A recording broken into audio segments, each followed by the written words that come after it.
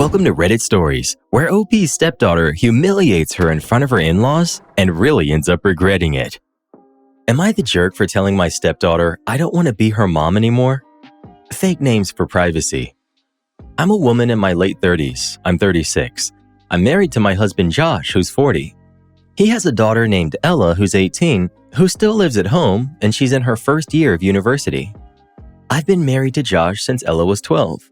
Before I entered the picture, Ella had a good relationship with her biological mother. That changed when her mother remarried and abruptly cut contact with both Ella and Josh when Ella was only 11. It deeply affected her, and out of respect for her healing, Josh waited before introducing me to her. Once we got engaged, Josh introduced us. To my surprise, we connected fairly quickly. We bonded over shared interests like anime and video games, and we spent time together watching shows and playing. When Josh and I married, Ella was a junior bridesmaid because I wanted her included. She was involved in the wedding and seemed genuinely happy for us. When Ella was 14, she began calling me mom, and we grew closer than ever. Around age 17, her biological mother re-entered her life, and monthly visits resumed. After that, Ella slowly became more distant. When she turned 18, she stopped calling me mom and began using my name instead. I won't lie, it did sting, but I continued treating her as my daughter and referred to her as such. I'm sharing all of this to explain how strong our bond once was and how sudden the shift felt. About 2 weeks ago, Ella started treating me differently, withdrawing, avoiding talking to me. I assumed it was something minor, and I just let it go. A few days later, we hosted a New Year's Eve dinner with my husband's parents and my sister. During the countdown, my mother-in-law received a message and quietly showed it to her husband. Shortly after, he asked my husband to check his phone. Josh immediately looked distressed and asked Ella to step into another room with him. Before that happened, Ella loudly accused me of being immoral and dishonest. My mother-in-law then showed me the video on her phone and began confronting me in front of everyone. My sister tried to calm things down, but Ella continued insisting that I was unfaithful to her dad. This escalated the situation quickly. Josh defended me and made it clear that he already knew about my past work in the industry and he supported me. This only seemed to anger his parents even further. They left after a heated argument during which my father-in-law insulted Josh. My sister left soon after to give us privacy. Josh then took Ella to stay with his parents for the night so that we could both cool off.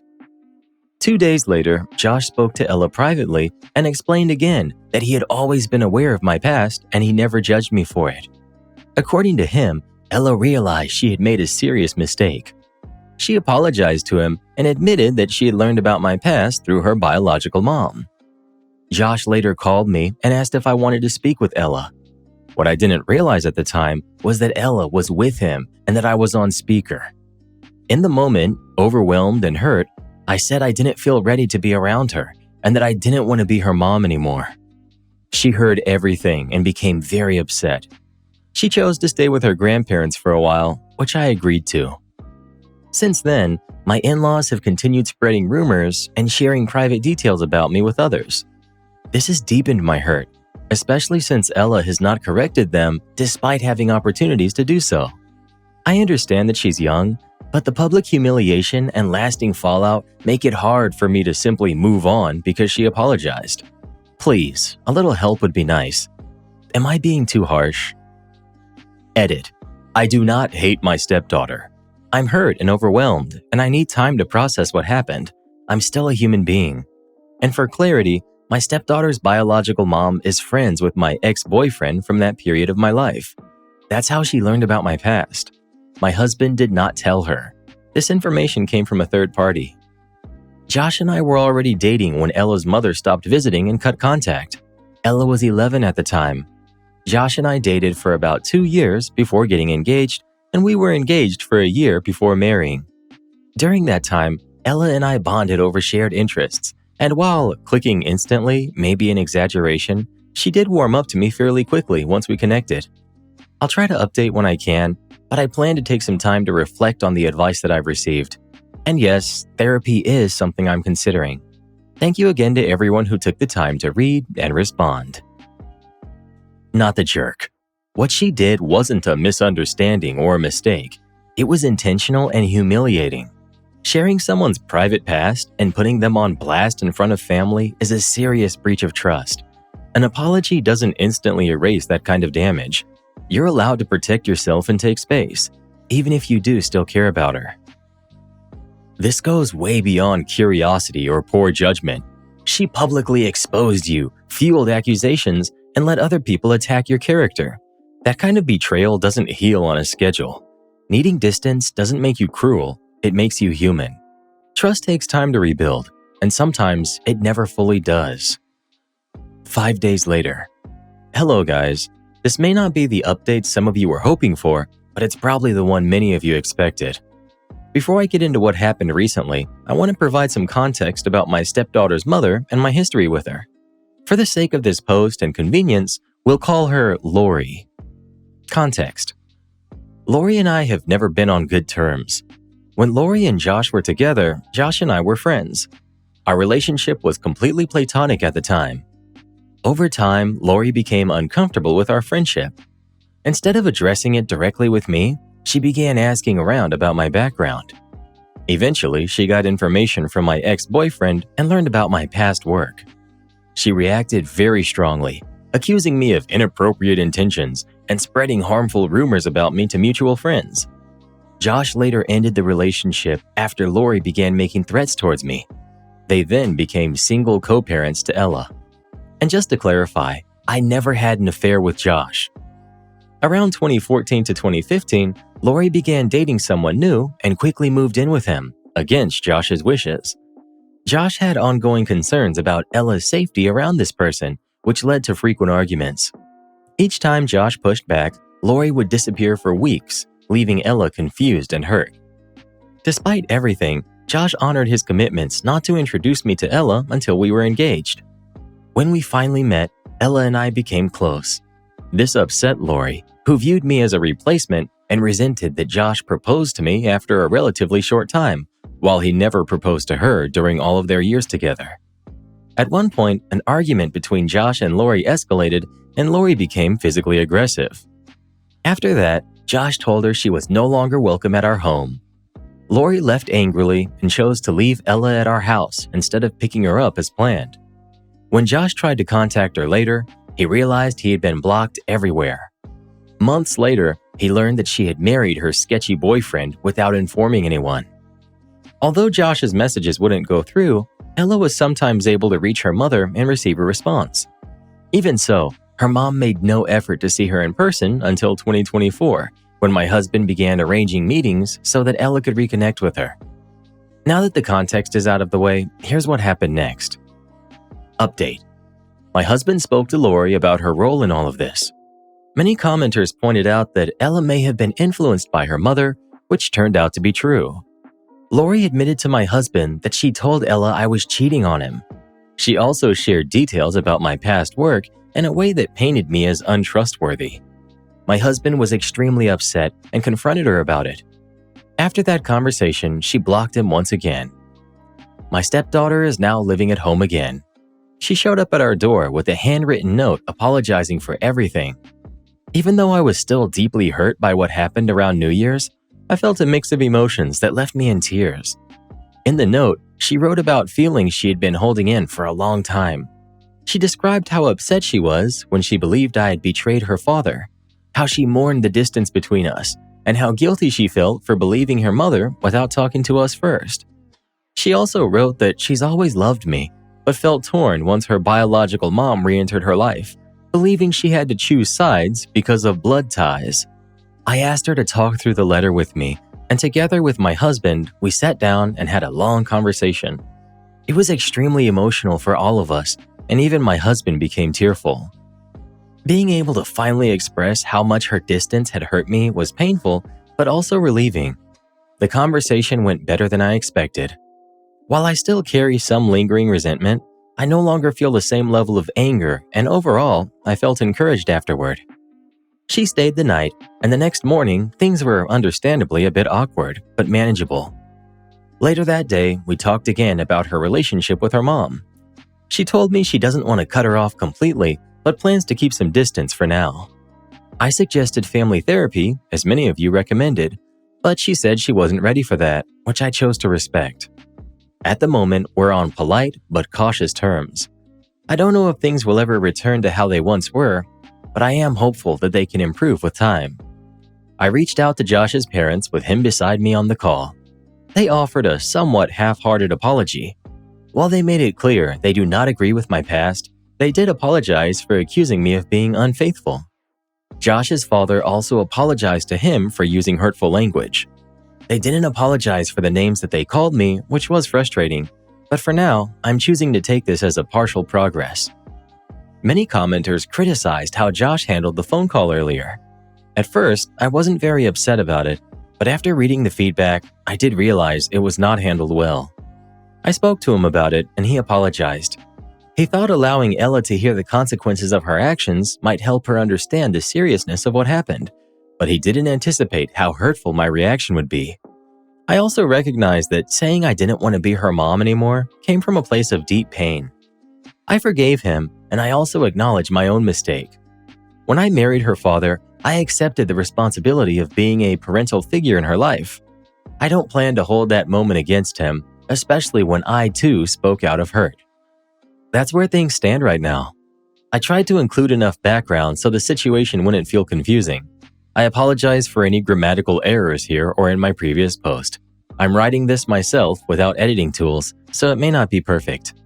I don't know if there will be another update after this, but thank you to everyone who made it this far, and thank you to all the people who took an interest in my life. If your stepdaughter isn't willing to do therapy and her mother is still in the picture, even at a distance, I don't think this is really resolved yet. A letter and tears don't fix manipulation or rebuild trust on their own. Reconciliation after something this serious usually requires accountability and real work.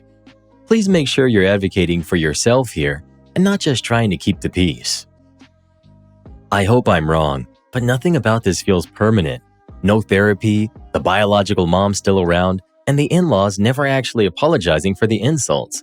That's a recipe for this blowing up again later. The stepdaughter made her own choices, and being embarrassed now doesn't undo the public humiliation. Trust doesn't come back just because someone says sorry. So this starts out as a step-parenting dilemma and turns into a full-blown lesson on what happens when private history gets weaponized. Yeah, curiosity didn't blow this up. Public humiliation did. And once that bell rings, you don't just shove it back into the box. Apologies do matter, but trust isn't like a light switch, especially when outside manipulation is still hovering around the edges. Healing here isn't about pretending it never happened. It's about boundaries, time, and deciding what kind of relationship is actually safe going forward. Am I the jerk for canceling my mom's birthday dinner and taking her out to eat without my brothers? I'm having a mild panic attack because I acted out of frustration, and now I'm questioning whether that makes me the jerk in this situation. My mom's birthday was last week. My family, me, my 3 younger brothers, their significant others, and my mom, had plans to do a birthday dinner at my mom's place tonight. The plan was that I would buy and cook all the food and get the cake, and my brothers and I would go in together on a bigger gift for her. We've been planning this for weeks. I've been really busy with work lately, so I wasn't able to pick up the gift earlier in the week. Today, I finally texted my brothers in our group chat. I sent them a screenshot of the gift, told them I was going to pick it up, reminded them of the dinner time, and asked them to send me their share of the money. That's when all 3 of them chose to tell me that they didn't have money to pitch in. Normally, this wouldn't bother me too much. I understand that the world is rough right now and everything is expensive. I'm barely hanging on by a thread most days myself. I have a degree, work an emotionally draining job during the week, and also have a second side gig that I work literally every day. I truly get how hard it is just to survive right now. That said, I've been busting my butt all week and budgeting carefully so I could afford to do this for my mom. She goes all out for all of us on our birthdays, and Christmas, and pretty much every other occasion throughout the year.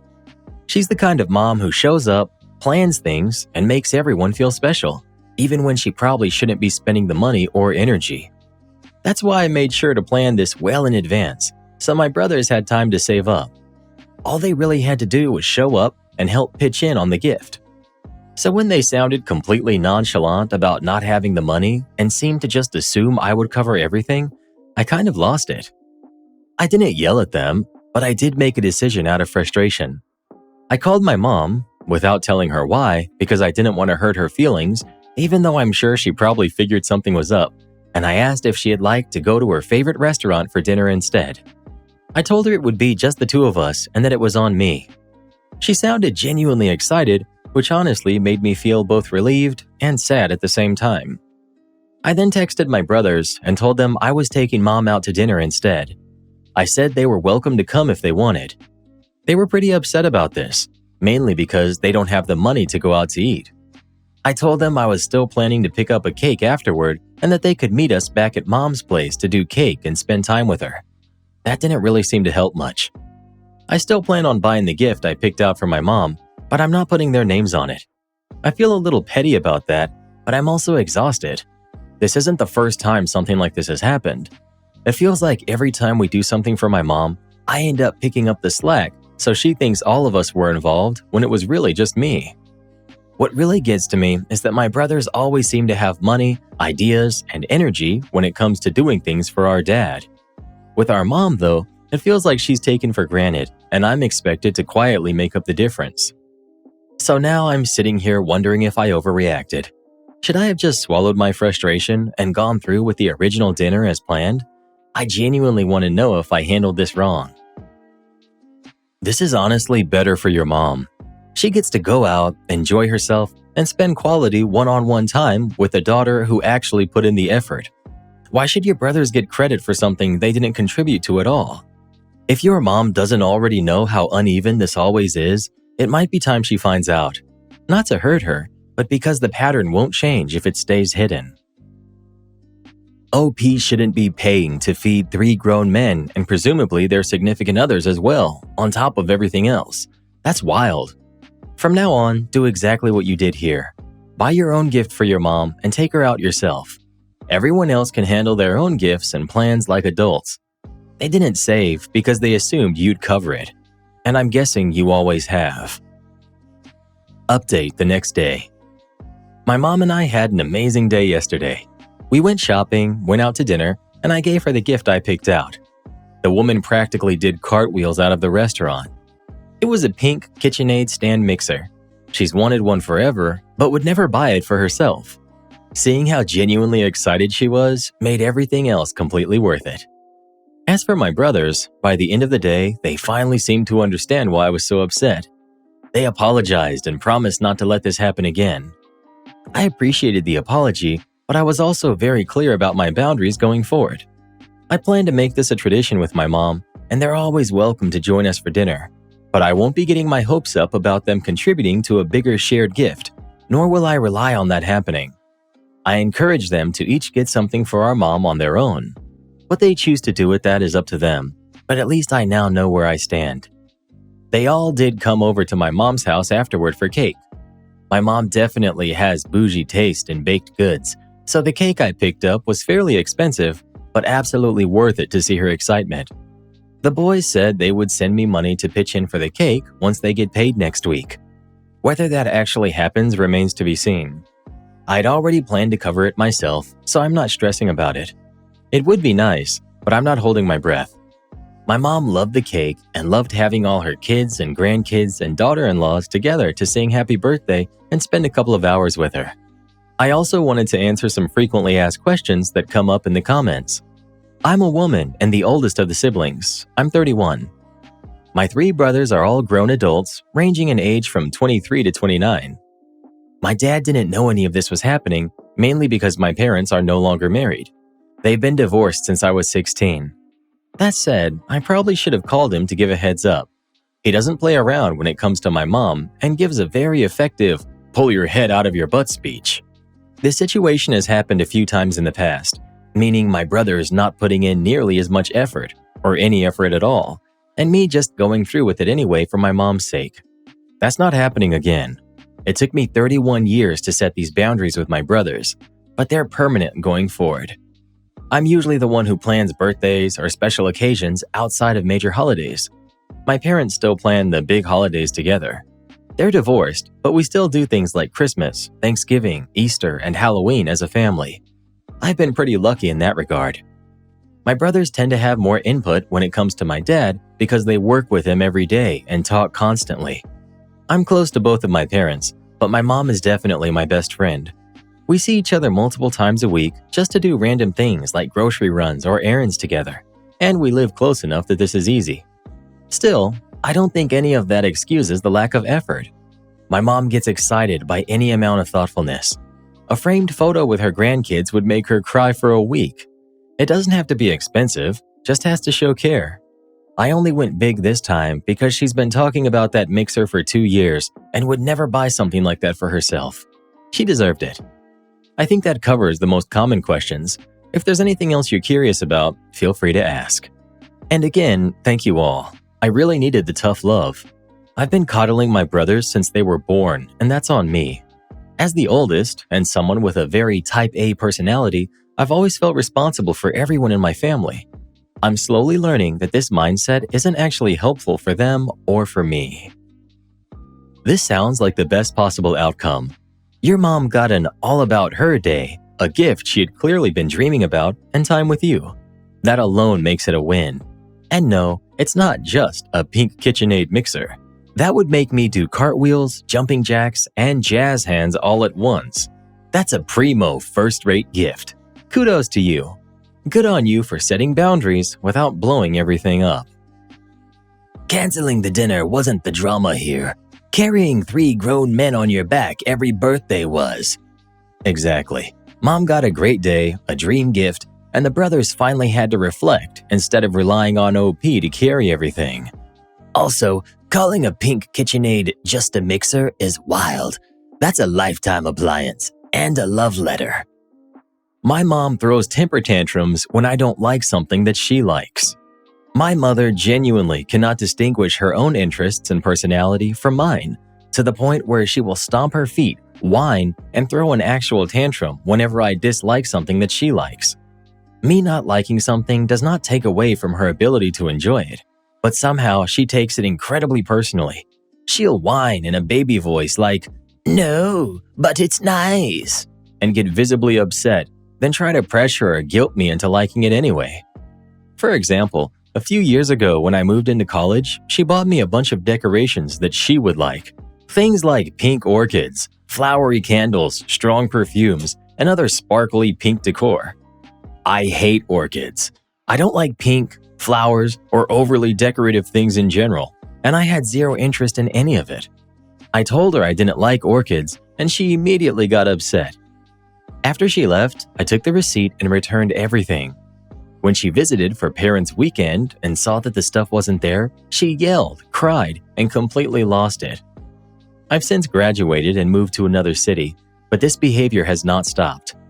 When I visited home for Thanksgiving, she bought me a very sparkly decoration that said something like, "Mommy's baby girl," with hearts all over it, and shoved it into my suitcase so I'd take it back with me. I honestly forgot about it. A few weeks later, she FaceTimed me, noticed my desk in the background, and got upset because the decoration wasn't displayed. She also constantly comments on my apartment, saying things like, "You need to get plants, it's too empty," and then goes on to describe exactly which plants she would buy and where she would put them, as if it's her apartment. Every time I say I don't like plants, she gets upset and says things like, "You're so boring," or, "Ugh, you're just like your dad." In her mind, we're the same person, so whatever she likes, I must like by extension. She has zero interest in actually asking me what I like or learning my preferences. She only thinks about what she likes and then tries to apply it to me. Every time she gives me a gift, it's always something she would personally want. Eventually, I just give it back to her and politely say I have too much stuff and suggest she keep it for herself. She constantly phrases things as if she knows my tastes, saying things like, "That skincare brand you like," or "Your favorite shoe company," or "That lotion you love." Every single one of these is actually something she likes or wants. None of it has ever been something I've expressed interest in. If we're shopping and I don't want to buy something, she'll get visibly disappointed and say, "But I like it," as if that should automatically be enough of a reason for me to want it too. She's never once been able to name a genuine interest of mine, and I think even if I explicitly told her, she'd dismiss it because it seems completely inconceivable to her that I could like something she doesn't. Does anyone else have a mother who acts like this? Your mom just can't accept that you didn't turn into her mini-me. In her head, you were supposed to be a living extension of her tastes, personality, and unfulfilled fantasies. When that didn't happen, she took it as a personal rejection instead of accepting that you're your own person. And also, beware. If you ever have kids, this behavior is almost 100% going to continue with them. She'll try to mold them into her perfect grandchildren and ignore your boundaries, just like she ignores your individuality now. She imagined her perfect family in her head, and reality not matching that vision makes her spiral. I'll add this. Her ideal family never included adult children. She wanted everyone frozen in time, following her directions, reflecting her tastes, and validating her self-image. You weren't just supposed to be her child. You were meant to be a dress-up doll, a mirror, a best friend, and a trophy all rolled into one. You becoming an independent adult isn't just inconvenient to her, it threatens how she sees herself. I wouldn't be surprised if fear of aging and loss of control is driving a lot of this. Until you enforce real boundaries, low contact or no contact, this will probably stay a constant source of friction. So she shops for herself, labels it for OP, and then gets mad when they don't display it like a shrine. Because in her head, OP's not a separate person, but a deluxe clone with removable opinions. Every time OP says, "I don't like pink flowers," her mom hears, "I reject your entire identity." Exactly. She didn't want a daughter. She wanted a living mirror that claps and says, "Amazing taste, Mom." My husband's mistress thinks that he's richer than he actually is. So I'm 39, my husband's 39, his mistress is 29, and my best friend is 39. We've been together for 14 years, living together for 11. He came and told me that he was in love about 3 weeks ago. I was surprised at how little I actually cared when he told me this. I did love him, but maybe my love has always been conditional, and its survival depends on it being reciprocated, because it literally vanished the second he confessed to me that he was in love with another woman. He didn't want a separation, but to maybe open the relationship or let his feelings for her subside. I said it was over. It was like I never had feelings for him ever. He was taken aback by my indifference, which I thought, the audacity. Did he want me to be hurt and suffer? I told him that he should be relieved that he didn't cause me pain. Instead, he's been sulking ever since. Last Friday, I got home and the mistress was there, sitting in my kitchen and sipping my tea. I felt nauseous because, seriously? I told them that this wasn't civil at all and to never be in my home again or I would call the cops. I went to my room and I heard her yelling at him for not standing up for her. Then I heard her say something very curious. "Why haven't you kicked her out yet?" He was trying to tell her to lower her voice, whispering, "Later, we can discuss this later." She left and he came to me apologizing. He said, "We didn't hook up here if that's what you're afraid of. She just dropped by because I was working from home today." I told him that he had until the end of March to move out and to find somewhere to be during the weekends.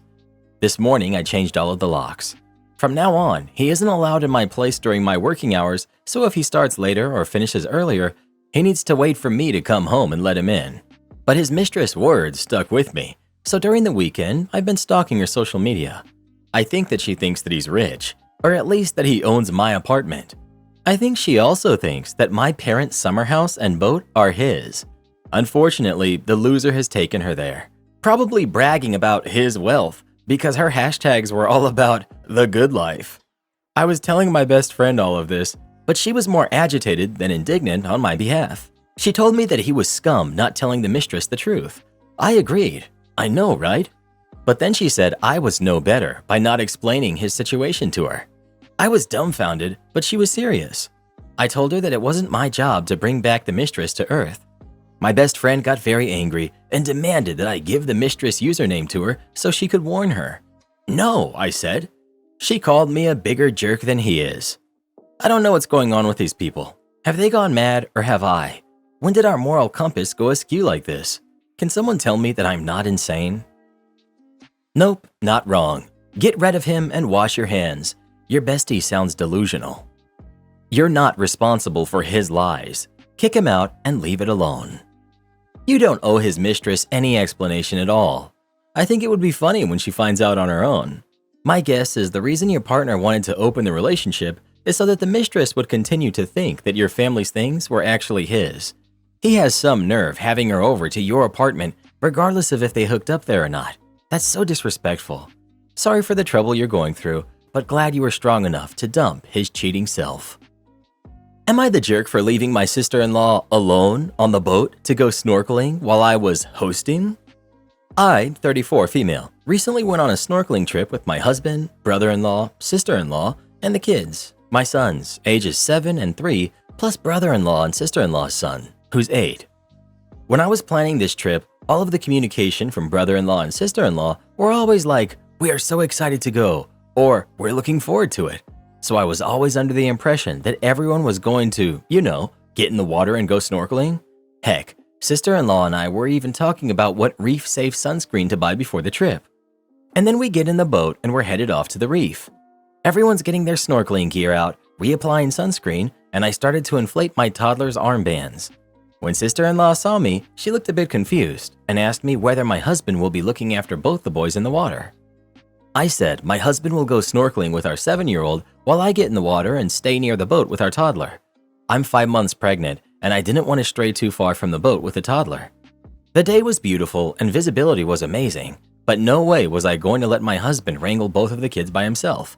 This wasn't a beach. We were literally jumping into the sea from the boat. She told me she assumed I'd be staying on the boat because of my toddler and my pregnancy.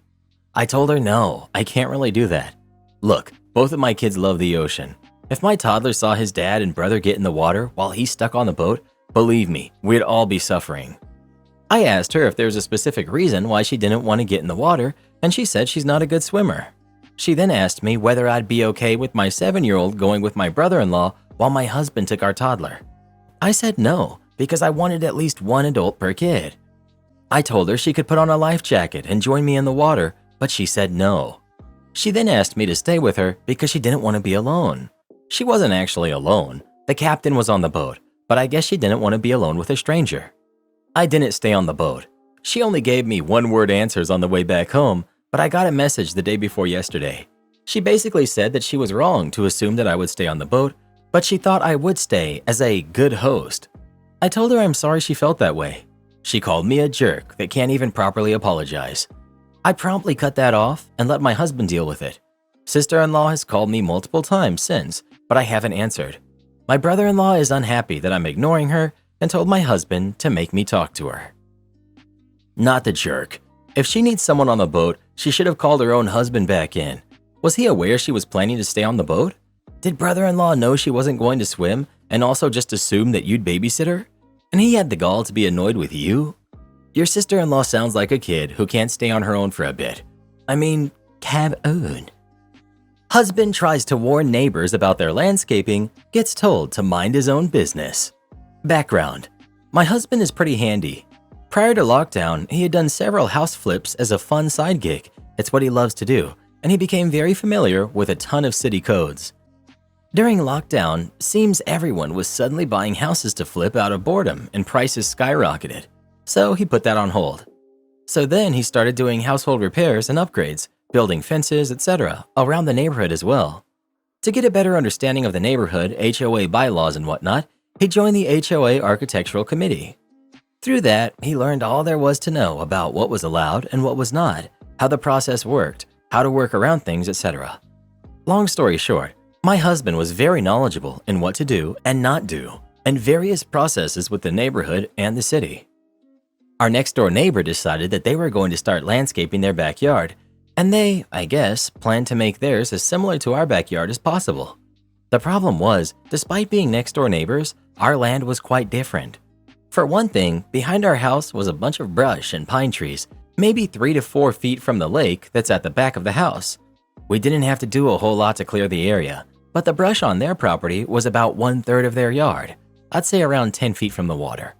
Also, the way the houses on our street are, the land naturally made like a valley, where the house to our right is at the top, we're in the middle, and the next 2 houses are at the bottom before it very quickly rises again.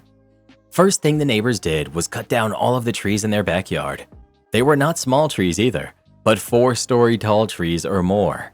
Husband and neighbor were talking about the backyard plans when my husband casually mentioned he was surprised the city gave him permission to cut down so many trees. In our city, you had to have an arborist give permission to cut down any trees that were a certain height.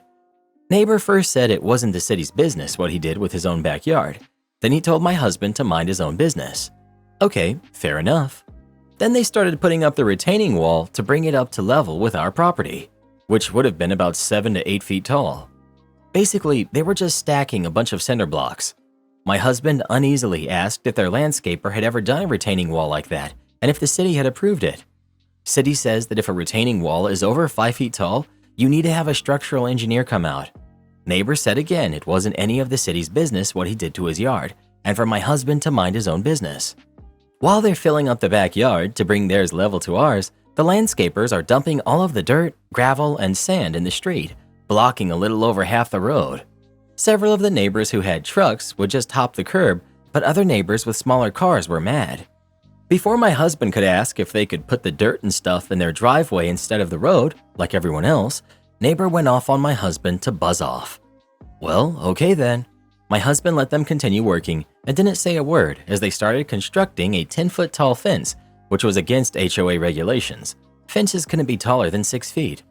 Between them starting construction 6 days a week before 7 a.m. and then blocking the road, I guess someone had had enough. Next thing I know, city officials are out there putting a big sign in the yard saying all construction was to be halted until further notice.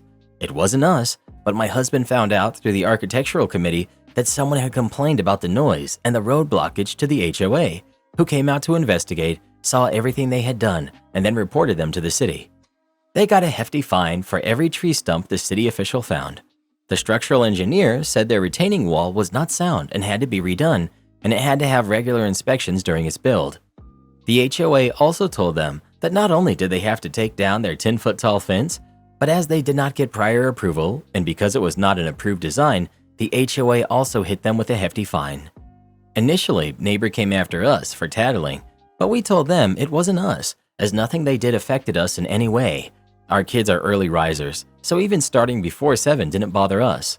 My husband then said he tried to warn them that this would happen, but neighbor told him to buzz off and mind his own business, so he did.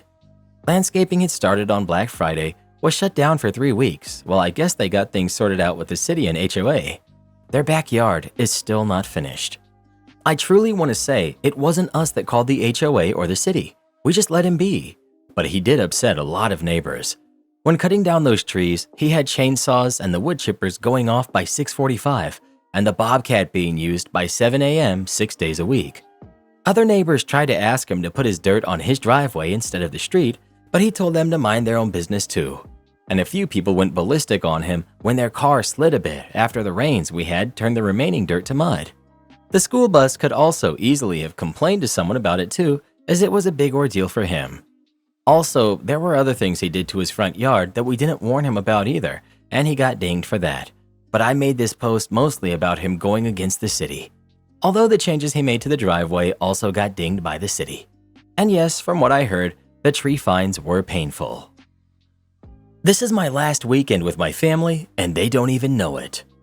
I'm 18, male. Don't get me wrong, I love my family, but they expect me to spend the rest of my life here in the projects, joining my dad at his work. They never wanted me to leave the house, let alone the state. I remember a few months ago when we were talking about college, they looked at me like I was crazy. My dad got so upset, he was yelling at me, and my mom has basically been guilt-tripping me ever since about abandoning my family when they raised me, so the least I could do was stay to help my dad in his business. That's not the life I want though. For years, they always kind of decided that I'm not doing anything else except this, so they don't even know that I started applying at different colleges, or that I've got a full scholarship. Couldn't even share that news with them because they'd get angry. My girlfriend and I already found an apartment to move in together closer to campus, which is like 20 hours away from here. Our summer classes start in over a week, so we decided this is going to be our last weekend here so we can have time to move. I'm not taking a lot with me except my clothes and important papers. She told me I should tell them since we're already leaving anyways, but I don't have the heart to do it. To be honest, I don't want today and tomorrow to be fighting or them being upset with me. I want our last weekend to be normal before I leave. I just hope that they can accept my choice in the future. Edit. We're now on the road. I'll post more details later. It sucks that I couldn't even share the most exciting news of my life with them. My girlfriend's parents took us out to eat to celebrate us both getting accepted with scholarships. I legit cried when they told me that they were proud of me because it made me wish that my parents said it too. I've already told my dad before that his business is not what I want to get into, so they really aren't the same. And about my girlfriend, we're going to the same university too, except she's majoring in psychology and I'm doing business economics. And about my parents, one of my teachers called it the lobster effect. You know, putting lobsters in a pot, one lobster is at the top and can get out, but keeps being pulled back down by the other lobsters. And growing up in the projects, I've seen a bunch of guys barely out of high school who are still here. It always scared me.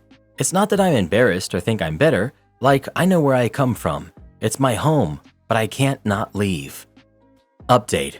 This whole thing went about as I expected. My parents thought we were just going on a camping trip with my girlfriend's family for a few days. When I hugged them to say goodbye, they thought this was still a camping trip. About an hour-ish in, I FaceTimed with them to tell them the truth. We pulled over so I could talk to them outside the car. My dad was yelling and my mom was crying.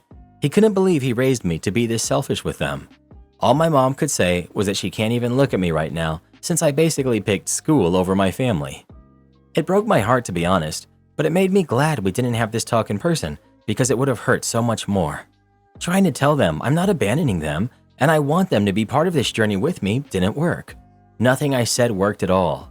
My mom completely left the conversation, so it was just my dad and I, and all he had left to say was I better not expect help from them ever in the future because help is for family, and I've shown them that I'm not family anymore. He hung up on me. They haven't sent any other messages since yesterday. My girlfriend was the best supporter here. I cried it out, and she was hugging me the whole time until we got back on the road again. Right now, I feel like the movie Tangled, going through different stages between happy and guilty. I'm trying not to focus too much on my family, just be excited for the future. We're taking the scenic route going up the Pacific Coast Highway. Last night, we made it to Santa Barbara to spend the night.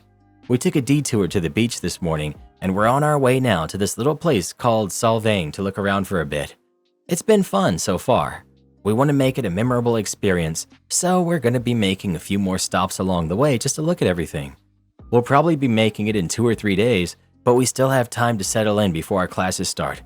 Still sad, obviously, but we are enjoying the drive together. All the people saying, "Oh, how could the parents do this?" and "Oh, why don't they want them to be successful?" have never had or read about situations like this. All that the parents know is what they have experienced. In their minds, the college-educated folks are going to be the bad guys, whether it be bankers or real estate developers or building owners or politicians. All of those people have let down their parents at one point or another, and they see their kid going to school as some sort of attack on their character. Am I the jerk for telling my brother he can't stay with me unless he gets a job and contributes? My brother wants to stay with me for a bit rent-free while he works on some tech startups in college. None of his previous startups have done well, and I don't really mind that fact at all. I'd be open to him staying with me if he wasn't so condescending and rude. My brother has it in his head that he's allowed to be demeaning to everyone because he's got a high IQ and is a brutally honest, burnt-out, gifted kid. He had this full justification from doing an online IQ test and scoring 140. He later confirmed his score with an actual professional test, which I think is a sad thing to do. In my family, we all did quite well academically and we're all quite smart. But my brother was far and away the brightest, but he hasn't really tried in college at all. He has it in his head that he's better than everyone else and won't learn anything in college. He compares himself to other famous dropouts like Bill Gates and Zuckerberg. He can be disrespectful to people taking a more traditional route. I've never been talked down to for doing medicine other than him. He and my parents are livid at me because I'm not having him in my place until he works a normal job. I don't even want him to pay. I think it'll teach him to be more humble and how hard it is out there. I'm not gonna lie.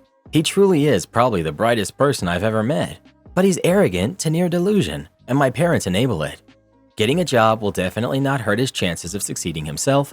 The discipline and perspective would help him massively. If this was just it, I wouldn't even consider the possibility of myself being in the wrong. But my parents did give me the deposit for my place, and helped a bit at the start paying it off.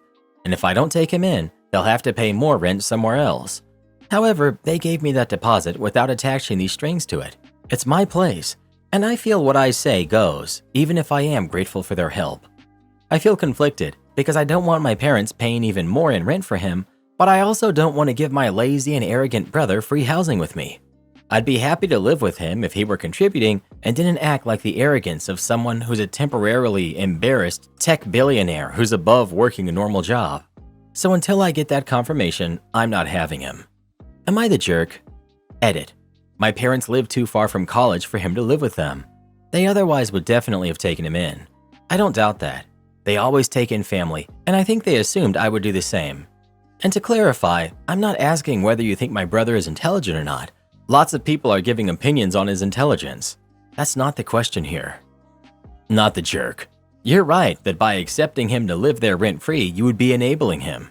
Have you also considered taking him in and his job would be to clean the house and prepare dinners? Bruh, after everything that this guy has told us about his younger brother, do you really think that he's gonna be doing any cooking or cleaning? Am I the jerk for returning my daughter's birthday gift after the way she treated her cousin? Here's what happened. My daughter, Brooke's birthday was on Friday, so we had a celebration at home. Everything was going well until it was time for singing. Brooke blew out the candles and her cousin Aria blew on the cake too. My sister-in-law and brother-in-law said oops and apologized. Aria obviously didn't understand. It was just an accident. But then Brooke turned it into a scene. She snapped at Aria, raising her voice and calling Aria a brat. I immediately got firm and told Brooke to apologize. Brooke tried to argue that Aria ruined her birthday candles. I told Brooke that I don't care who you are or what day it is. It's never okay to treat a 3-year-old that way when you're the 20-year-old. Brooke refused to apologize and stormed off. She's 20 years old and she acts like that? After everyone had left, I informed Brooke that because she refused to apologize for the way that she acted towards her cousin, I was returning her purse, which was the main gift I had gotten her. She also got a Stanley cup, but I let her keep that since that's something practical for school. Brooke tried arguing that she's too old for me to be confiscating her things and returning the purse was going too far. But I just told Brooke that I bought the purse with my own money and I was free to do with it as I pleased. If she wanted to act like a kid, then she's going to be treated like one. My wife Kimberly said she's not going to rebuy the purse for Brooke, and she agreed Brooke was out of line for how she treated Aria during the birthday celebration. But Kim said I should have more understanding for Brooke because of what's going on with Jessie. Jessie has been Brooke's best friend since they were in 4th grade. The problem is that Jessie recently got engaged and her fiancé is not a good guy. Brooke and Jessie's family staged an intervention to talk to Jessie, but Jessie is insistent on the marriage and has been talking to Brooke less and less. Of course, I understand that this is a heartbreaking situation and I'm sorry Brooke has to experience that with her friend, but what is happening with Jessie has nothing to do with the way Brooke treated Aria. If Brooke had snapped at Aria but immediately apologized after, then I could see how returning her purse could be seen as unfair.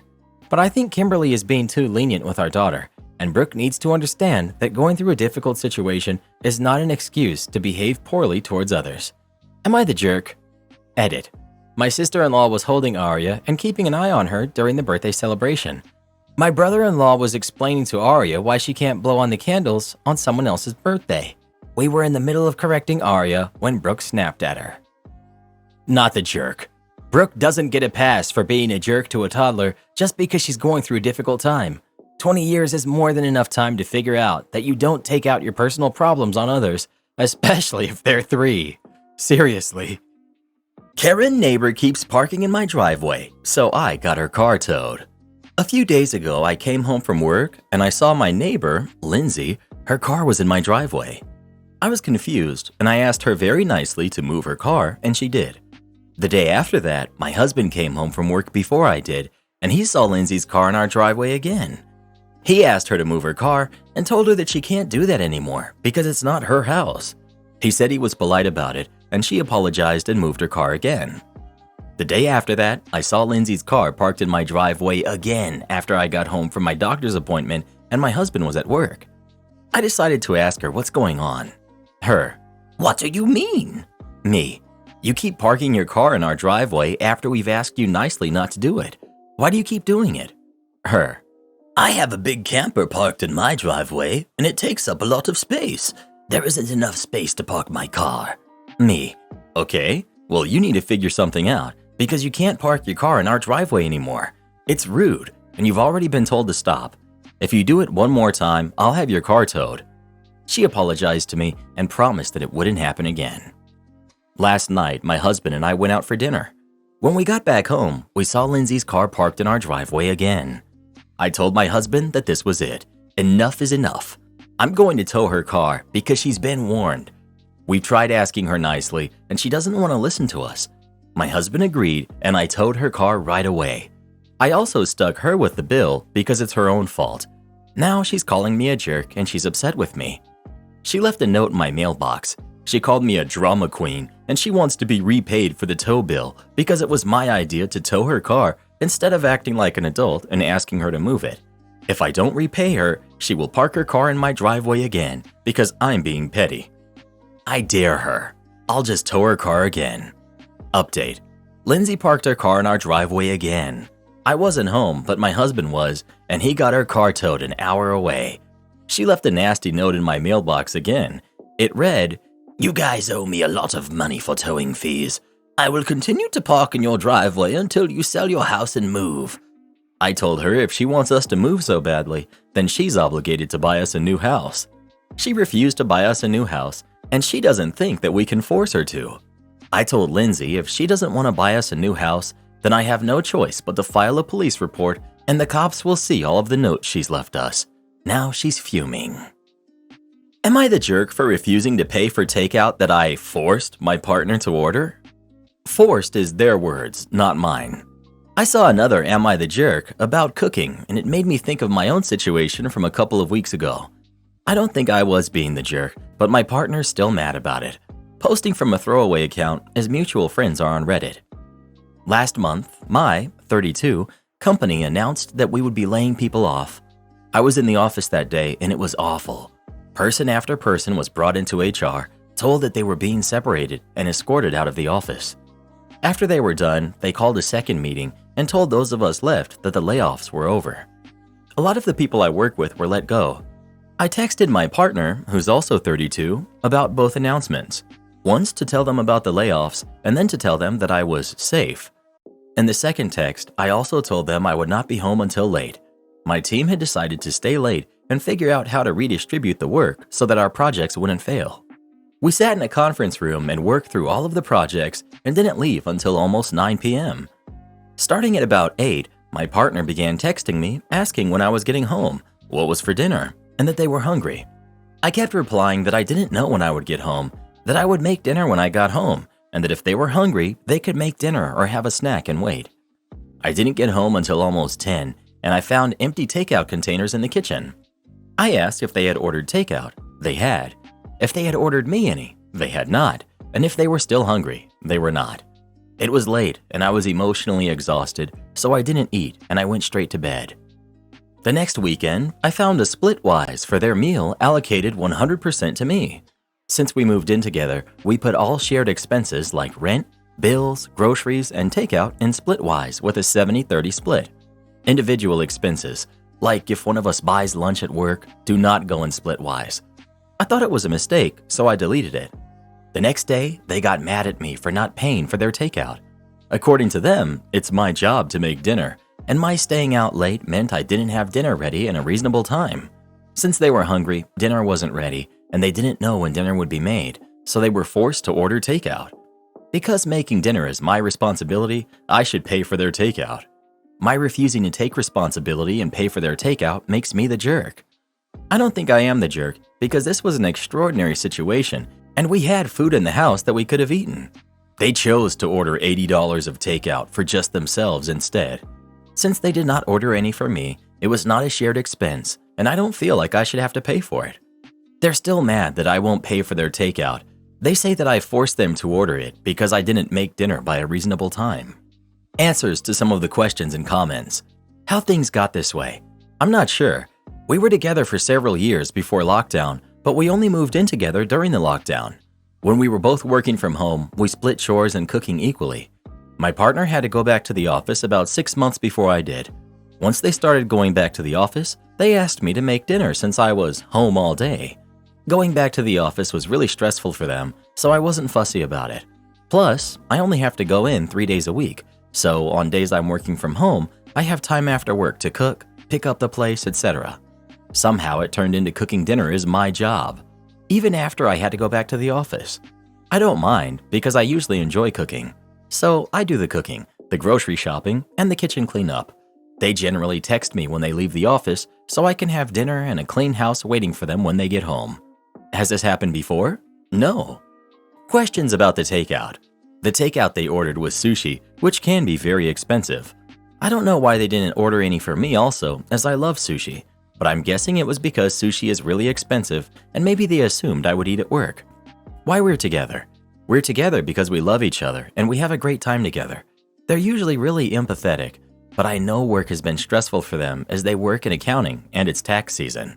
Why the 70-30 split on bills? When we moved in together, I made slightly twice what they made. We agreed to split all shared spending proportionately. No, we don't have any kids. And finally, I find it weird that everyone is assuming I'm female and my partner is male. I kept this gender neutral for a reason, and I'm not going to change that. I will say that at least half of the assumptions on gender are wrong. Why are you with this person? A compassionate partner would have made you dinner since you had such a difficult day, not whine and moan because you didn't get home at your normal time to cook for them. Not the jerk. Not the jerk. Let me get this straight. Your partner texted you during an incredibly stressful day at work asking when you're getting home to make them dinner. Your partner ordered themselves food, but they didn't bother to order anything for you, even though they knew what you were going through at work. Your partner demanded that you pay for their takeout that they ordered and ate and didn't share with you because it's your responsibility to feed them? Why on earth are you with this selfish narcissist? Your partner should have had dinner waiting for you because of the day you had. This is mind-blowing to me. I just found out my girlfriend has been cheating on me with her boss. My head has been spinning since last night, and I really don't know what my next moves are. Some background info. My girlfriend and I have been together for 2 years now. No kids, but we did move into a new place in October, and we signed a 1-year lease. I'm 30 and she's 28. About a year ago, she started working at this new job that she absolutely loves. It pays good, and she's made some new friends there. In December, during their office Christmas party, I got to meet her boss for the first time. And it was very obvious to me, and probably anyone with eyes, that he was attracted to her. It made me uncomfortable, but she didn't give him any more attention than she did anyone else, so I didn't think anything more about it. Well, last month she got a raise, a significant one that even she was surprised about. She said she spoke to her boss, and he said it's for her performance. She accepted that answer, and I didn't. I told her he's obviously attracted to her, and that's why she got this raise. She got angry and accused me of saying that she doesn't work hard. We had a huge fight about it, and I ended up spending the night on the couch. We didn't speak for 2 days, and I ended up apologizing, but asked her to just watch out for this guy.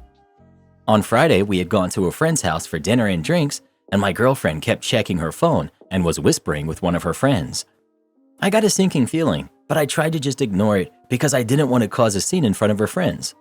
On the way home, I asked her who had been texting her all night, and she said, "A friend from work." And when I asked who, she said, "Why does that matter?" And she got really defensive, so again, I just dropped it. Saturday morning, while she was still sleeping, I decided to go through her phone, and I found hundreds of text messages between her and her boss. Very inappropriate messages, and also pictures. Honestly, I wanted to throw up. I took a couple of screenshots, and I looked at the conversations with the friend from the party who knew that this had been going on all along, and I was just gutted. She told her friend that he's the best she's ever been with. They talked about how the initial raise was to get her interested, and he's been giving her bonuses. And apparently, most, if not everyone at the office, knows about them hooking up, according to her friend's text messages. I took screenshots of everything and deleted the proof that I sent to myself. I haven't confronted her about any of this yet. I can't even look at her right now. I know she knows something is wrong, but she isn't talking to me either.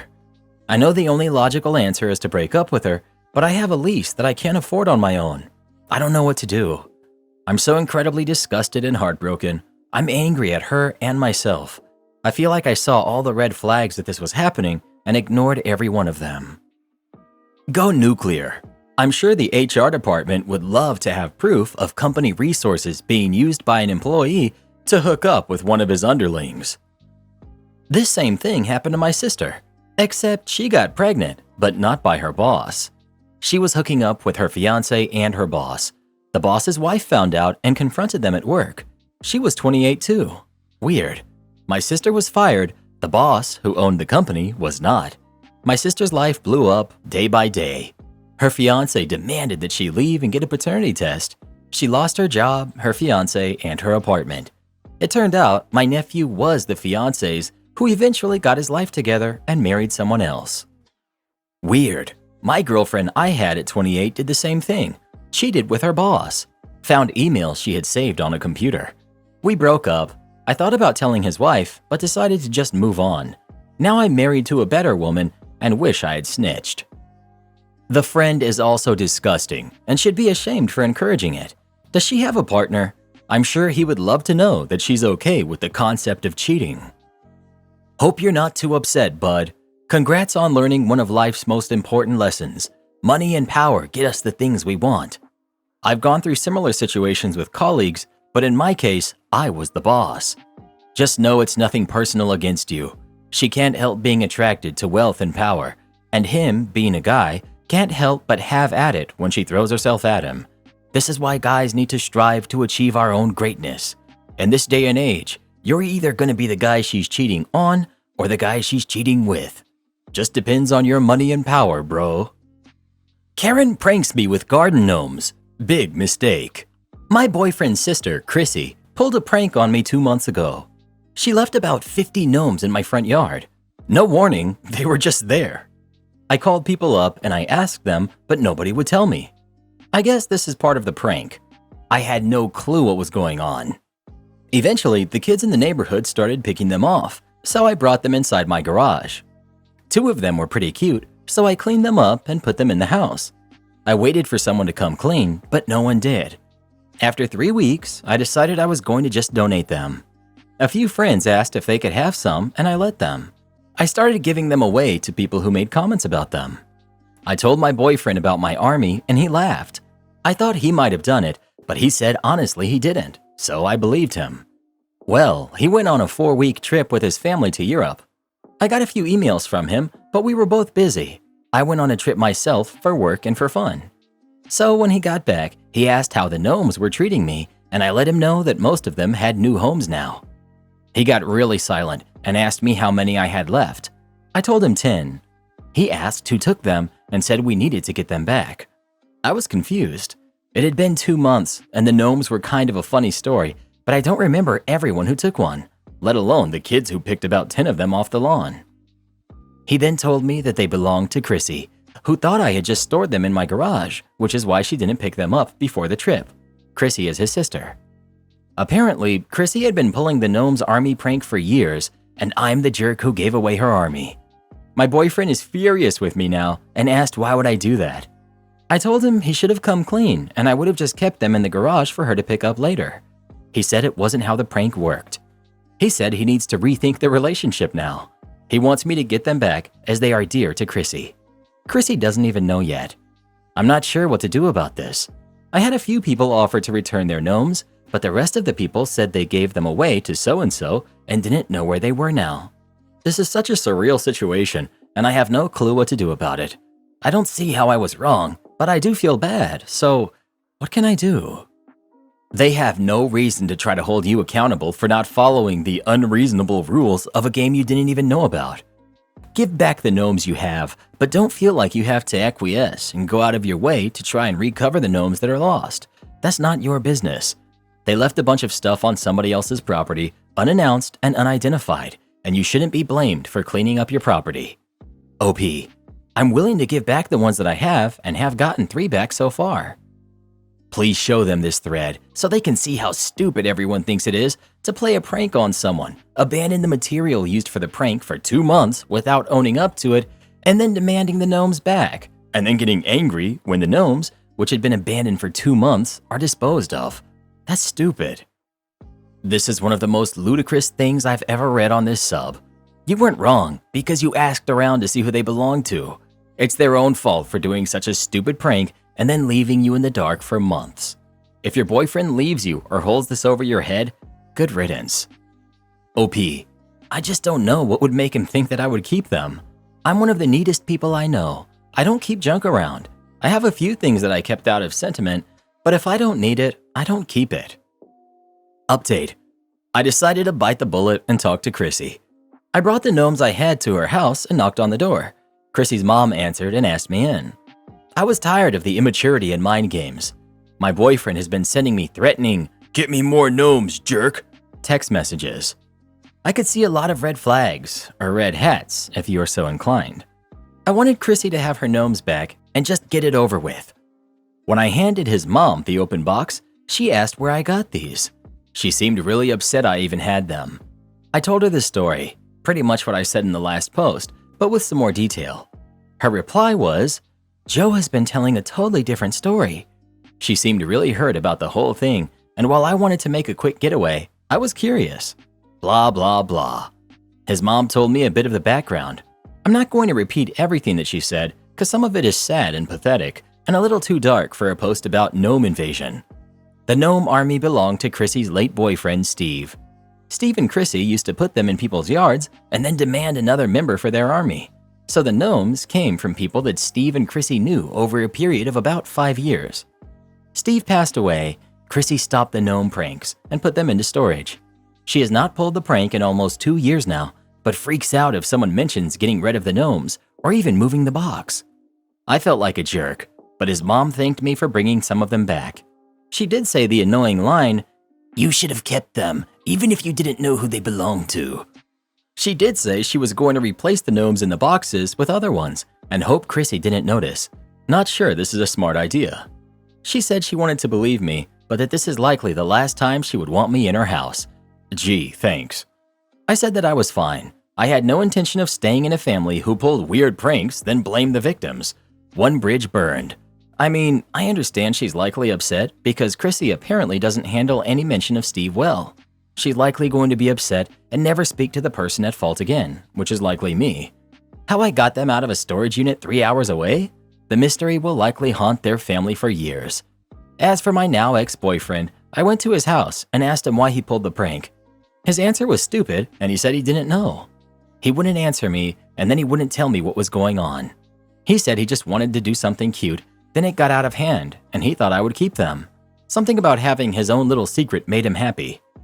I got my things from his room, and I left.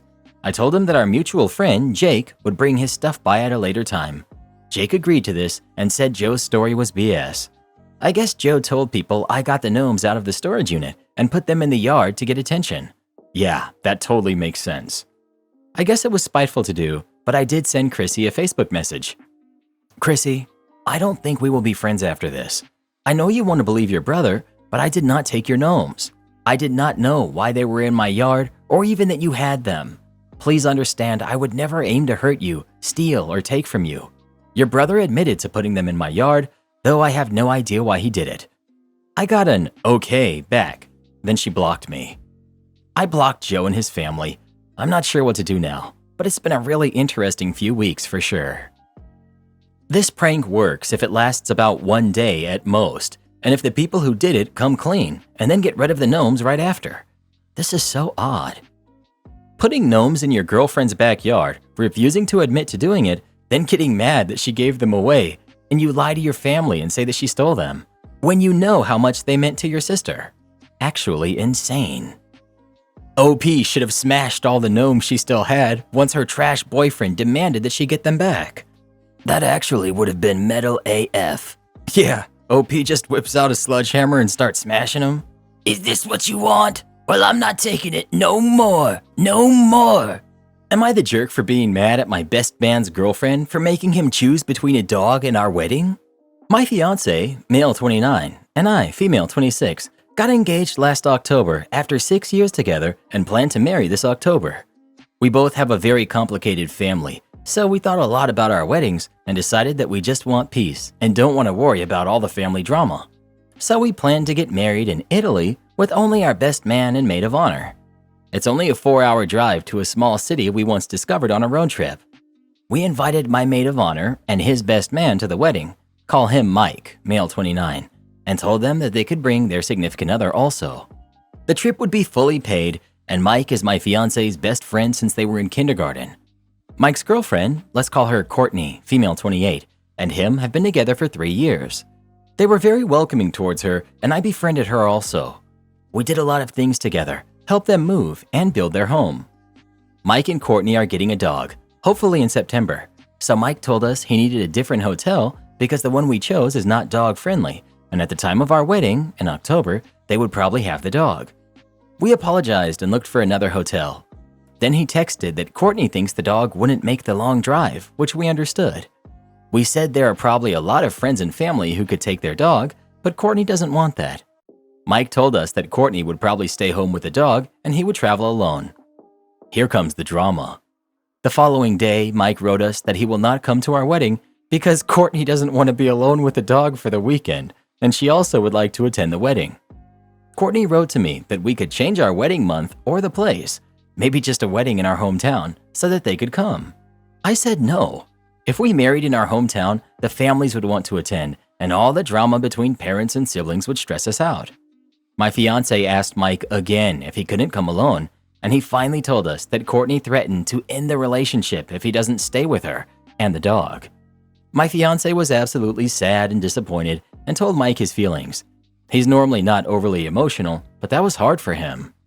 Courtney wrote me the following day as if nothing had happened, and I told her that I'm absolutely disappointed in her, and I can't understand her behavior and how she puts this dog, who is in absolutely no danger or need to have 2 people dog-sitting him, over our wedding, and kind of expected her to apologize for all the stress she put us through. She called me an insensitive and offensive person, a bridezilla who wants her wedding above everything, and said she couldn't accept my behavior even if I apologized. I just can't comprehend why I should apologize. I feel like I can express myself to friends if I'm disappointed, and I absolutely didn't write anything offensive. Update. We discussed sending this thread to Mike, but decided ultimately against it, as he first wanted to talk to Mike himself, before revealing that I posted the whole thing on the internet. They met in secret yesterday. Courtney was at work, and Mike broke down crying.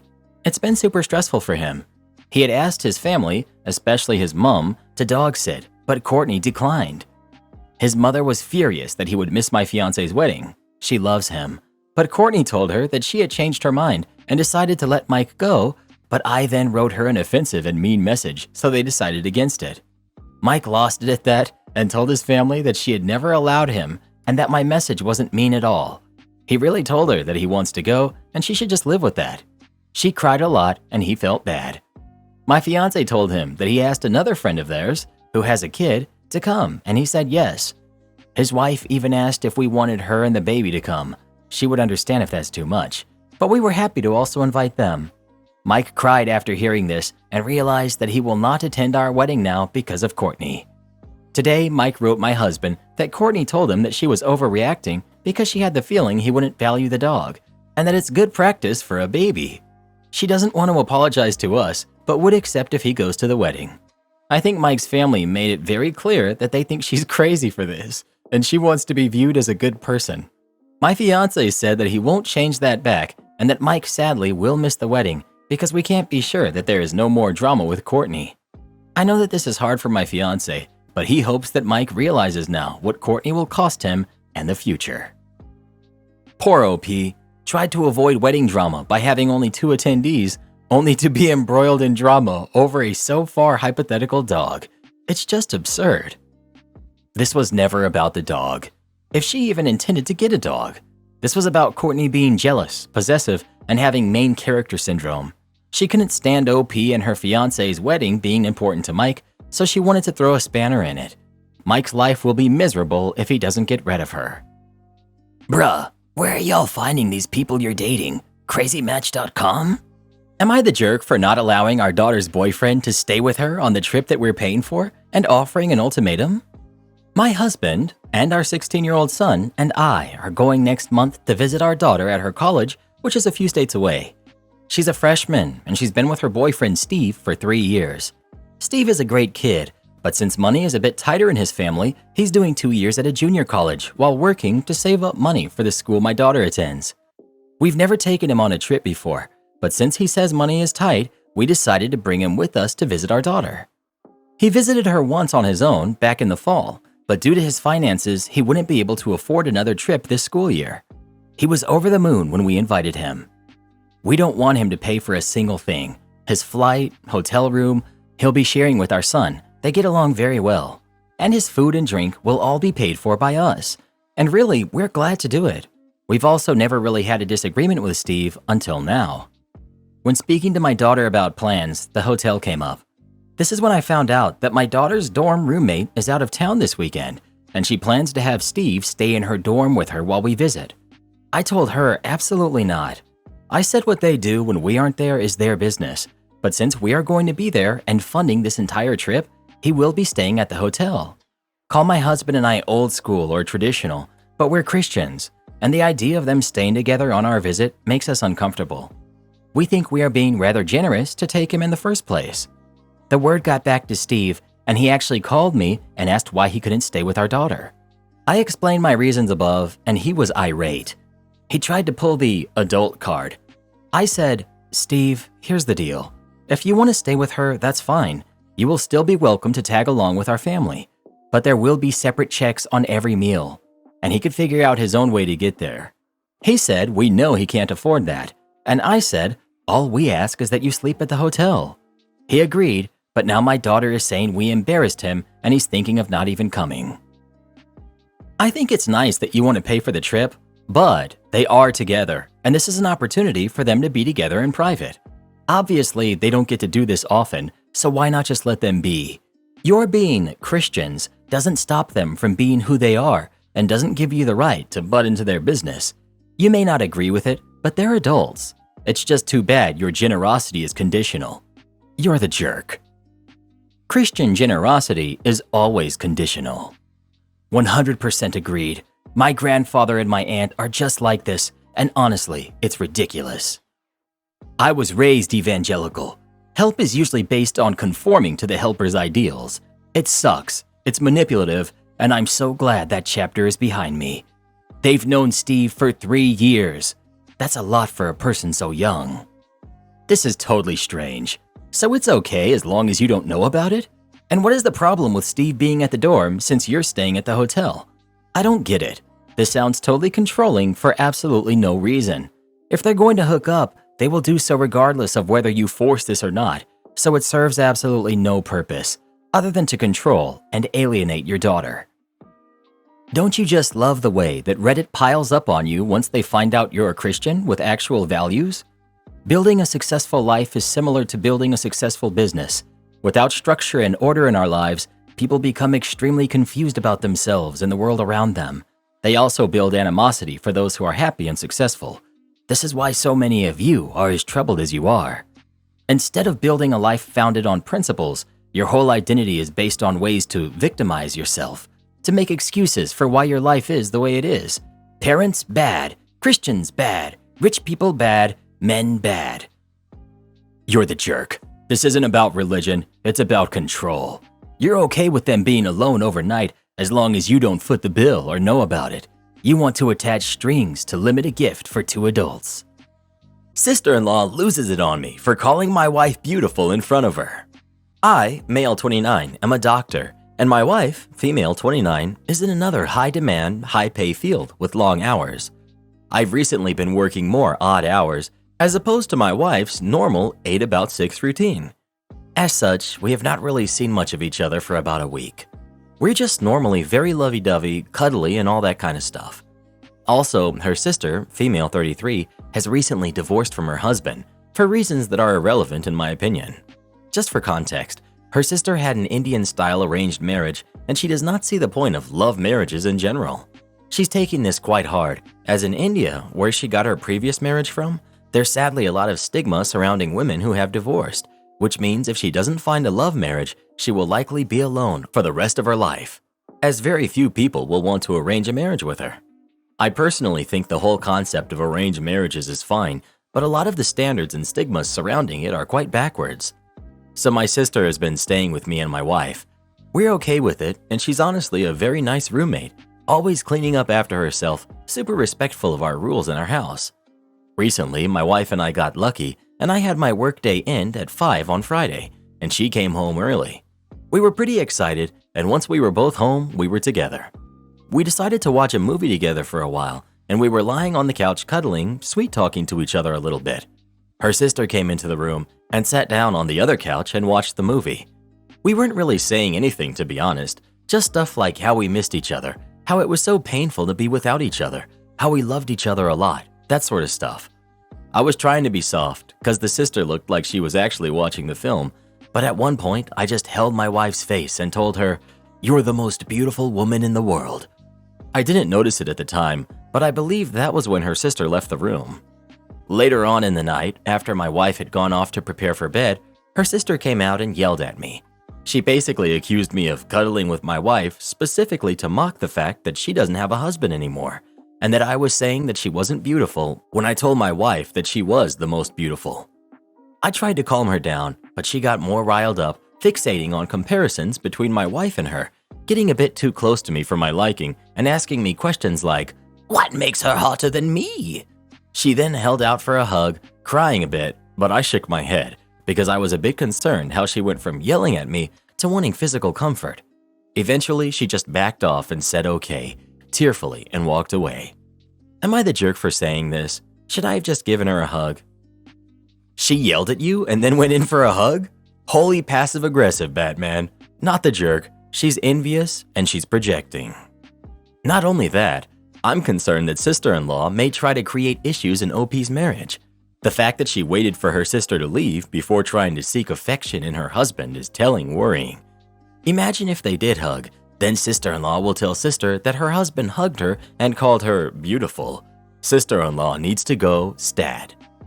OP, I really hope you told your wife what happened. Even if you aren't specifically hiding it from her, if the sister decides to spin this against you, it will look so much worse if you haven't already told your wife about it in detail. The first person to tell the story is usually the one that gets believed, so don't let the sister be the one your wife finds out from. Not the jerk. The sister's issues are not your issues, and she's making them your issues. You and your wife need to sit down and have a chat with her about boundaries. She's trampling all over yours. Her misery is not your problem. You guys have helped her out, and you're there for her. Now she's becoming a problem.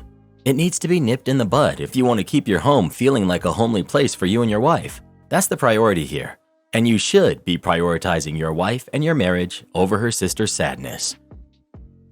My son's girlfriend didn't take me seriously, so I kicked her out of my house. My son, 19 male, still lives at home with me, 40 female. He's been with his girlfriend, who's 18, for about 3 years now, and he asked about her moving in with us. I eventually said yes, and she's now lived with us for around 8 to 9 months. For context, we live in a pretty big house with 2 kitchens, 2 bathrooms, and 4 bedrooms. There's an upstairs area where I sleep and have my own kitchen and the master bathroom. Downstairs, they have their own space and only need to come up to my area for showers. There are no issues with space, and I still have my privacy, so I didn't see much of a problem. But since she's moved in, I felt taken advantage of. She has no job and lost the one she did have almost immediately after moving in. She used to work full-time, but quit. When she first started living with me, she paid $80 a month rent fee, mostly to help with utilities, and her and my son bought their own food. But now that she's lost her job, they're eating a lot of my food that I buy for myself, and I'm only getting about $30 a month from my son who works part-time. So I'm left paying for almost all of their food, water, heat, etc. I was fine with this for a little while between jobs, but it's gone on for 8 months now, and I don't even think she's applying anymore. They're also very loud and inconsiderate. I sleep early, it's how I am, like 8 or 9 p.m. I like to wake up a couple hours before work and enjoy the morning, and my son was always super quiet and respectful until she moved in. Now they'll talk loudly until 12 to 3 a.m. and play music all throughout the day. I've even heard them doing other things at night that I'd really rather not. I've been unable to fall asleep until midnight on most nights. I work at 8:30, so now I'm either rushing to get out the door or losing sleep.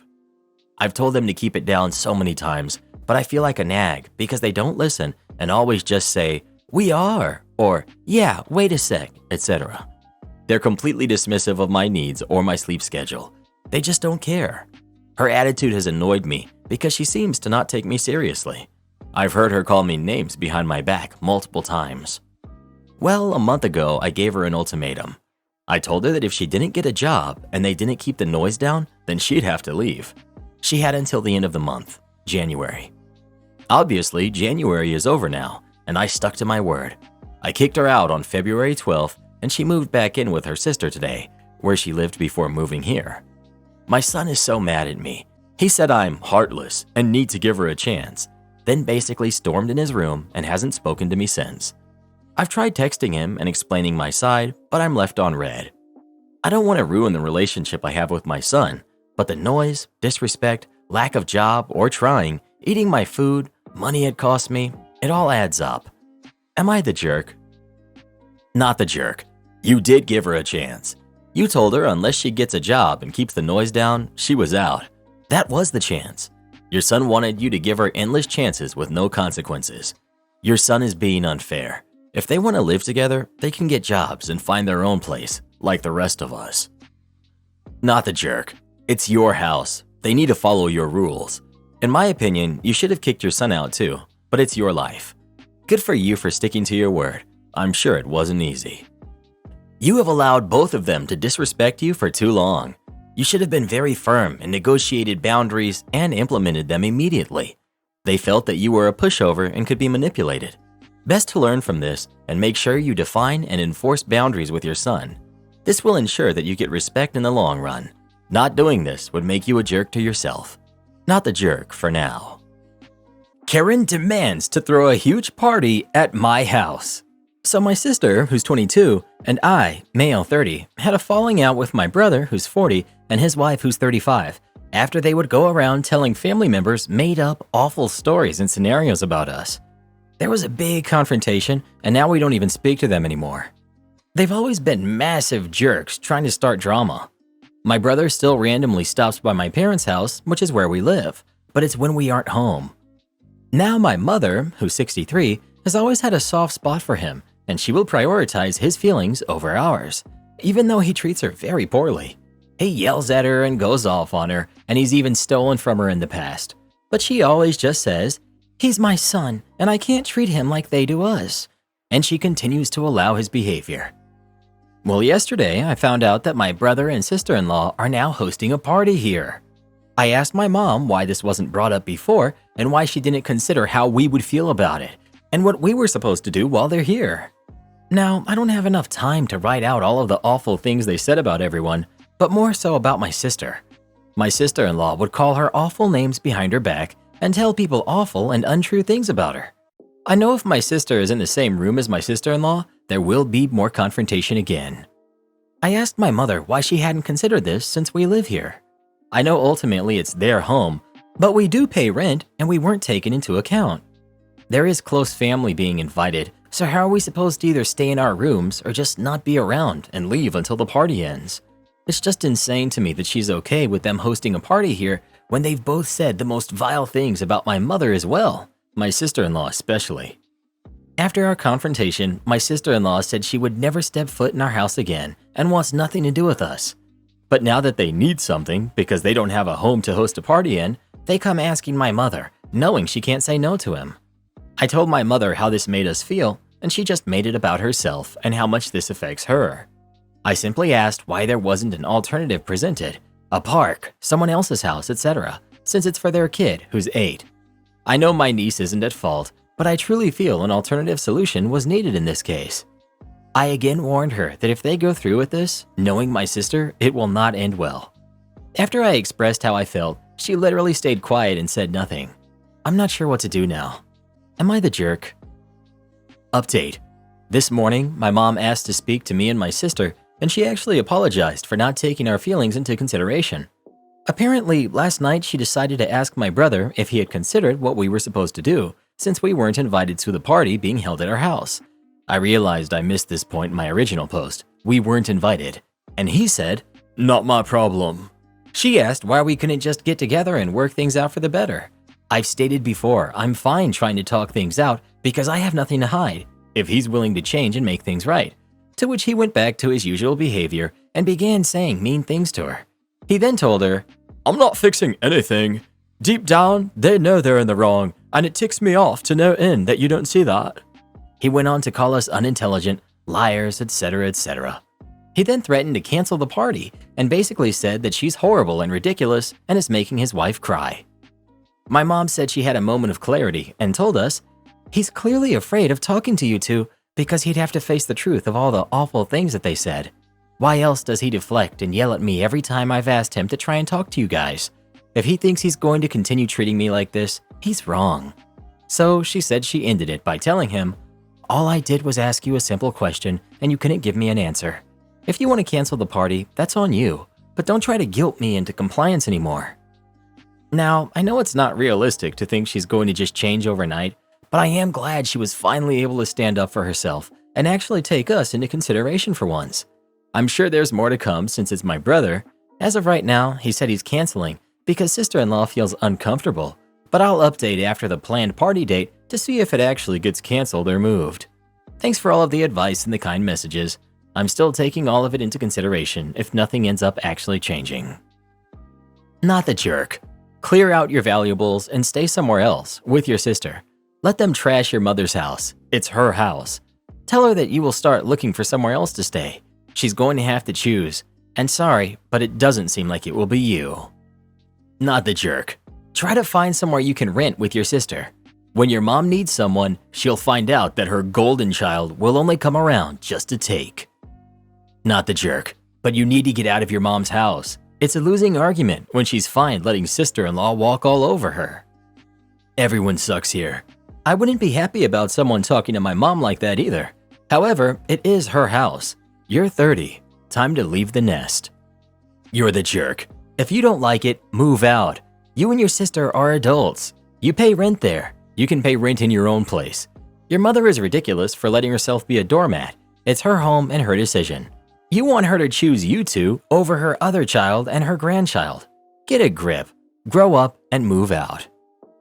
Well, what do you think? Is Opie a jerk or not? Please let us know.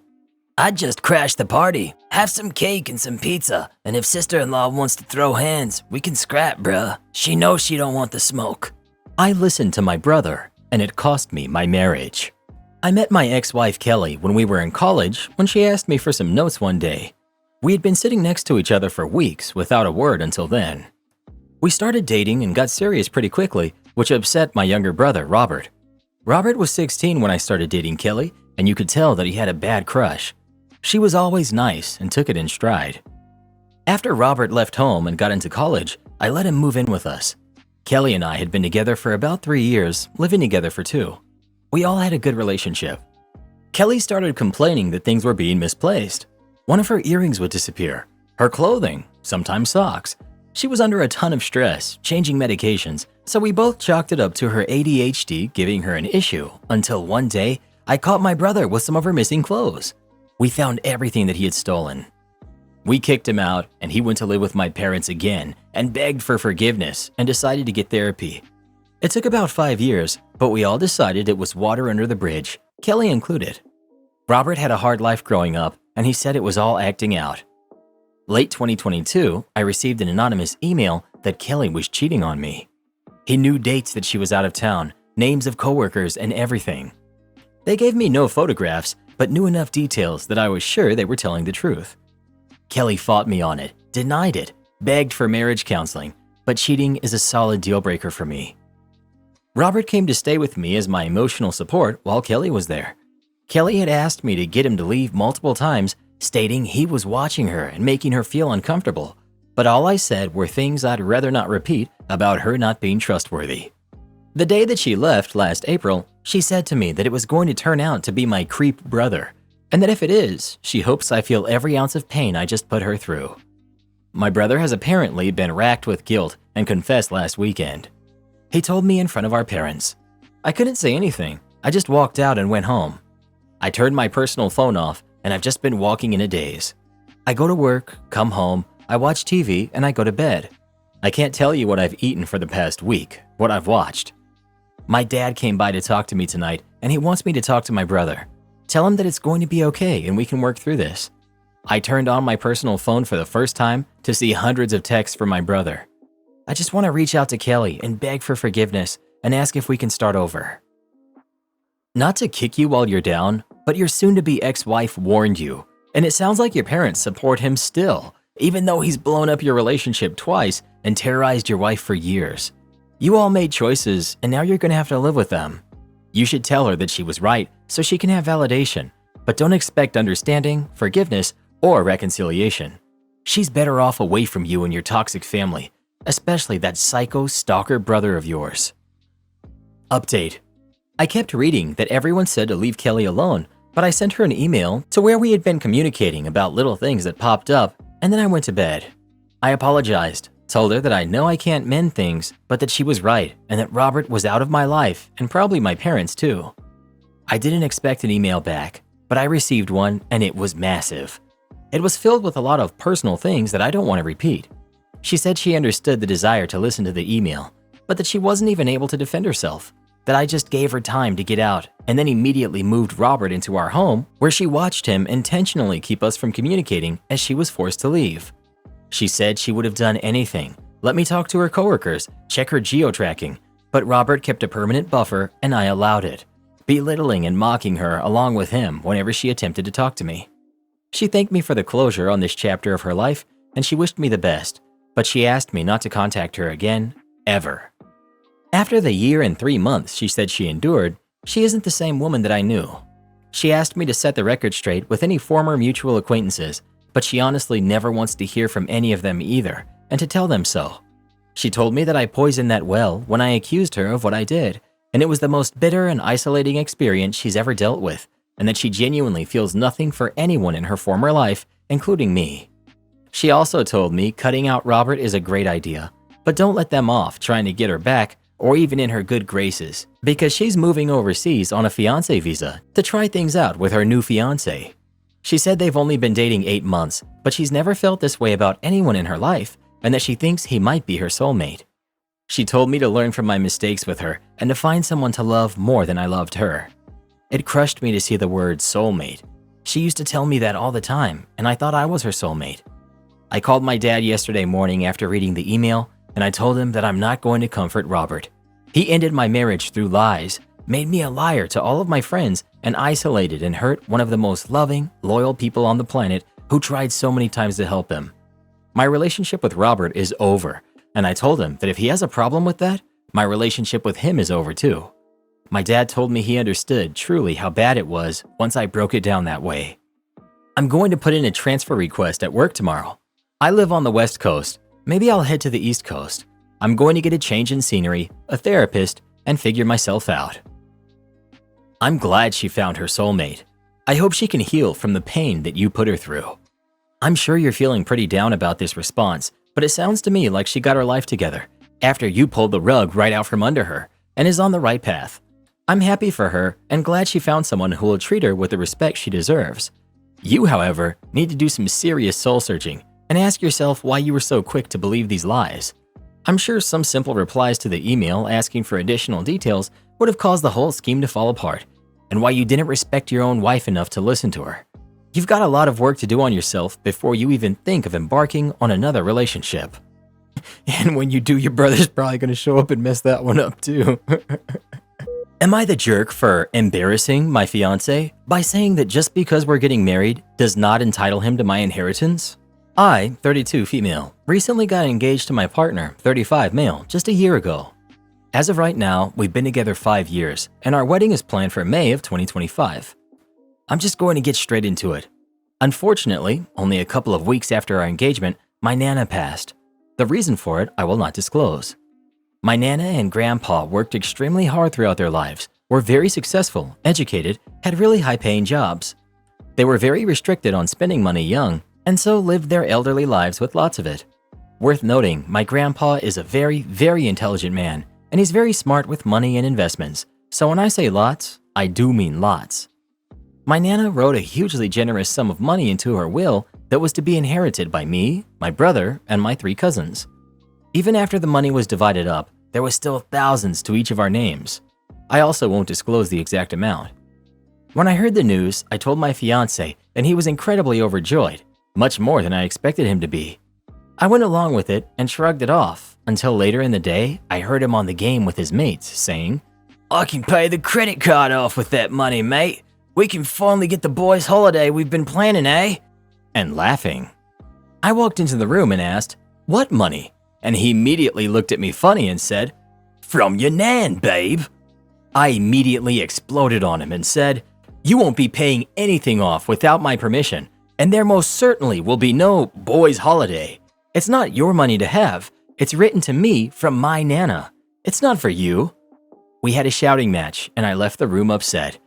He later got off the game and found me in the kitchen, where he scolded me again and said, We're getting married. You'll become my financial burden. Any money you take in is mine also. It was incredibly selfish of you to make such a fool out of me in front of my friends and giving them false hope of a holiday. Again, worth noting it wasn't me who said anything about a holiday, and where I became a financial burden, I don't know, considering I have a very good job and I don't want kids. I left the house without saying a word, and I'm typing this out at my friend's house right now. I forgot to mention that this incident has literally just happened. The reason my fiance only just found out is because until now, even I didn't know if the money was coming to me or not due to several family and court complications. Am I the jerk? Okay, so he's shown you that he thinks of you as a burden and is planning on spending money that isn't actually his on his boys? And he's screaming at you because you won't fall in with his plans? You're nuts if you actually marry him. You really want to marry this guy? Here are two problems. He assumed he's entitled to the money, and he assumed he could spend it on a discretionary item that does not even include you. Quick life tip. Never marry someone who talks to you like they're some sort of a villain from an animated movie. My boyfriend of 2 years is obsessed with League of Legends. So, my boyfriend and I have been dating for about 2 years now. Before League of Legends became such a huge part of his life, our relationship was amazing. He was intelligent, sweet, thoughtful, and attractive to boot. We lived together and communicated well, and all of our fights and arguments were resolved civilly, without raised voices or hurtful words. I know it's naive to say since I'm relatively wrong, but I honestly thought we were going to spend the rest of our lives together. Almost a year ago, he started playing League of Legends, and I joined as well. We used to play together and have a lot of fun. I stopped because of other responsibilities, but he has recently gotten extremely invested into this game. He buys their merch, team merchandise, lots of skins, these are cosmetic add-ons to the game, etc., which is fine since he makes a good amount of money. What really bothers me are his delusions of going pro and his obsession with some League streamers. It started out with him really liking this one champion, a character in the game, named Riven, and constantly looking up how to play her and talking to me about how her mechanics are superior to other champions. He watched a League of Legends Twitch streamer known for playing Riven. I didn't mind until he started talking about this person's girlfriend. He told me how famous League professional players and streamers have cute Asian girlfriends and has jokingly made comments like, "I wish I had one too. It probably comes with the job." I've told him this makes me uncomfortable, and he always rebuffs me with assurance that he was just kidding and that he loves me and was just jealous of their easy lifestyles, playing video games, that's all. Yet, I always find him refreshing that couple's social media over and over again. The girl doesn't even stream very much or post very much, and the boy, he fawns over every tweet or Facebook post of his. He started watching a friend of that girl who also streams and tells me to start streaming and get an all K-pop, a site for K-pop news, sponsorship just like her for easy money. Lately, he just watches any Korean girl streamers, even going so far as spending hours looking for any new girl streamers with low viewer counts to see if any of them are Korean. He's looking for a girlfriend's what he's looking for. He started commenting that he wished he also had a cute Korean girlfriend, and recently started going on rants about how they're superior at video games, proven by how a Korean team had won the League World Final 2 years in a row. He basically worships a Korean player named Faker and talks about him non-stop. He tells me he really wants to try going professional in League of Legends. He seems to have deluded himself into thinking he's really good at the game just because he achieved a high ranking this year after only a year of playing. He says he would be happier with that life than his life right now, and plays League of Legends for hours trying to improve and yelling at who knows what over the voice communication. To be honest, I'm not as concerned about this as I am about his infatuation with streamers. I think he will snap out of his fantasy about going pro, but I'm not so sure about this Korean girlfriend thing. Frankly, I think it's weird, obsessive, and childish. He tells me he has his preferences and that he should be allowed to play video games in his free time and follow his dreams. I always feel bad when we talk about it because somehow I end up feeling like I'm the one being possessive and controlling. Every time I bring it up, he gets extremely defensive and it's so draining. I don't want to break up over something that seems so trivial and dumb, especially because up until now, our relationship has been wonderful, but I'm at the end of my rope here. I don't know what to do. I really want to make this relationship work because it was honestly going so perfect in the beginning. But at this point, I'm frustrated and feeling jealous about this entire thing. What can I do or say to get through to him? Is it salvageable? No. Some of my friends told me it's just, he crushes easily and it's not a big deal. Part of me is worried that I just don't understand this video game mentality or perspective since I quit League of Legends shortly after playing it. Maybe he is good enough to go pro after all. I wouldn't know. This is so utterly stupid, and I'm a bit upset. Update. Well, I tried to have another civil conversation with him about it. While he agreed to talk to me, he queued up for another match on League of Legends and said he would talk after that one. Then, when I returned an hour later, he was in the middle of another match. I left again, and I heard him screaming at his teammates again for another hour. At this point, I was tired of his BS. I unplugged our internet. Sorry, team, and I yelled at him. I honestly think I scared him. It was a deer in the headlights look as I was screaming. Talk to me! I swear I could feel the flames coming out of my ears. I told him that his Riven God-shrined idol had commented on a post that I made about him, saying the lifestyle was not actually that easy. I told him he was not going to go professional. I looked up statistics and all of that fun stuff, and he's not even that good. Then I said his comments about cute Korean girlfriends when I'm Chinese and, like sitting right there next to him when he makes these comments, really hurt me. I told him I thought he needed to get his goals back to reality and break his addiction to League since he was losing control of his responsibilities. I said I would be willing to go to counseling with him if he could just at least want to fix himself. He then started crying about how much he must have hurt me and threw himself on the floor apologizing and promising to uninstall League of Legends and never mention cute Korean girlfriends again. Shortly after, he used his newfound time to invent the cure for cancer. Huh? Just kidding. He completely avoided everything I said about and screamed back at me for disconnecting his ranked match, something provisional something. I'm being a jerk to 9 other people.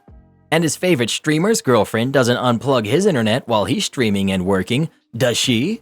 In the middle of his tirade, I just burst out laughing. It was suddenly so ridiculous to me that he could miss the mark so totally and completely. He then proceeded to call me a heartless jerk for suddenly cackling while he was moaning about how he was going to get reported or wanting to hook up with a Korean girl or whatever. When he was done, I told him we were over. My parents came over to help me pack all of my stuff and leave. The entire time, he just glowered at me. As I was leaving, he told me he was glad and that he always liked Korean girls better anyway. A few weeks later, he texted me a long apology, groveling for forgiveness and admitting that he's seen the light and realized it was a delusional fantasy. Well, I won the $25 bet with my friend that he was going to come crawling back and then deleted his contact on my phone, and that was that. Don't get me wrong though, it hurts a lot. I did spend 2 years with him and was deliriously happy for 99% of that time. Though for some reason, it didn't hurt as much as I was expecting it to. Pretty sure I just missed the times we had or the person he was and all that good breakup quote stuff. Thanks to everyone for your input. I really appreciate the reassurance that I wasn't insane. Also, I picked up the game myself, and hey, it's pretty fun. My wife had dinner with a coworker, and I need a reality check to see if I'm overreacting. Background info.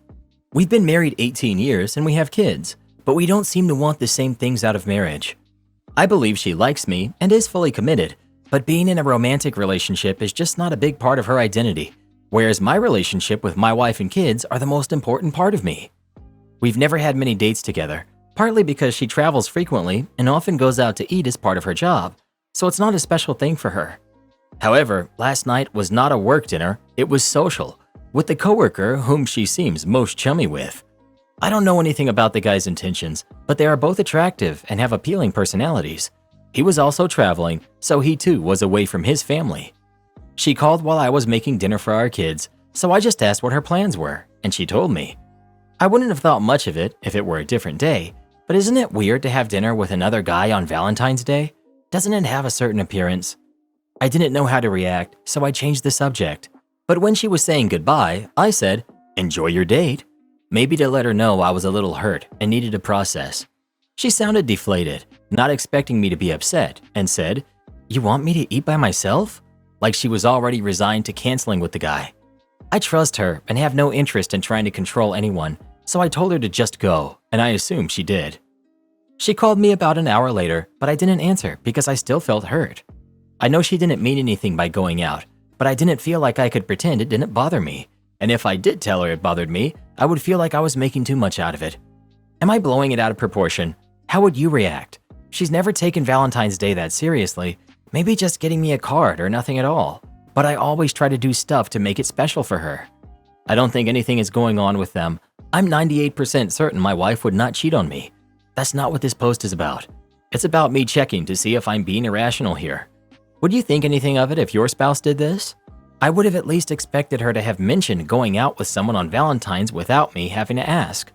But I think their plans were so casual that it didn't register with her that I could be bothered by it. You've admitted several times in your post that she doesn't really see Valentine's Day as a big deal. So why are you also trying to make it a big deal that she had a casual dinner with a work colleague when they were both traveling and away from their families? She called you twice, possibly because she knew the day meant more to you. You still chose to punish her because she wasn't punishing herself by spending the evening entirely alone when she had the option to hang out with a friend. I try to focus on the actual problem rather than suspicions and hypotheticals. You want some romance and date nights, it sounds like. Take a more proactive role in your relationship. Talk to her about this, and the two of you should arrange a date night. 1. You need to go to therapy and learn how to communicate. There are multiple places here where you could have been open, honest, and vulnerable, and had an actual conversation, and you shut down all of them. 2. Building on that, if you want to have dates with her, you need to tell her that. She's not a mind reader. 3. Colleagues have dinner while they're in the same town. News at 11. 4. Dude, I totally forgot yesterday was Valentine's Day and almost went to my favorite bar. You say she's never taken it seriously, so why do you think she was making it about the day this one time when she's out of town? Same situation as you. My wife went out last night with a coworker on travel, and I'm the romantic. It didn't even register for me. If it would have, I would have said something. I'm surprised at how you handled this. Just be honest about your feelings. You Americans always make me laugh. Neither myself, nor my sister, nor any of our friends who are married women would ever have a dinner one-on-one with a male colleague. Why do Americans think this is okay? I'm sorry, but it's not. Is this how you honor your husband? By going on dates with other men? Please tell me again how your men are only coming to my country to marry and take advantage of people like me. Are you sure they're not just looking for a partner who will actually show them respect and that they are appreciated? But please keep sending them here to Manila. American men really do make amazing husbands. I just don't understand why you treat them in this manner. You people making a bunch of comments here are weird. If my wife had Valentine's dinner with another guy, I would be ticked off too, and I would have left that day. It would bother me too. I don't agree with the majority of the comments. I feel it was totally disrespectful for her to do that to you. If you read a lot of these stories, 18 years means nothing.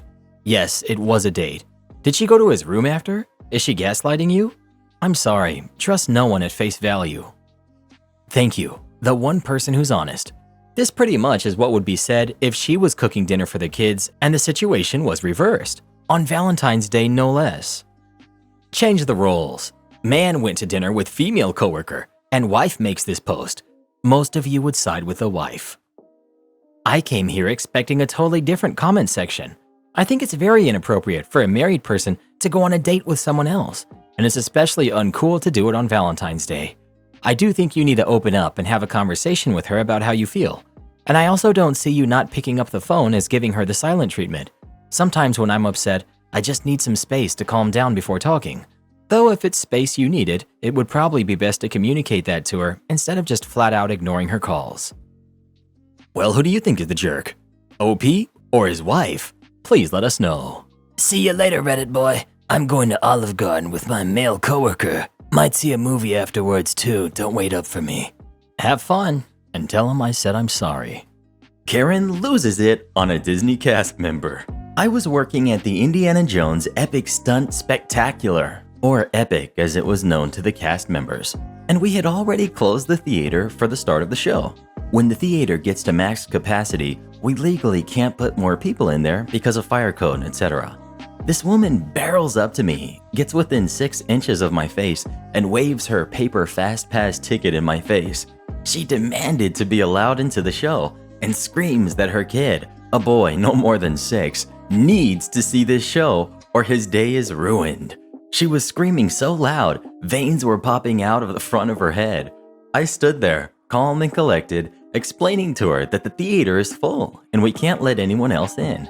She pushes past me with one arm, holding her kid's arm in the other. She marches straight for the ropes that block the entrance and tries to hoist her son over the rope.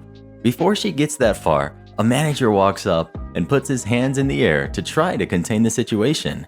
He offers to get the kid an ice cream and provide VIP seats to the next show if she calms down and comes back later. After screaming about how rude I was to her, which I was not, she accepts the token of kindness. My manager turns to me and asks me how long my shift is today. I told him I was off work at 6:30. He nods and tells the irate woman that he will have me personally escort her to the VIP section down front. He writes her a ticket voucher for the ice cream and seats, and she fumed off with not even a thank you. My manager turns to me and apologizes on behalf of her. Then he asks me, "How many more shows do we have today?" I looked at the clock and realized it was after 5 p.m. and well in the middle of our last show of the day. I looked at my manager as a sly smile crept across his face. He had just given an entitled parent a VIP pass to a show that won't happen.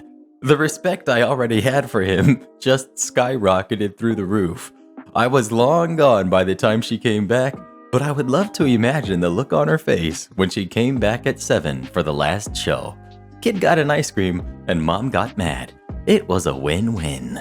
Does anyone know what the difference is between Disneyland and Disney World? Please let me know.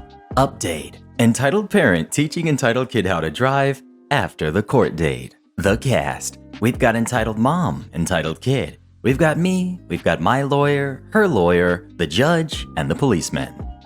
This morning we had the court date.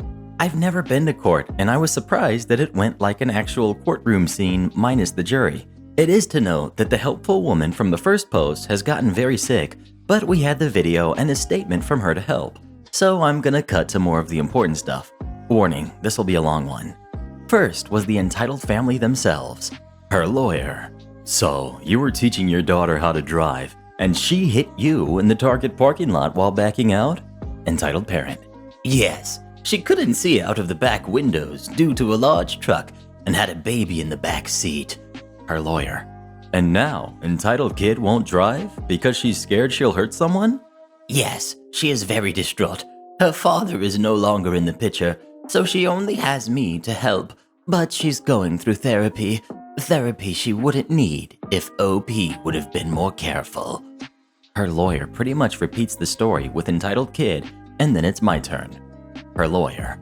"Were you aware of the car behind the truck?" Me. "No, it was a lifted XL truck, so I had a woman help me to try to back out of my space as she had parked next to me." Her lawyer. "And you almost hit the woman while backing out, correct?" Me. "No, that was your client." "I'm sure when we watch the video you'll see otherwise, ma'am. You backed into the pedestrian lane before the driving lane, and that's when you hit my client and her daughter." "No, that's not what happened. She hit me." "Are you aware that entitled kid will not drive because of the accident?" "No, I'm not aware of that." "That is all, Your Honor. For the defendant, I would like to call policeman up to the stand." After a bunch of questions about entitled kid and entitled parent's story, he took him off. After similar questions from my lawyer to entitled parent, entitled kid, and me, now he questioned policeman. My lawyer. "The accident occurred in the public mall parking lot, correct?" Policeman. "Yes, that parking lot is under my department's jurisdiction, as it's next to the public park and mall, so Target doesn't own it." My lawyer. "And you questioned everyone at the scene, correct?" Policeman. Yes, I went through the protocol and got everyone's licenses, insurance, and entitled kids' paperwork for her driving class to report. My lawyer. So you got entitled kids' paperwork to report to her driving instructor she was in an accident. Do you know how long she had been learning? Policeman. Her paperwork said 2 days before the accident. My lawyer. And you are sure you got her permit on file? I'm not seeing her permit in the paperwork on file. In fact, Judge, I would like to submit her permit, which started on March 3rd, 1 week after the accident. Policeman, what is the limit for that parking lot?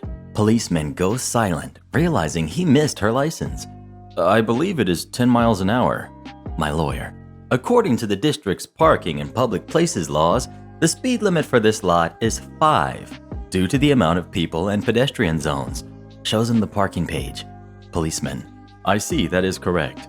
My lawyer. I will also show the video from Target of the accident, which was not obtained at the time of the accident due to no acting manager on duty. Shows video to my new information that entitled parent was on her phone, not paying attention to her kid and just pointing around the big truck. Judge. Okay, that's enough from everyone. Entitled parent, you expect me to believe your story after that video? She hurt my baby. She's refusing to drive. She's the— I'm not finished. Do not interrupt me. 1. Your minor didn't have a license. If she was driving a tractor, it would be a different story, as those are covered under her ATV license of over the age of 13. However, you were in a 4-wheel drive Suburban, driving 15 miles per hour in a district parking lot.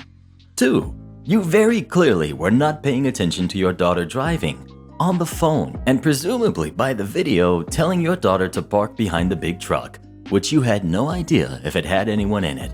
3. Your daughter very clearly almost hit this woman, pointing to helpful lady, then went to hit OP's car before you even looked up. Your daughter is clearly unable to drive this car, as she only has been in her class for 2 days before the accident according to her paperwork. 4. You wasted the time of this courtroom and my time in general by deciding to make this a big deal. Every learner after their first fender bender is shook up, dust them off, and let them get back up. With all of this information, I rule in favor of the defense. I also request the offense pay reparations to the defense in the amount of— I will not disclose that, and request this ruling and any rulings found on scene be taken to both parties' insurance to be evidence and reevaluation for increases or decreases in premiums that may have occurred or that may occur in the future. Have a great day. Entitled parent to her lawyer. You said this was an easy win for you. Her lawyer. Yes, it would have been if you had not lied to me. So I left happy and am eating a late celebration lunch with cheesecake because I deserve it. The end. Speaking of cake, what's your favorite kind of cake? I love cheesecake. Old man tells me I should wear a sign that says I'm stupid around my neck. So this happened a few years ago. I was a cashier at a local grocery store, and that day was handling the self-checkouts. The self-checkouts would break constantly and usually only take one type of payment or another, cash or card, but almost never both at a single register.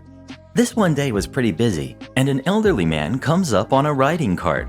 I tell him the one he's chosen is cards only, which was on the screen and even provided a prompt you had to read and agree to before starting your checkout. He acknowledged me and the prompt and checked his groceries. As soon as he's finished, of course he pulls out cash and gets pretty frustrated the machine won't take it. I remind him the machine was cards only, but I could pull his order over to my register and finish his transaction there. The only issue was that we would have to wait a moment for a supervisor to approve it, as it required a supervisor to suspend transactions and move them onto another register. He held his cash out to me and told me to just take the money and give him his change. He wanted me to open my register, an action that would also need a supervisor's approval, do the math from the total on his screen, and give him his change right then. I told him I couldn't do that, as a supervisor had to manually open the register for me when not in a transaction. And this grown man straight up looks at me and says, "That's stupid. You should wear a sign around your neck that says you're stupid." Then he just left without his stuff. I was so dumbfounded at the time, I couldn't even fathom a response. His insult was just so out of left field. Mike finds a way to get rid of the problem employee. Years back, I worked for a large bank in the UK. We all worked on the same floor and in the same department, but within different teams. I was just passing through as secondment and saw the beginning of this revenge, but was filled in on the aftermath later. One of the teams was run by a woman called Sarah. Sarah was by many measures a good manager, but she had a blind spot. That blind spot was a woman called Helen. Now, when I was in my previous role, I interacted with Helen a fair bit, and she had seemed friendly, but when it came to actually working with her, she was a nightmare.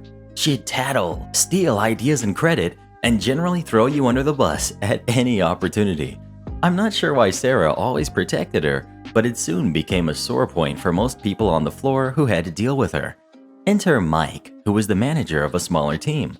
Mike could be a bit of a jerk, but was still professional and fun to work with. To give you an idea of his character, I found out I was being made redundant, and even though he wasn't my manager, he heard about it and booked time out to help me with my CV and to interview practice.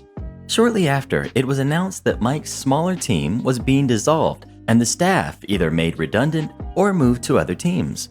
At the time of the cuts, the economy in the UK was in a bad state and all the banks were looking for efficiencies. He was redeployed and took the vacant manager role under Sarah that Helen had been gunning for. To make matters worse, Helen now reported directly to him. Helen was furious and spent no time in making her discontent known, as she felt she was entitled to the promotion. Unfortunately for her, Mike was wise to her.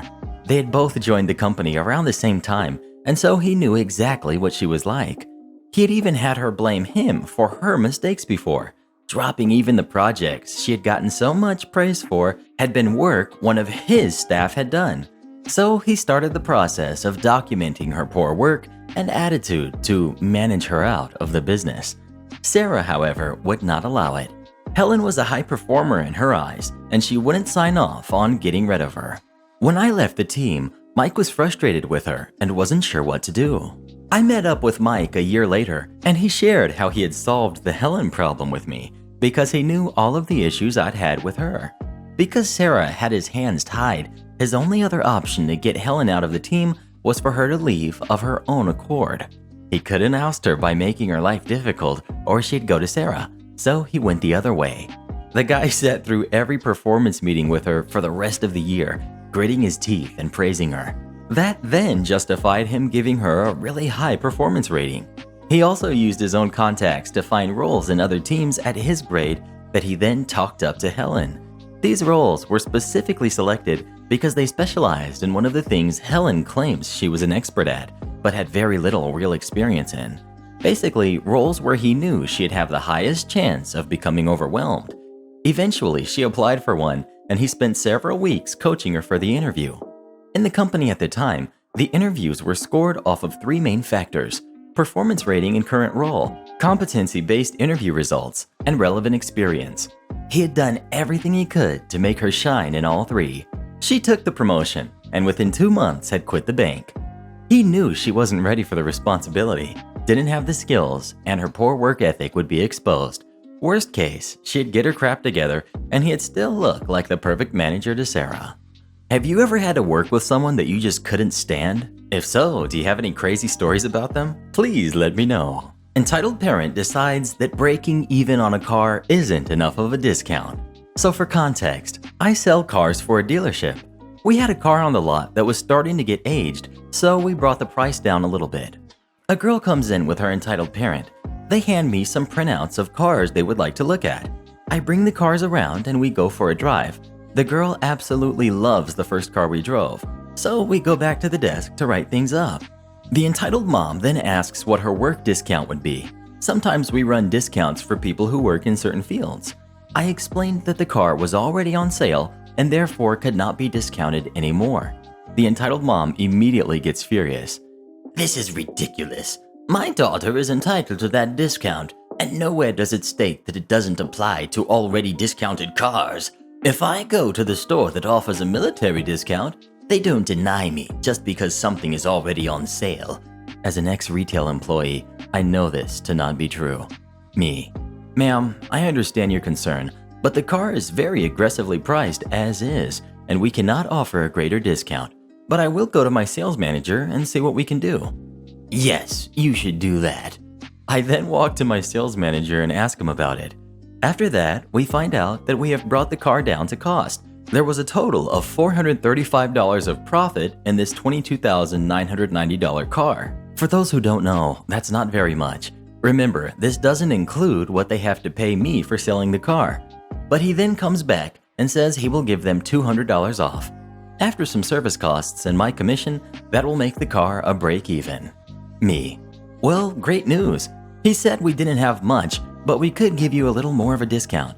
This way, we will essentially break even in the car. Entitled Mom. No, that doesn't work at all.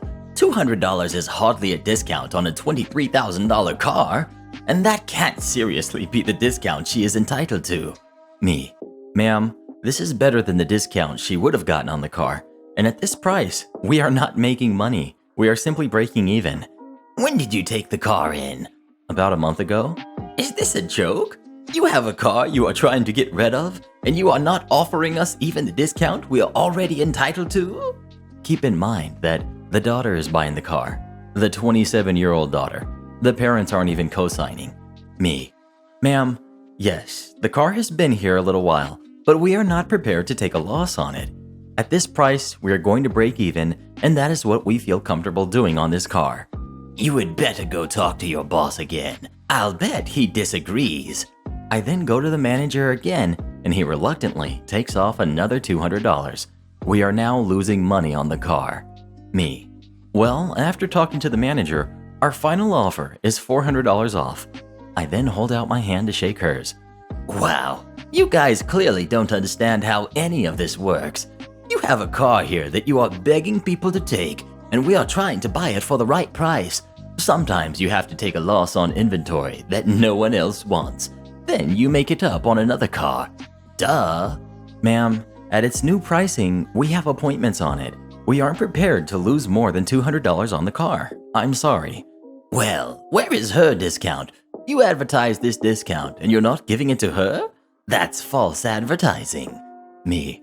Ma'am, I've already explained that we are giving her the best discount we can offer. This discount is far better than what we advertised. At this point, we are done. If you want the car at this price, then buy it. If not, then don't. You will not talk to me like that. You are here to work a deal, and once we feel we are getting a deal, we will then buy a car. Ma'am, this is the final price, period. Take it or leave it. I took a commission cut to give you this discount, I might add. I don't care about your commission. You probably scam other people out of their money. You finally have a customer who knows how this all works, and you are trying to scam us too. Me. Ma'am, have a great rest of your day. Finally, the daughter speaks up. Daughter. Sir, I will buy the car at that price. Me. Okay, please sign here. The entitled mom continued acting like a brat the entire time we were filling out paperwork. She continued to try and argue, and she would catch her daughter's hand and tell her to wait before signing. Finally, my manager had to ask the entitled mom to leave. The daughter continued to buy the car after the mom had left and was actually very pleasant. Even agreed to buy my dinner since I was losing commission.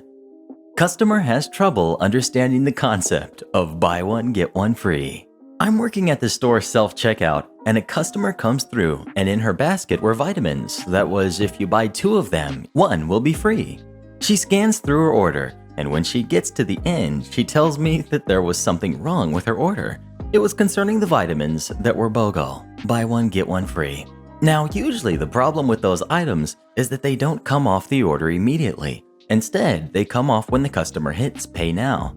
That wasn't the problem. The free one came off, but apparently the price of the vitamins was supposed to be $24.99.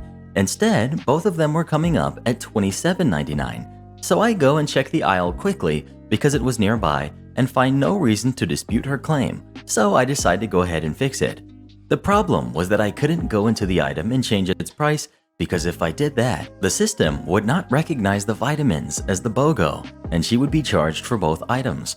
I tell her this and instead I tell her I would ring up a $3 coupon for her so that she can get the right price, 2 vitamins that would cost $24.99 total. I finish this and I go to help other customers at the self-checkout because at the time we were swamped. As I finish helping out everyone else, a couple minutes later I noticed the lady was still there, not happy. I go up to her and ask, Is everything okay, ma'am? She angrily tells me, No, everything isn't all right. You still need to fix the price on the other one. At this point, I'm confused, so I ask her to clarify. She says, You only took off the $3 from one of them. You need to take it off the other as well. I try to explain to her that because the other item was already free, there was no need to take off the $3 on the other one. Because it was already free, you are not owed $3 more because it already came off. She doesn't get it, insisting that I need to take the $3 off of the other one. Eventually, she just says, Fine, I won't buy this. But thankfully, or unthankfully, I'm able to get it through to her that because the item was already free, it can't go any lower, and it was already at the correct price. She pays for her items and leaves the store. Jerk gets exactly what he asked for. Last night, I worked a 14 top. They were all terrible people, jerkiest people I have ever come in contact with. The royal family of Jerkland. One guy sits down and orders a beer. He says, "Every time you come to the table, I want you to have a beer for me." I thought he was probably just joking. So I leave and come back and he says, "Where's my beer? Did you really forget what I told you like 2 minutes ago? Wow." So I said, "Oh, I'm so sorry, it won't happen again." So for the next 2 hours, no matter what, every single time I approached the table, I left a beer. After about 45 minutes, it began to pile up. A friend of King Jerk tried to take one that I put down, but I grabbed it and said, "Sorry sir, this is your friend's. I'd be happy to get you one if you'd like." Long story short, he ended up buying 25 of them at $8 a pop with a 20% mandatory autograd on the table. He maybe drank 4. I have never felt so good in my life. It doesn't pay to be an arrogant jerk, folks. Edit. Man, thanks everyone. This was a crowning achievement in my 7 years of serving. I work at a place where some people come in and treat me like a piece of stew meat, and I have learned to play the game in order to make money. I love my job and the people I meet, but I get stepped on a lot. It's nice to win one and have you guys appreciate it. To answer some questions, they split the bill 7 ways. They did not even look at the charges. I put down the bill and the cards went on top. Their total bill was about $1,200, everything included, beer, food, and all. This is not common at a 14 top where I work, but not surprising. I came out making around $240 before tip out. I work at an independent fine dining Italian restaurant outside of Chicago. Every time I put a beer down, he said nothing. If he would have acknowledged my presence and told me to stop, I would have. He said nothing. I started to feel bad for a couple minutes, and then he yelled at me like a dog to get the food out faster. That is what he wanted. I just want to reiterate that. He asked for it. Also, I was watching him drink it. If at any point his behavior or consumption had increased, I would have stopped. He walked out the exact same way he walked in, like a jerk. Karen demands free food for her starving brats. I was eating at a restaurant when the power went out. The employees were frantically trying to get the power back up, but it didn't work. They were apologizing to customers and telling them the meal would be free. They put up signs on the door saying there was no power and they were closed for the day. I paid for my meal since I was more or less done with my food. I was speaking to the manager about the power outage. She was explaining that they would probably be closed for the day since the electrician could only come in the morning the next day. The employees couldn't even clean up the kitchen as it was in total darkness there, except for a few emergency lights. I was grabbing my jacket and was about to leave when this woman with 2 kids came up to the restaurant. She went in and said, "Hi, table for 3, please." Manager apologized and explained that the power was out and they were closed for the day. Entitled Mom said she heard that the restaurant was giving out free food, so she wanted some as well. Told manager that the kids weren't fussy and they would be in and out in a jiffy. She told the manager to just grab a couple of leftovers, which they didn't serve, and to let her have it, but also to make sure no other customers had touched it. Manager had to explain that all the food in the restaurant was cooked to order, and the chef wasn't able to cook anything once the power went out, as there was no light. They have to fix the problem first, as it was a safety hazard. Entitled Mom went nuts and screamed that they were going to starve and it was all their fault. Said they were doing it on purpose because they wanted to close up early for the day, and it was her right to demand that they serve her food. She said she knew that they just wanted to keep all of the food for themselves. Manager was visibly annoyed and told the lady to leave as there was no way they would be able to serve her any food today, and even if they could, they wouldn't. Entitled mom stood there raging and complaining for 10 minutes before realizing that no one was going to do anything and left, but not before kicking a chair on her way out. Karen tries to get me fired and arrested. This was the very early 90s before the internet or the Karen phenomenon. I live in a small town in a rural county. I worked for a local law enforcement agency during the day and at a large retailer at night, scrubbing and waxing the floors. It was a ton of hours, but you gotta pay the bills. This afforded my wife the opportunity to work normal hours and be there to take care of our kids. Our sons were 3 and 4 at the time. One night I was particularly tired. Things were pretty much caught up at work, and I was wandering around in full zombie mode. My manager told me to go ahead and wrap up my work and clock out at midnight. I usually worked until 4 a.m. I get home about 20 minutes later to find a strange car in my driveway and a strange man in my house. I walked in my room and couldn't believe what I saw. I have always prided myself in being able to control even the most dangerous situations by talking people down and avoiding any use of force, no matter how tense things got. I just stood there and ordered him to get out of my house and take her with him. I was beyond furious, but I managed to hang on to the last strand of control that I had. As they ran out of the house, I shouted after her that she could come pick up her things from the yard in a couple of days. Fast forward 3 days. I am a total wreck. I haven't slept and barely have eaten and have been walking around borderline in shock.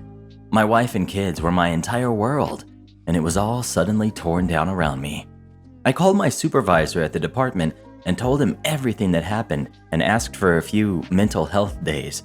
He agreed and gave me the time off. I didn't need to be around the public in that state of mind with a weapon. We have legal insurance at work. It works like medical insurance. You pick a lawyer from a list of providers and their specialty for discounted or even free services. The lawyer I chose was in the next county in the big city. Our meeting did not go well. She advised me that even with what had happened, the court would most likely rule that since she is the mother, she gets the kids and I would have to pay her child support, which is exactly what happened. It was a different time back then. I staggered out of her office, feeling like I had been kicked in the gut. I was already in very bad shape, and this just pushed it to 11. My mouth was very dry, and my throat felt like it would close. I desperately needed something to drink. This was a very posh part of town, very old homes and very old money, just down the road from the yacht club and such.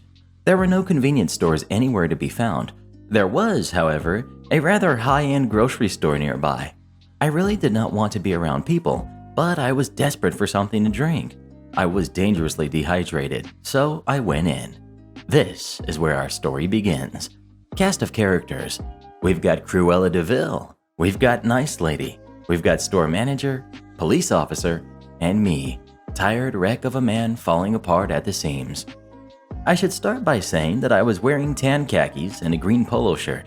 The employees of this store wore either black or tan khakis and green polos with the store logo on it.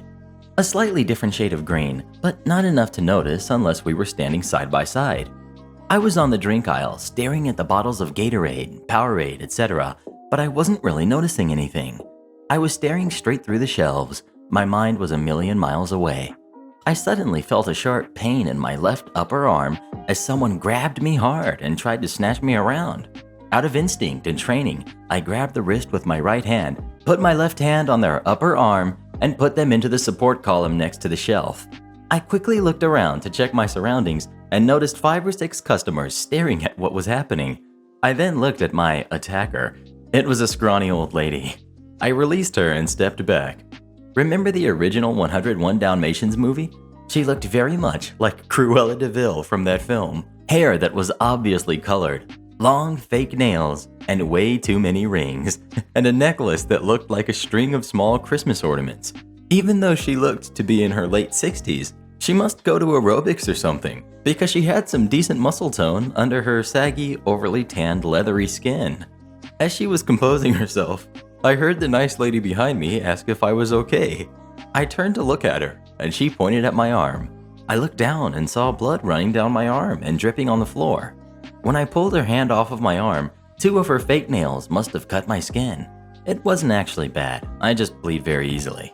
At this point, I hear, I turned towards Cruella de Vil just in time to hear, How dare you, peasant? yes, she called me a peasant. Do you know who my husband is? Then she reached back to take a swing at me. As she tried to slap me, I simply stepped back at the last second, causing her to miss. She lost her balance and fell forward. She knocked several drink bottles off of the shelf and fell face first into a shelf, causing her lip and nose to bleed. About this time, the manager rounded the corner and asked what was going on. Apparently, he saw her try to hit me and fall down. Cruella de Vil. I want this troglodyte. Gotta love her vocabulary. Fired and arrested. The manager looks at me and tells her that I do not work here. BS. He ignored me and refused to assist me. About this time, I saw a local police officer rounding the corner. Apparently, one of the customers had the store call them as soon as this all started. Officer must have been very nearby. Excellent response time. Cruella, putting on her best victim face. Oh, thank God you're here. I am Mrs. Cruella de Vil, and I want this monster arrested. He tried to hurt me. Cue the sad puppy dog eyes and crocodile tears. Nice lady. Excuse me, officer, that's not what happened at all. She grabbed him and— Stop lying to cover for him, you trollop. Her spectacular vocabulary again. Me, holding up my department ID for the officer to see. I do not work here. I work at my local department. Me, turning to store manager and pointing up. Do those cameras work? Nice lady. Excuse me, officer, see the blood on his arm? Pointing to my scratches. That's where she— Stop lying for him. My husband is Mr. Cruella de Vil, and you'll do what I say right now, or I will call him. Officer. Ma'am, maybe it's best that we come to the manager's office to discuss this. As we all turned to leave, he asked the manager to take her to his office while he talked to me for a second. Officer, having apparently dealt with this before. Okay, so what actually happened? I told him and reminded him that it will all be on tape as I pointed back up to the camera mount. Nice lady. Officer, I can tell you that she was screaming at him for a while and then attacked him for no reason. I was on the aisle and saw the whole thing. Then she looked at me. Didn't you hear her screaming at you? Me. I'm sorry, I was lost in thought.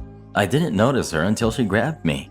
I also have pretty bad tinnitus from my time in the military, so that could have also contributed to me missing Cruella's gentle requests for my assistance. Officer. Thank you, ma'am. I'll need your contact info for the report and possible testimony. Turning to me. I'll need your info as well. I gave him one of my department business cards. He advised me to let my department know right away. He also told me that her husband is actually someone very important in the city. He was a retired city commissioner and former CEO of a big insurance agency, and that had many big city leaders, all the way up to the mayor's office, more basically in his pocket. I went directly to my supervisor's office and told him the whole story. He had me fill out an incident report and all supplemental forms. He said it sounded like a clear case of self-defense, especially if it was all on camera. She'd probably be charged since there were injuries. And that was it. Nothing else ever happened. I never heard another thing.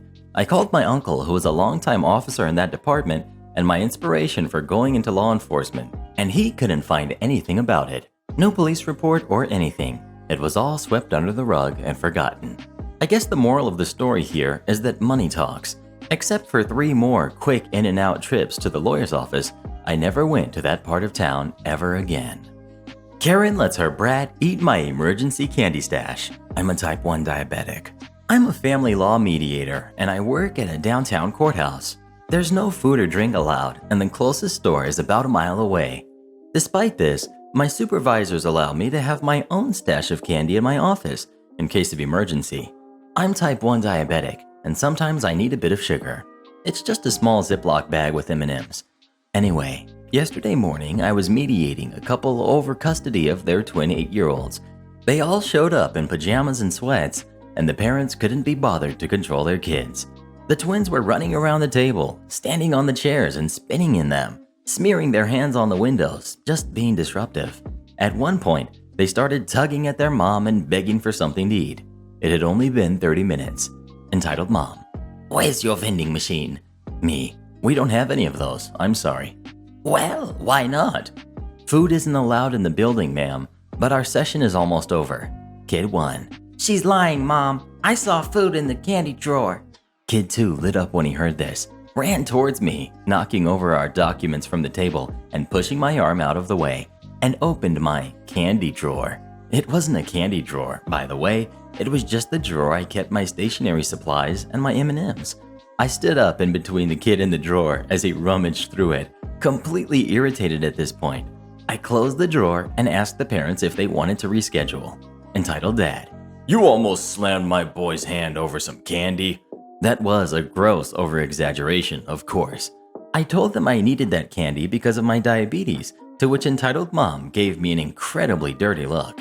If you've got diabetes, you don't need the candy. Just let them have some for goodness sake. Me. I'm type 1 diabetic. I'm sorry, but we're going to need to reschedule. Entitled Dad started arguing with Entitled Mom about how she always ruins everything, and Entitled Mom responded by doubling down on her stance. She's wanting to kick us out because sugar is like drugs to diabetes.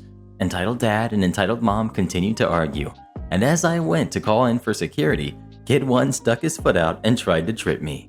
Luckily, I didn't fall, but he distracted me just enough for Kid 2 to pull open the drawer and take the bag. The twins started running around, tossing the M&Ms at each other and trying to catch it in their mouths, while the entitled parents continued to yell at each other. I called security, which stopped the entitled parents arguing. Are you seriously calling security over candy?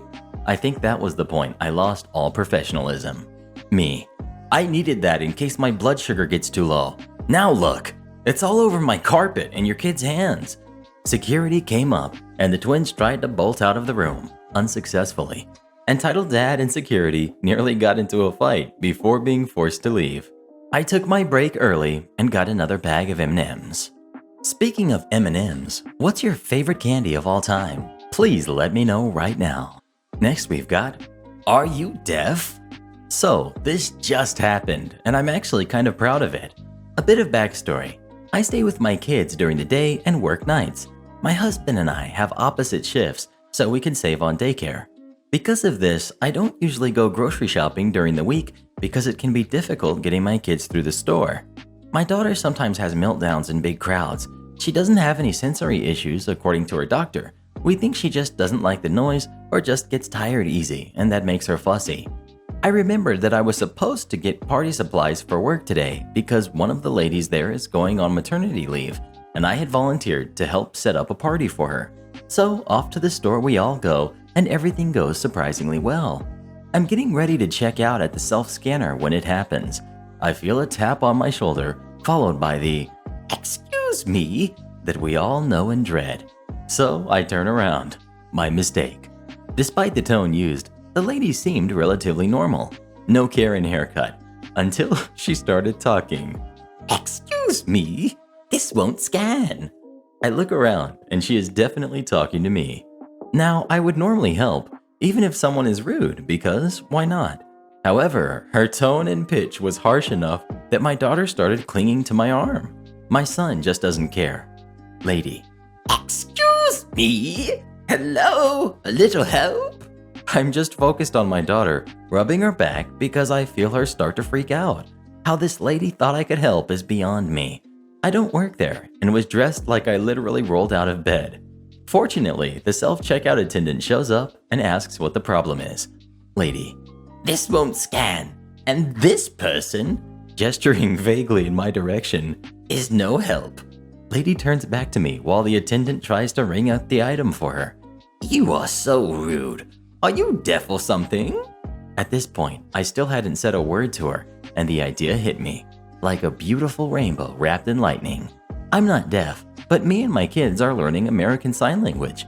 I just started learning it so I can ask basic questions and can sign the Baby Shark song. Don't ask, my kids love it. Smiling the biggest smile I could manage, I start signing. It makes no sense. I'm basically saying, how are you? Do you want food? What is your name? I know a little sign, Baby Shark song. I never saw someone lose color in their face so fast in my entire life. It was glorious. She got her items, paid, and practically ran out of there. The attendant trying her best not to laugh. I turned to the attendant and said cheerfully, Have a nice day." She and I shared a good laugh, and I went home. P.S. My daughter is fine. She probably just got scared. Am I the jerk for ghosting a woman who got pregnant by another guy while just starting to date me? I, 41 male, was seeing a woman who's 32 female.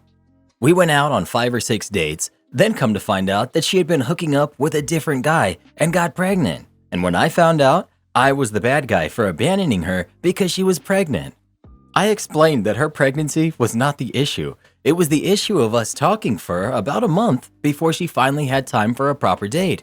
And over the next 3 months, we managed to go out 5 or 6 more times. But she was hooking up with this other guy, which she claims was just purely physical, and there were no feelings there. She thought since I was already a dad with custody of my kids, and a good dad, I could raise this one as my own. Now she's attacking me on social media, claiming that I'm abandoning her and the baby, and I'm a jerk. I've requested a DNA test, which I know will come back as not mine because we never even hooked up, and she's trying to fight it. She says if I won't man up and take care of this baby on my own accord, she will ensure that the court makes me. Not the jerk, run. OP, I have no contact with her. She tried to get child support, and that's when I requested the DNA test. She's been trying to fight the DNA test, but since I requested it, she gets 0 money until she can prove that it's mine. I'd honestly get a lawyer on her. Maybe a strongly worded cease and desist letter will give her pause. If not, at least you have started a paper trail if her insanity escalates. Not the jerk. It sounds to me like you might be the one who in fact got her pregnant and you're just running from your responsibilities. It's disappointing to see so many comments saying you dodged a bullet. I guarantee you if we heard her side of the story, it would be a very different story than yours. Look, if you think you're too good to date a pregnant woman, then do you. But if you are the father of this baby, I hope the courts get you for every penny they can. When will men stop being such deadbeat fathers? Edit.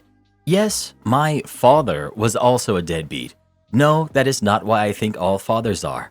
I do, however, know for a fact that most of them are, because I've seen enough stories like this one to confirm that fact. You can try to gaslight me and invalidate my feelings all you want, but that only makes you part of the problem. Hope you've got a low deductible, cause you sound damaged. Oh, that's a good one, Karen. How do you come up with this stuff anyway? Oh, I don't know, it just kinda comes to me. My husband, 31 male, got reprimanded at work for making a coworker, 23 female, uncomfortable.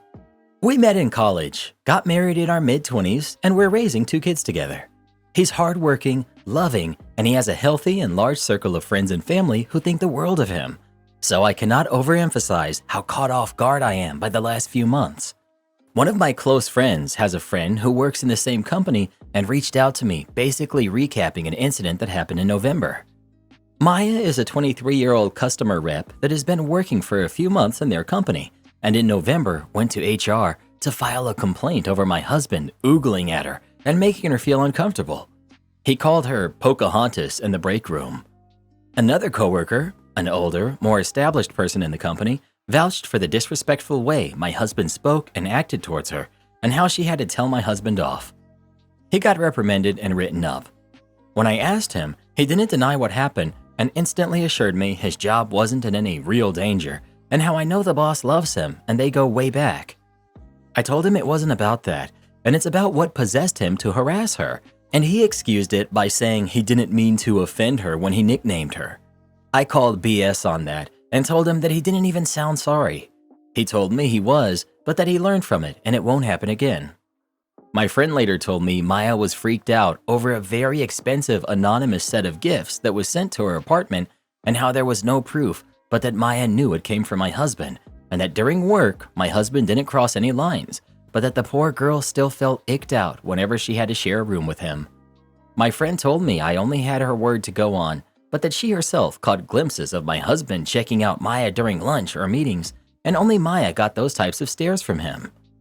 I hated having to do this, but I checked my husband's bank accounts and his cell phone to maybe find a purchase order. Nothing out of order except for a major transfer to one of his friends, almost $8,000. I confronted him and he said his friend just needed some help and how I know said friend is in a tight bind and how he has kids and Christmas was coming up. I couldn't argue and had to swallow my worries and bad feelings because he kept reassuring me how everything was fine at work. In January, Maya reported him to HR again, and this time he told me the same day, likely because he knew I'd find out otherwise. And he was acting like a victim, saying Maya would act like his friend one moment and then get him in trouble the next. I told him to stop lying, to stop making excuses, and to stop insulting my intelligence. I screamed at him to get out of the house and stay gone. Then it's like his brain broke, or I don't know, the real him came out maybe. He went on this demented rant about how I don't have to worry, that I'm his wife, the mother of his kids, how everything is airtight and what's his is mine, and how his attraction to Maya was just animalistic, and how someone like her would never threaten my place. I was stupefied as I heard my husband go off on this sick tangent, including referring to her as names he shouldn't have been using. I kicked him out and couldn't even stand to look at him for 2 weeks. A day after, he tried taking it back, saying he was stressed and felt like everybody was attacking him, but I couldn't stand to speak with him, much less look at him. He promised to work on himself and us and said we should go to couples therapy when I'm ready, and in the meantime, he'll give me my distance. I told him he needs to see a therapist by himself, and he didn't argue back at all. He even confessed that he did send Maya that anonymous expensive gift and have his friend put in the order. It's been 3 weeks. He's gone on 2 sessions with a therapist, and we're scheduled for our first session of couples therapy at the end of February. Thus far, he's shown he's willing to put in the work to get better, but how do you get better from that? Is there even a point to couples therapy? I feel so lost. I don't recognize the person I married, but I also don't want to break up our family if there's a chance that he can be reformed. Please consult with a divorce attorney this week so you know your rights and you can protect yourself. Whether or not you choose to exercise these rights, you should know exactly what they are. Would I be the jerk if I asked the father of my child to not invite the other mother of his child to my daughter's birthday? It's my daughter's birthday next month, and we are arranging a soft play party for her. This is only going to be a small party with our closest friends and family, total of 8 kids and roughly 11 adults. My daughter's father, we will call him Nico, and I broke up before I found out I was pregnant. We were still quite young and had different things we wanted to do and achieve, and therefore decided to go our separate ways. There were no hard feelings, and we parted on very good terms. 2 months after we separated, I found out I was pregnant, let him know, and he was surprisingly happy about the pregnancy and has since been a wonderful dad and a great friend. We both decided to co-parent and that we would work to make sure we had a healthy friendship to ensure our daughter had both parents and a healthy and positive environment to grow up in. This has worked very well for us so far. Around 2 years ago, Nico hooked up with a woman, we will call her Emma, and she got pregnant also. He did say to her that he didn't want any more kids, but he would support her with whatever she chose. She chose to keep the baby, and he has supported her with child support and spends time with the baby regularly. Unfortunately, they've had a few issues working out a co-parenting dynamic as she was not happy that he did not want a romantic relationship with her, which she said had ruined the chance for her to have the family unit she always dreamed of. As a result, she refuses to let him take the baby anywhere without her being present. Example, if he wants her to see family, which is only around a 15-minute drive from her house, she has to be there, etc.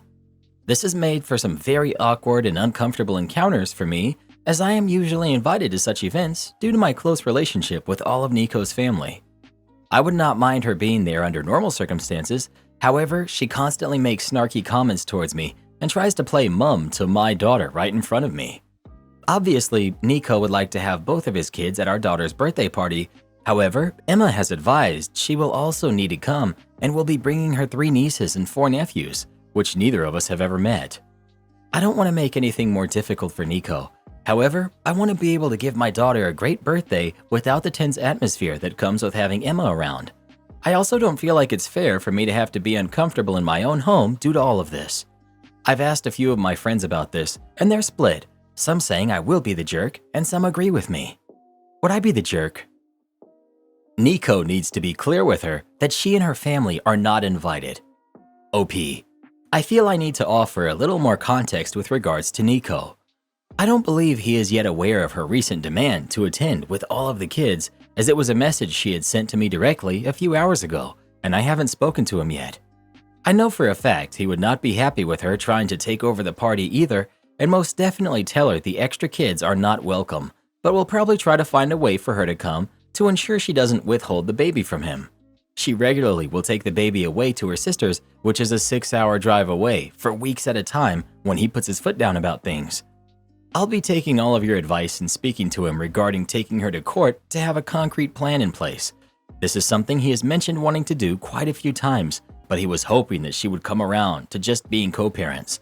Obviously, that's not the case, and if anything, she's just become 110% worse. Update. With regards to him taking her to court, this is something he has considered and kept documentation of everything happening. However, he wanted to try and make it work outside of having to get lawyers involved. Both me and his family agree he should have done this a long time ago. However, it was his problem and decision to make. Nico did have a vasectomy not long before he hooked up with Emma, which obviously failed. I agree, extra precaution could have been made, however, it's not up to me. He has not been with her since and does not see her one-on-one due to how she has acted since.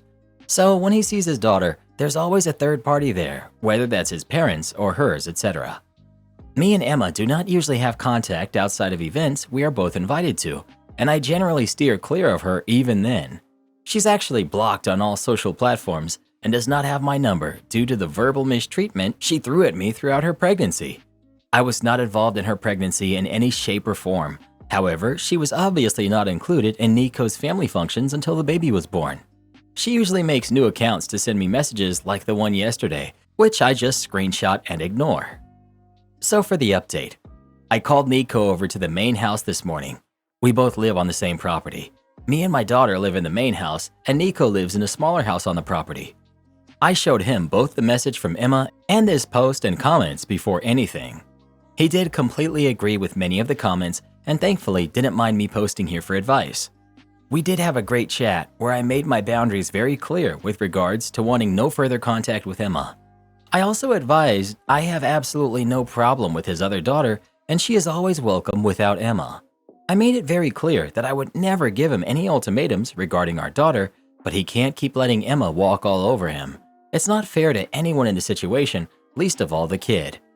He did also call his uncle for recommendations on a family law attorney, as his uncle owns a firm. However, he specializes in environmental law. Nico did show that he had been keeping a record of everything that had happened over the year, so there aren't any other ways that she can spin the situation. Nico also arranged a meeting with both his parents, Emma's mother and myself, for around lunchtime. I had advised that I don't feel that I should be included. However, he asked me to join as a lot of the problems that have arisen are due to her hate towards me. He did not inform Emma everyone would be attending, so she would show up, and also asked her to leave the baby with one of her sisters. She did show up, dressed to the nines, and was visibly angry when she realized that he did not want to spend time with her alone. Once she realized what was actually going on, she wasn't happy about it. When we all sat down, Nico started by telling her the message she sent me last night was completely unacceptable and would not under any circumstances be happening. He advised that he had done everything he could to try and make the best of the situation, but he can't do it anymore. He made her aware of his intentions to speak with a lawyer to have an official agreement for everything related to their kid in place. She did try to argue, but her mother told her to let him finish. He advised her that he would still pay child support he has been, double the recommended amount, but he will be having visitation with just his kid and not her. He said the way that she's been acting had been outrageous and he should have done this at the very beginning. Interestingly, her mother was unaware of pretty much everything she had been doing and was very unhappy with Emma. She also provided us with some information that none of us were aware of. When Emma hooked up with Nico, she was actually in a long-term relationship with her partner, 5 years. They had been doing long distance for 8 months at the time due to him caring for his mother in another country. When Emma had found out she was pregnant, she visited him in an attempt to pass the kid off as his, however, realized that she wouldn't get away with it due to the different ethnicity between the men. Her boyfriend broke up with her, and this essentially led to her clinging on to Nico. Her mother was appalled by everything that had been going on and told Emma that she was disappointed in her and that she clearly needed to seek therapy and none of this is normal or acceptable. The outcome of the meeting was that moving forward, Emma will not be present at any gatherings or visits Nico has with his daughter.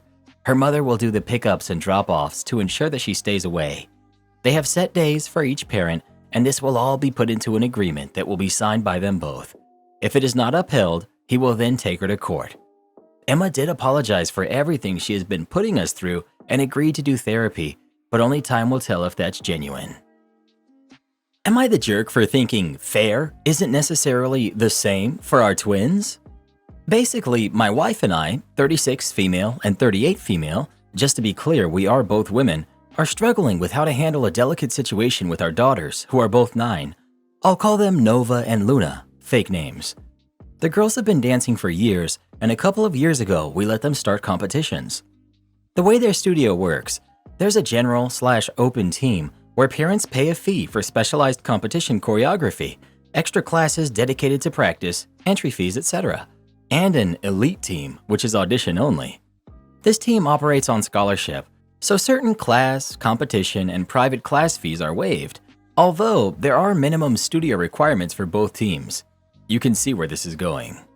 Both girls auditioned last summer. Nova made the team, Luna did not. While I was heartbroken for Luna, I also don't think it's the worst thing for a kid to be disappointed. Sometimes you win, sometimes you don't. Obviously, it's hard for her, but realistically, there will be many times that something similar happens to both girls over the course of their lives. As with any set of siblings, we all move at our own pace and have our moments in the sun, so to speak, and learning to celebrate each other's success, even when you're a little jealous, is a good life lesson. Nova has been working with her elite team for a couple of months now, and Luna is still upset she's on the general/open team. My mother-in-law has started to get vocal with my wife and I that pulling Nova from her team is the only fair way to handle things. But to me, and to an extent my wife, it seems the opposite of fair to take something away from Nova to spare Luna's feelings. We've needed to set boundaries with mother-in-law before for treating the girls as twins rather than as 2 different kids, and I feel the scenario is something of an extension to that. Luna also insists that it's only fair that her sister gives up her spot since they can't be together. Nova would love her sister to be part of the team, but doesn't want to quit no matter what. She's proud to have been chosen. It seems like a terrible precedent to set. If Luna gets a place at a better university, would we make her reject it to spare her sister's feelings? If Nova is the first to find a partner, does she have to end it if Luna is single? Unfortunately, my wife is starting to crumble under the weight of her mother's criticism and wondering if we should pull Nova and let both girls audition again in the summer.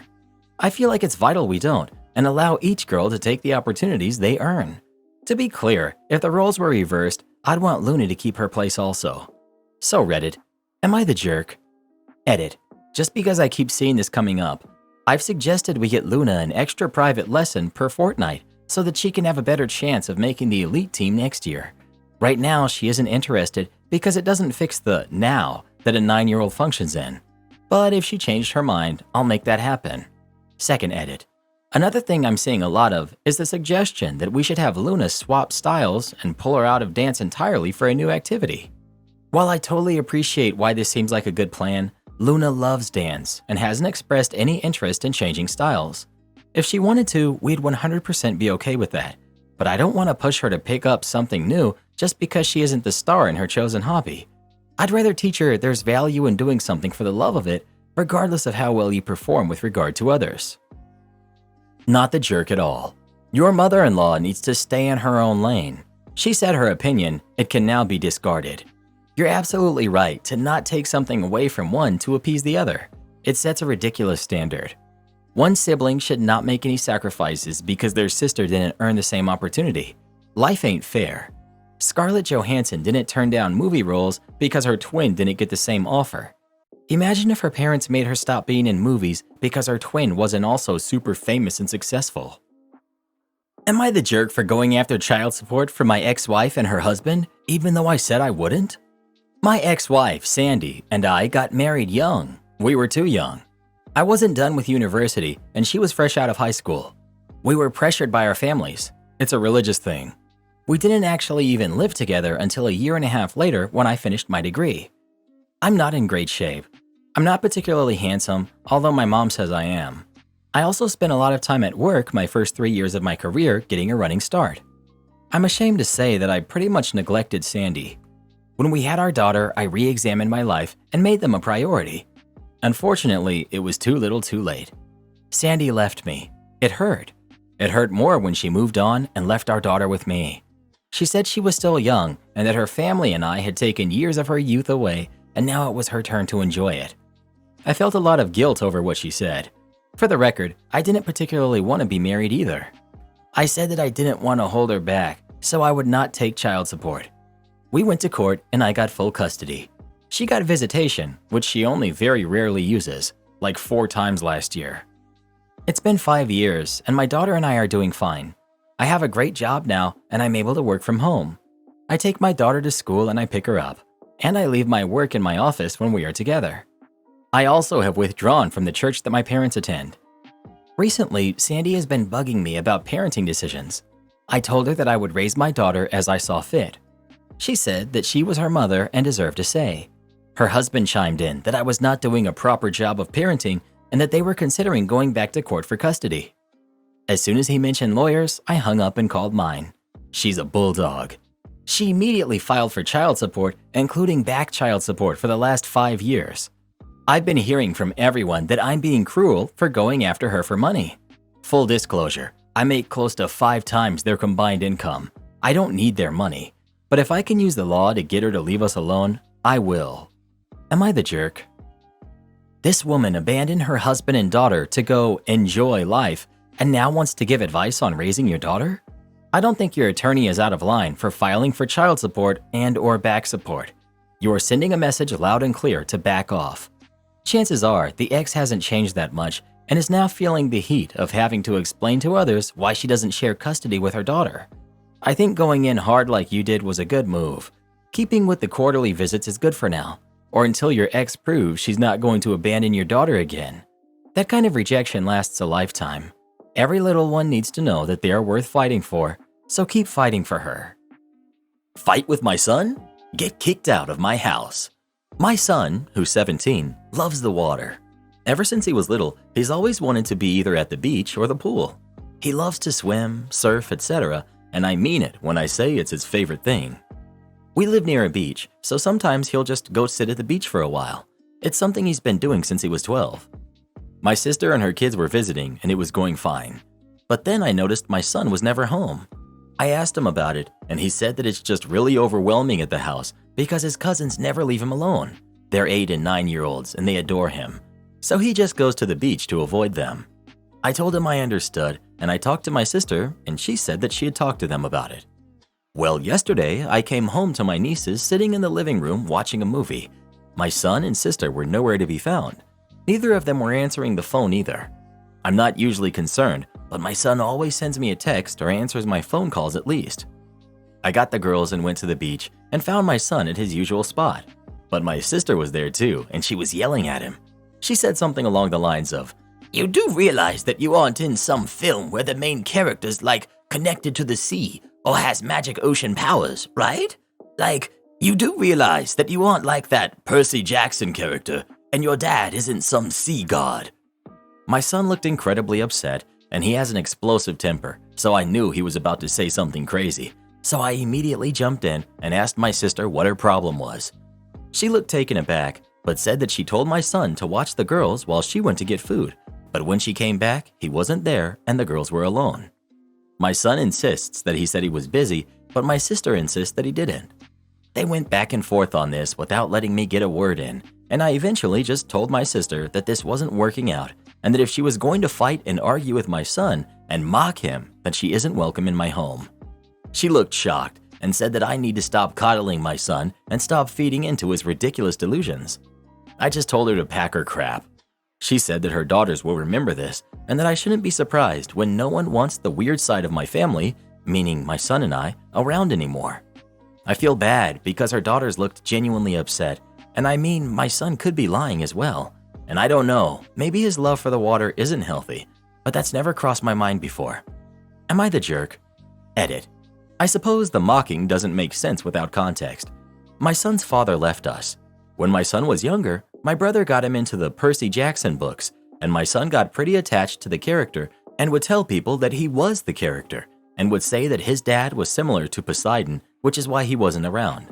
I haven't read the books, so I don't know the details, but it was for a very short while when he was a lot younger. He hasn't even mentioned Percy Jackson in years. And to be fair to my sister, she texted me before leaving the girls and made sure I'd be there soon.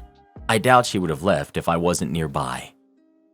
I don't know how far into the argument they were, but it strikes me that if your son had agreed to watch the kids and then left, your sister wouldn't be saying he had a delusional relationship with the water. She would be saying, "Why did you leave my kids unattended when you agreed to watch them?" Also, if she were genuinely concerned about her daughter's well-being, I'm not sure why she would have left them to go yell at your son. Anyway, not the jerk. Am I the jerk for calling my mom when my husband refused to listen to me? I, 26 female, recently moved into my first home. I'm also 4 months pregnant with our first baby. The pregnancy has been very hard. I have horrible morning sickness. It reached a really bad point where I passed out and hit my head, and my doctor admitted me to the hospital for a week. When I got home, my husband allowed his brother's family to move into 2 of our 3 bedrooms. They were evicted, I don't know why. My office was tossed into our room and papers were everywhere. The house was a complete wreck. Trash, dirty dishes, used diapers. I started to cry. It was like a light flipped. My husband was no longer the same. My husband told me it wasn't that bad. My reply was, "Fine then, you should have the house cleaned up before I wake up." Completely exhausted, I fell asleep for 4 hours. I woke up and went to go get a drink of water. I couldn't. Every glass we owned was scattered around the house. They didn't clean a single thing. I passive-aggressively started to pick up the dirty dishes and wash them. The following morning, I was trying my best to work when their kids were crying nonstop, banging on the walls, and so on. Their mom was in her room for hours just ignoring them. When my husband came home, he was upset with me over how I didn't make his brother's wife feel welcome in our home by helping with their kids when she was tired. Then continued to complain how nothing was done around the house all day while he was at work. Yup, the same one he didn't clean. That led to a fight where I told him, "I'm too sick to have company and they need to leave." To which he replied they are his family and he won't kick them out. I started to cry again. I was beyond frustrated, exhausted. I physically couldn't do it anymore. I called my mom asking if I could come stay with her, telling her the whole story in front of my husband, who at this point was completely shocked, angry. Also, I could tell he wasn't sure what to do. My mom came with my brothers. I have 3 older brothers. My mom was super angry and told my husband, "Since your family can come stay, so can we." My mom quickly took charge. I was sent to bed. My brother started cleaning, complaining loudly at how disgusting my brother-in-law's family is, along with what a horrible husband my husband is for putting me through this while I am sick. I got a text message from my mother-in-law calling me names for not helping my husband clean up the house and putting my brother-in-law in an uncomfortable position by having my mom boss him around. Edit to add update. When my mother-in-law showed up, she was super angry outside.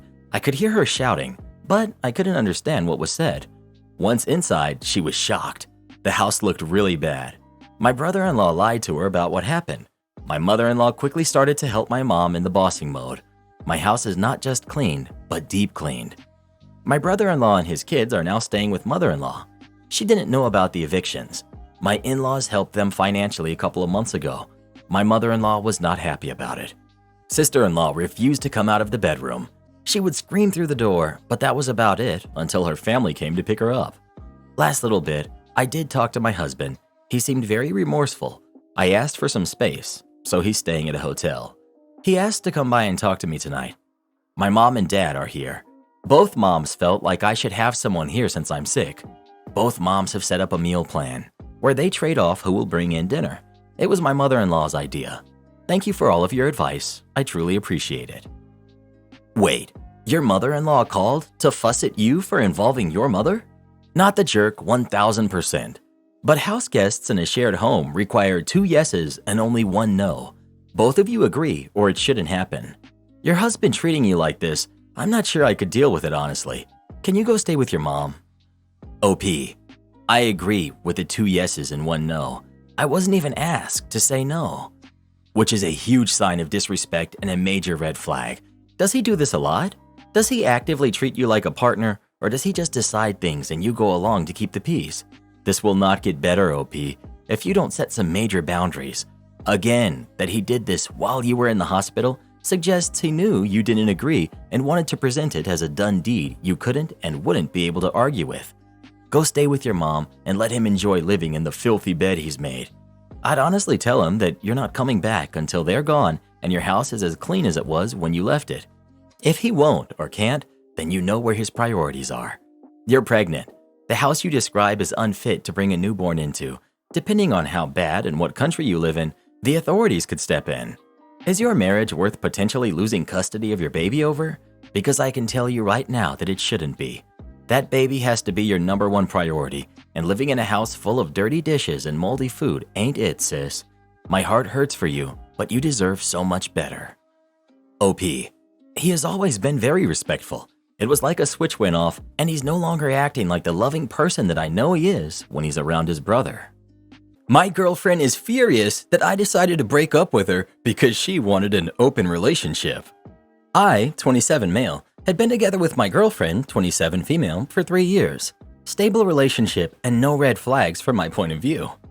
Last Saturday, she asked for an open relationship. Her reasoning was that we did not get to enjoy ourselves in the past, and it could help us strengthen the intimacy and love. I rejected it, and she seemed unhappy after that. I'm not going to lie. An open relationship suggestion out of nowhere is a huge red flag for me and means probably there's someone else she has in mind already.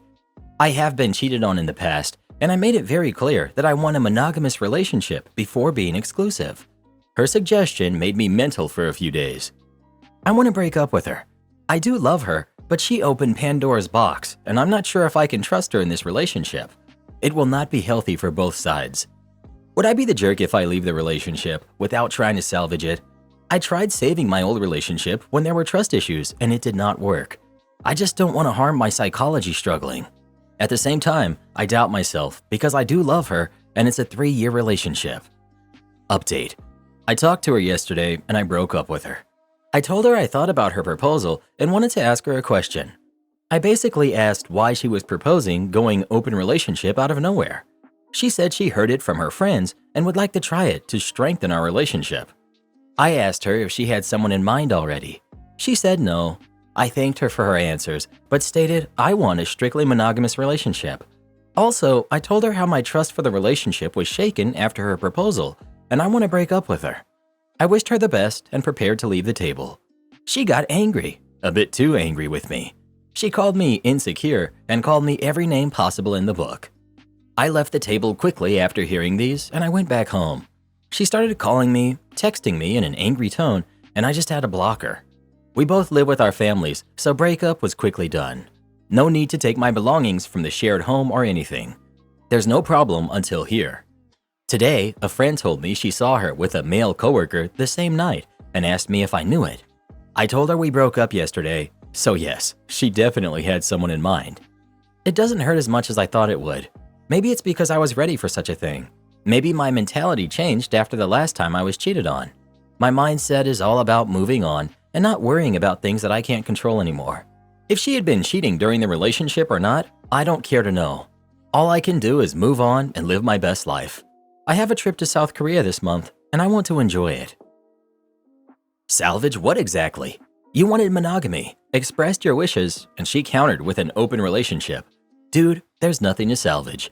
You would not be the jerk for walking away. Open relationship suggestions like that out of the blue are usually, as you said, because they've found someone that they want to hook up with, or because they've already cheated and they're trying to find a way to make it okay. She's talking straight BS about strengthening intimacy and love. Open relationships are a huge strain on both of those things. Regardless, time to move on. Don't fight for it. Just move on to someone you can trust. My wife tried the same crap on me. Now she's my ex-wife. She won primary custody because she's been a stay-at-home mom for 8 years while I work 60 hours a week and have to travel often. Now most of my salary goes towards paying her alimony and child support when the kids don't even want anything to do with me because she told them it was my fault we divorced, which technically I am the one who decided to divorce her when she gave me the ultimatum. It was either I be okay with other men being with my wife or I get out. I chose to get out. Her friends convinced her it was a good idea too. I'm full of regret, believing that my husband cheated on me when he didn't. Cheating is something that I've always had strong opinions about. I have been cheated on before and it sucked. Everyone knows that I don't forgive cheaters. So when my sister-in-law, my husband's sister, staged an elaborate scheme about my husband cheating, I ended the relationship. My relationship, unfortunately, wasn't the only one that was affected. My sister-in-law, Lisa, who's 32, her best friend Emma, who's 32, and my husband, Jamie, 29, were best friends growing up. Emma got married early when she was 20. Her husband mistreated her. She has 2 kids with him. She got divorced 10 years later, and she was finally free from his mistreatment. She suffered a lot, however, and was in therapy. Her and her kids. I, 30, met Jamie 4 years ago. We got married 2 years ago. Everything was just awesome. What I didn't know was that Emma wanted Jamie and Lisa to be together. She made it her mission, when Emma finally got divorced, to bring her brother and best friend together. I didn't know any of this, so I never knew there was a hidden agenda when a few months into my marriage, I overheard Lisa talking about how Jamie was cheating with a married colleague of his. In hindsight, I can tell it was staged because she was saying unnecessary details and was being very loud. She meant for me to hear it. I confronted her then and there, and she played very flustered and apologized and begged me not to ruin my marriage. She told me Jamie loved me and she never wanted to lose me as a sister. But at the same time, she provided me with pictures and texts. They were all photoshopped of my husband and his colleague. She begged me not to mention where I had found out, and I was grateful for her support and promised her not to expose her as the source. I confronted my husband with everything, and he adamantly refused to admit to anything. It hurt me more that he never admitted nor apologized, ever. He asked me where I got this from, but I kept my promise and told him it was an anonymous tip. I also went so far that I contacted the colleague's husband. At the time, I thought it was the right thing to do. The colleague is this very beautiful woman that my husband worked very closely with for many hours a day. I was a bit jealous of that, and I confided my fears with Lisa. She used it against me. I asked for divorce, and the colleague's husband did too. After that, Lisa, who I thought was my friend, who called me her sister, disappeared from my life, like I never existed. Even when I bumped into her, she was short with me and indifferent. Months went by, and I was still heartbroken, processing the separation. My husband stopped trying to make me see reason and agreed to divorce. He said he wanted to move on. I started having doubts. Why is Lisa doing this now? She was my friend and wanted the best for me, yet now she didn't even answer my texts. I followed both her and Emma on Insta, and I started seeing how Emma and my husband gradually started hanging out. At least once a week, Emma or Lisa shared stories about my husband with Emma and her kids. What I did next is very questionable, and yet I don't regret it at all. I was desperate and I needed the truth. I was still very good friends with Lisa's on-again, off-again boyfriend's, Mike's, sister. I told her my doubts and everything.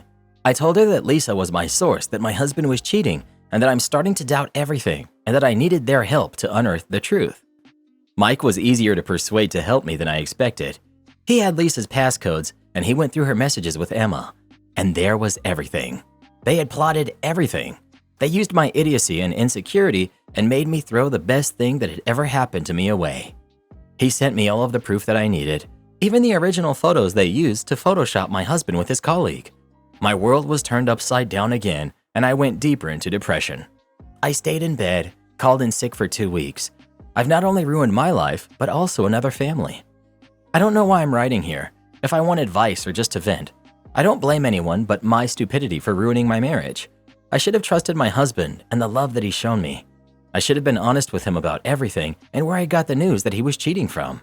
I should have not gone to hurt the colleague and her family just because I thought her beautiful.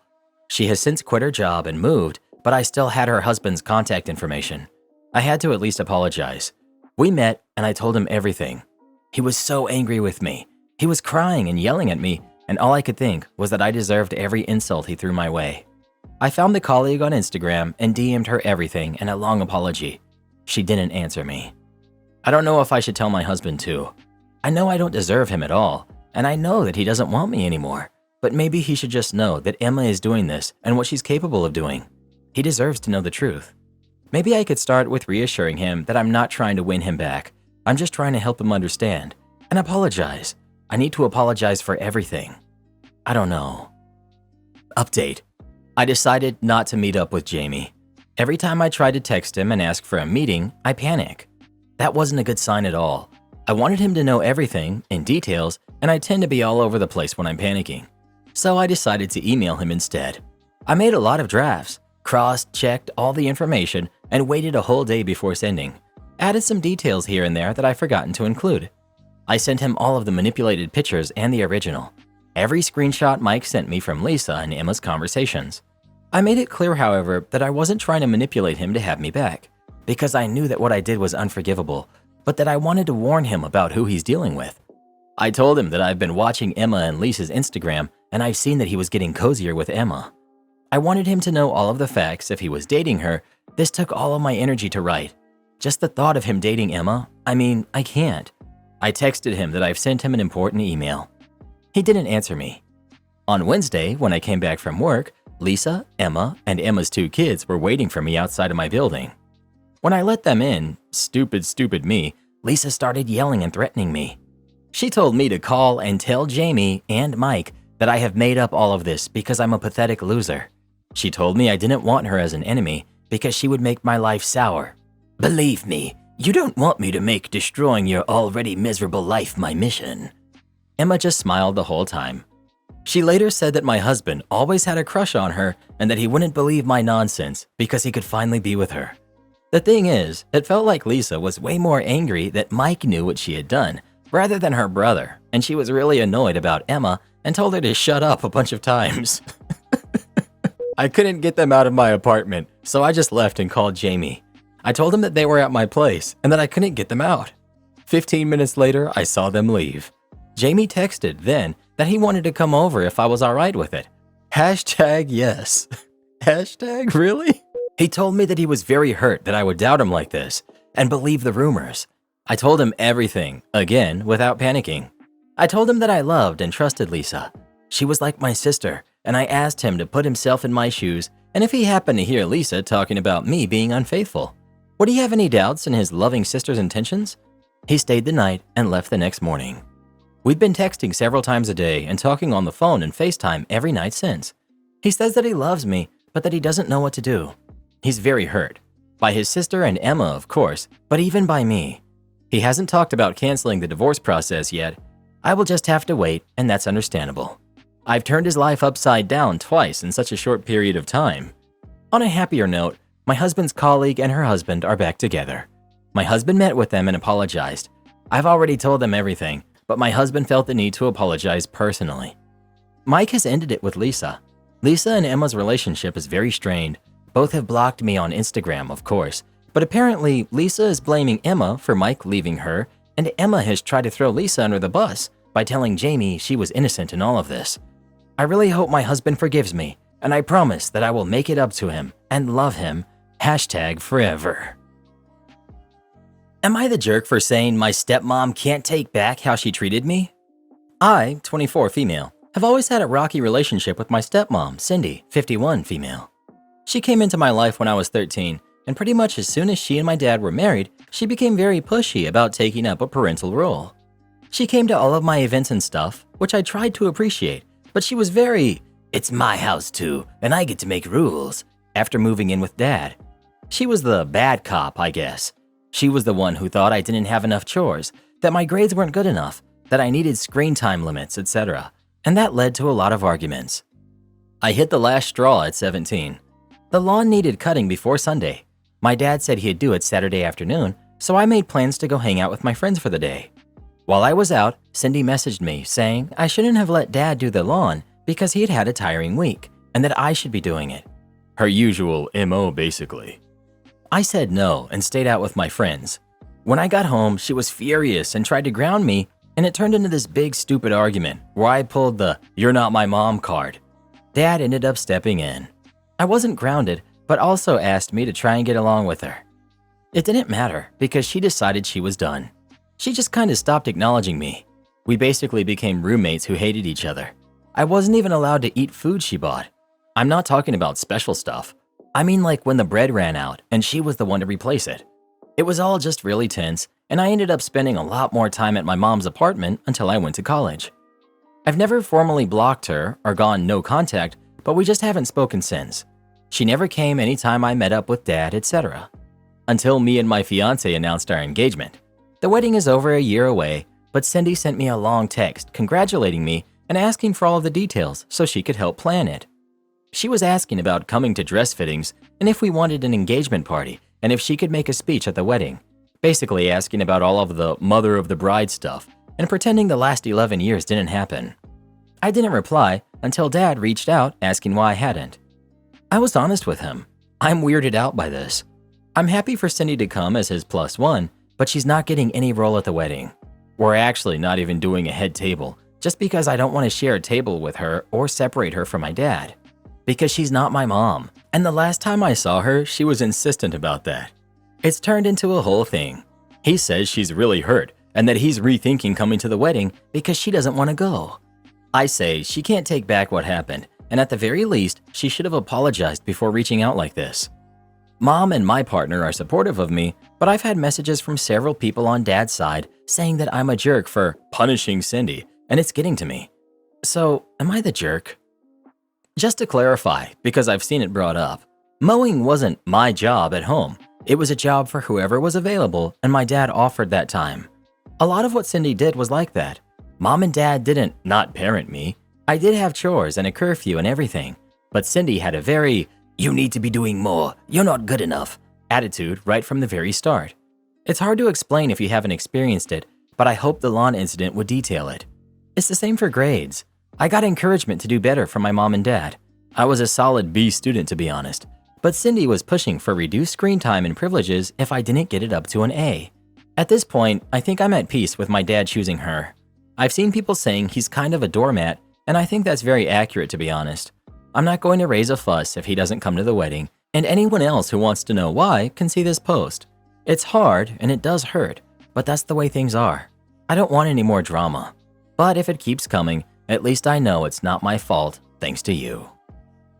The people on your dad's side, do they know the real reason? Or do they know Cindy's version of the truth, where she's the victim? Not the jerk.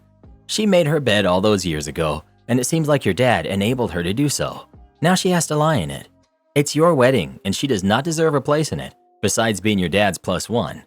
If your dad chooses her and he doesn't come, then that's on him. Congrats on your upcoming wedding. Am I the jerk for not letting my children's father live with us? My ex-husband and I had 3 kids, who are 25, 23, and 22. We separated 4 years ago after he said he was tired of seeing my old face every day and wanted to find someone younger. His words to my face when asking for a divorce. The divorce was a mess. He tried in every way to take everything I had, and I even had to take on half of his debt. Long story short, I never talked to him again face to face, and we only talk through lawyers when it's something about our kids. Months ago, from my kids, I found out that he was diagnosed with cancer, and it is in an advanced stage. I didn't say anything more about it because any topic related to him doesn't appeal to me, but I decided to support my kids and stay by their side. Yesterday, my 3 kids, they all live with me, sat down with me, telling me that their father could no longer work, chemo plus cancer, and wouldn't be able to stay in his current home, so he had nowhere to live, and they would like for him to live in the house in the last stages. I immediately said no, and that I felt offended that I had even been asked that question, knowing how much he and I dislike each other. They started to argue, saying that our house was his last option because his relatives couldn't and they didn't want to leave their father without a home, and that I should think about them.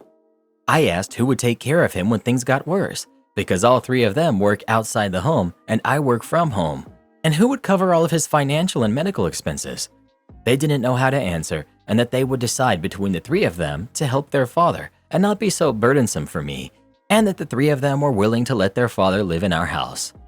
I said that despite valuing their opinion on any other matter in the house, this matter is my decision alone, and it remains no. They called me heartless and don't think that they are just trying to give their father a place to live, not my ex-husband.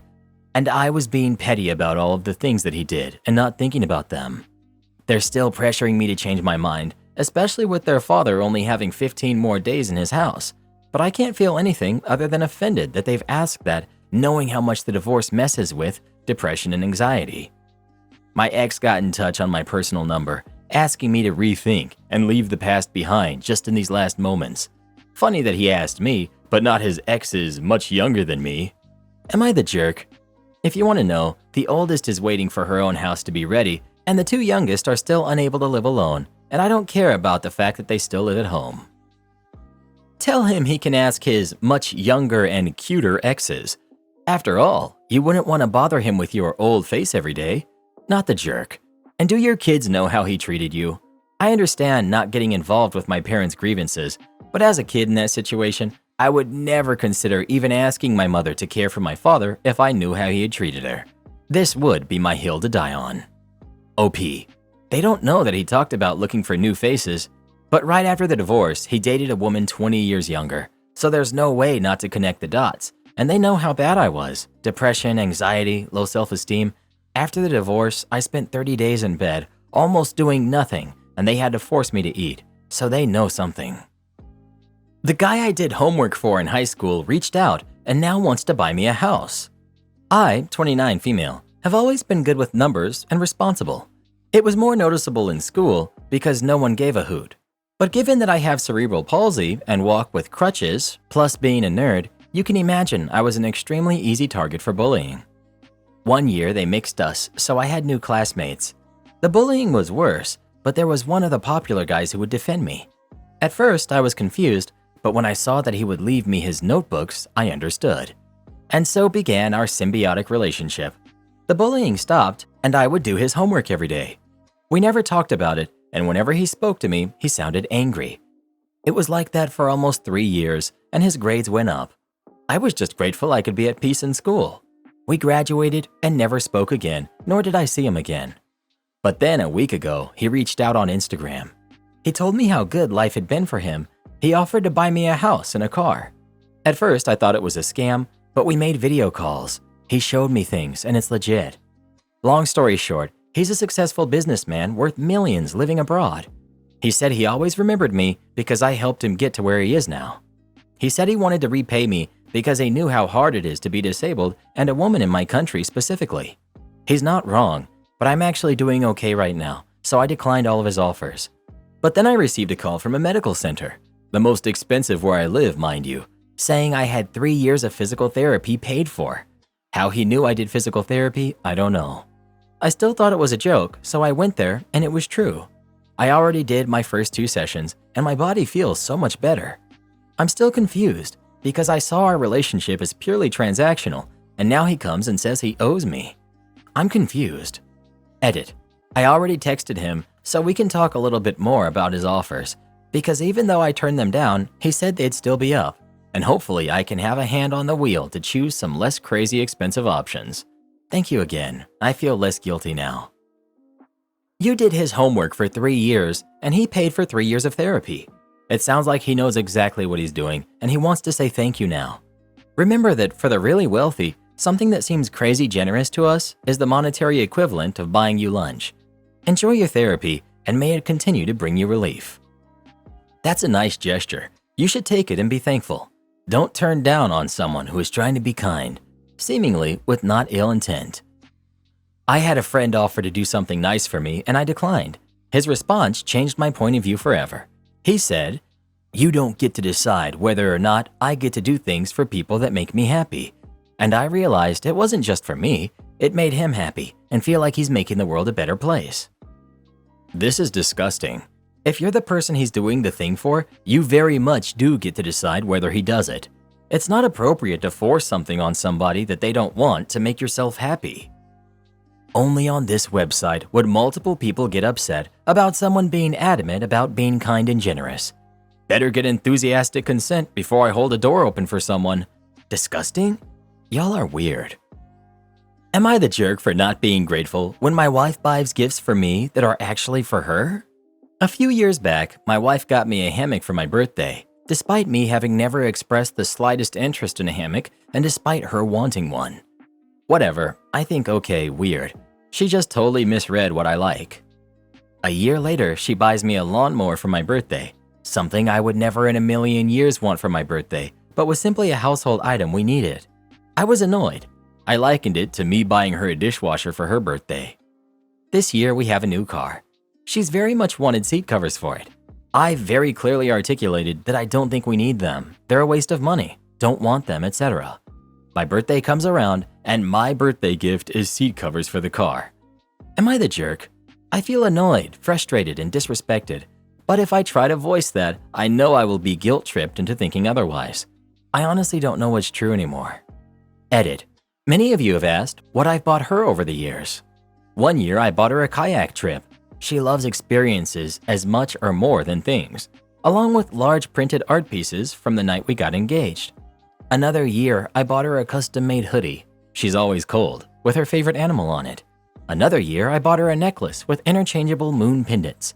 She's obsessed with the moon, with each pendant being the phase of the moon on our first date, on the date we got engaged, and on our wedding date. Another year, I got her a framed image from our wedding. She had said she wanted more pictures of us, and baked her a cake. That year, she never came home that night because she was out getting drunk with friends, which I admit really hurt. This year, I got her one of those star/galaxy projectors that displays stars and the northern lights across the ceiling and walls because she's always talked about wanting to see the northern lights and likes to lay in bed to relax in the evenings before going to sleep. Not the jerk. She is clearly thinking she knows better than you what you need and want. As another poster here suggested, just start buying her gifts that you want. While it may seem childish, it's probably the only way she will understand what she's doing and how it makes you feel. You could also return the car seats and go buy yourself something you actually want. Or get a divorce if that's possible, and she refused couple therapy. I didn't design your shirts, Karen. Tale from years ago when I worked for a consulting firm. Sorry if the details are a little fuzzy. This was a long time ago. I'm also long-winded and sleep-deprived, so it's a rambling one. The office layout on my floor had 4 private offices that were for 4 different independent contractors. One specialized in graphic design, one in copywriting, one in media sales, and one in advertising campaigns. All of the assistants for these different specialists sat in one large room out front at our tiny desks. Each of us worked for only one of the consultants, but were happy to pass on basic information to the other ones. We, however, had no contact info or calendar access for anyone else's boss. I was sitting at my desk doing some SEO work when Karen flung open the front door violently enough it actually banged against the wall. I was the closest to the door, so I jumped and looked over. Karen took this as a cue to storm over to my desk and throw down a CD. "Did you people make this?" she snarled. I picked up the CD and looked at her. No idea what she's talking about. Was my brilliant reply. Did you people make this? Oh, good. Volume was the only reason I didn't know what you were talking about. Thanks, Karen. Karen snatches the CD back from me. "We had these t-shirts designed by the graphic designer, and he gave us these files, and the printer said they're all messed up. He ripped us off." Me. Oh, so graphic designer dude made this for you. Well, he's not here right now. Karen launches into a loud tirade, questioning my ability, my education, my personal attractiveness, and parentage, which, yeah, aren't the best, but that has nothing to do with her stupid t-shirts. I finally pull out my mom/librarian voice. I am neither, but you know the voice I mean. Me. Ma'am. Surprising us both, Karen stopped talking. Me. Ma'am, I do not work for Graphic Dude. Best I can do is give you a pen and paper to write him a note. But if you worked with him, you should have his email or phone. Email is the best way to get in touch with him. Karen. When will he be back in the office? Me. No idea. I don't work for him. You'd best call or email him, or leave a note. Karen. Well, go in his office and check his calendar, and tell me where he is. Me. No, couldn't, even if I wanted to. His office is shut and locked. Well, unlock it. I don't have a key. We just work in the same building. Call him and tell him I'm here and I need to speak with him. Me. No, I don't have his number and I'm not his secretary. Not really true. I have his number, but heck no, I'm not playing receptionist. Karen. I spend a ton of money with you and I demand. Ma'am, you do not spend a ton of money with me. I don't work for Graphic Dude. Yeah, you don't do the computer stuff. You're just the secretary. Now, get him on the phone. I took a second to figure out how me sitting in front of the computer and using it when she came in equals not doing the computer stuff, or how secretary equals no computers. But this wasn't the brightest tool in the box, and she was giving me a headache. So I went to my boss and asked her to dislodge the Karen Barnacle from my life. My boss. Ma'am, I'd be happy to give a message to the graphic guy. Where is he? My boss. I don't know. You can leave a message. Are you the manager? My boss. Yes? She's a consultant. She is self-employed by her own company, so I guess she is her own manager. Technically mine too, but neither of us were sure what Karen was going for here. Well, I want to speak to the owner. My boss. Owner of what exactly? Karen turns and points to me. I kid you not, this woman snarls. That girl there. My boss and I are sharing a look. My boss says to Karen very slowly, You want to speak to her owner? Karen nods emphatically. I want her fired. Other guy in the office pipes up. Don't you mean disowned? My boss glares at him. My boss. Ma'am, I am her boss and I'm not firing her. And we have nothing to do with Graphic Dude. We can't help you. Please leave and try to get in touch with him on your own. More shrieking. Karen is now questioning both my and my boss's work ethic, personal grooming, and voting preference. My best guess is she got herself all worked up into a righteous indignation rage at the t-shirt issue before she came in, and she just transferred all that ire to me because I opposed her will. But her anger at me for not working for Graphic Dude is way out of proportion. Graphic Dude's assistant has walked into the office during all of this, and being the accommodating soul he is, offers to look at the file. Karen stomps over and hands it to him, while he explains that Graphic Dude is out of town at a wedding and won't be back until Tuesday. Graphic Dude, by the way, does not do any work outside the office, which upsets Karen more. The file opens up for Graphic Dude's assistant dude. It's some hideous summer family reunion t-shirt. Other dude looks at Karen. So, what's wrong with it? Karen scowls. The screen printer said the file is all messed up. Graphic Dude's assistant dude looks confused. It's fine. No, it's not, she shrieks. Now the other guy is trying to explain that the file is fine, but she can get in touch with Graphic Dude next week. Not good enough for Karen. She keeps yelling while assistant dude looks at the image more closely. Assistant dude. Oh, are you Miss Karen McJerkface? Yes. Assistant dude. Oh, okay, I can fix this for you. Karen smiled broadly, praises him in a sickeningly sweet, good puppy manner, and saunters over to us to explain how she's still going to get us all fired, and it's about time, blah blah blah. Assistant dude comes over and hands her a new disc and sends her on her merry way. My boss goes back to her office and shuts the door, telling me not to come get her if that harpy ever comes back in. I look at Assistant Dude, who's grinning. Assistant Dude is a college sophomore. Graphic Dude grossly underpays to gain experience, and he gives no darns. So I know something is up. Me. Okay, Assistant Dude, what did you do? Assistant Dude. Come take a look. On his computer is the image Karen wanted on her t-shirts, open from the disc she brought in. Comic Sans. McJerk Family Reunion 2020 with a dumb picture. Okay, Assistant Dude. And here's what I just saved on a new disc for her, and shows me the same image where he has replaced the text with Jerk Pay Me.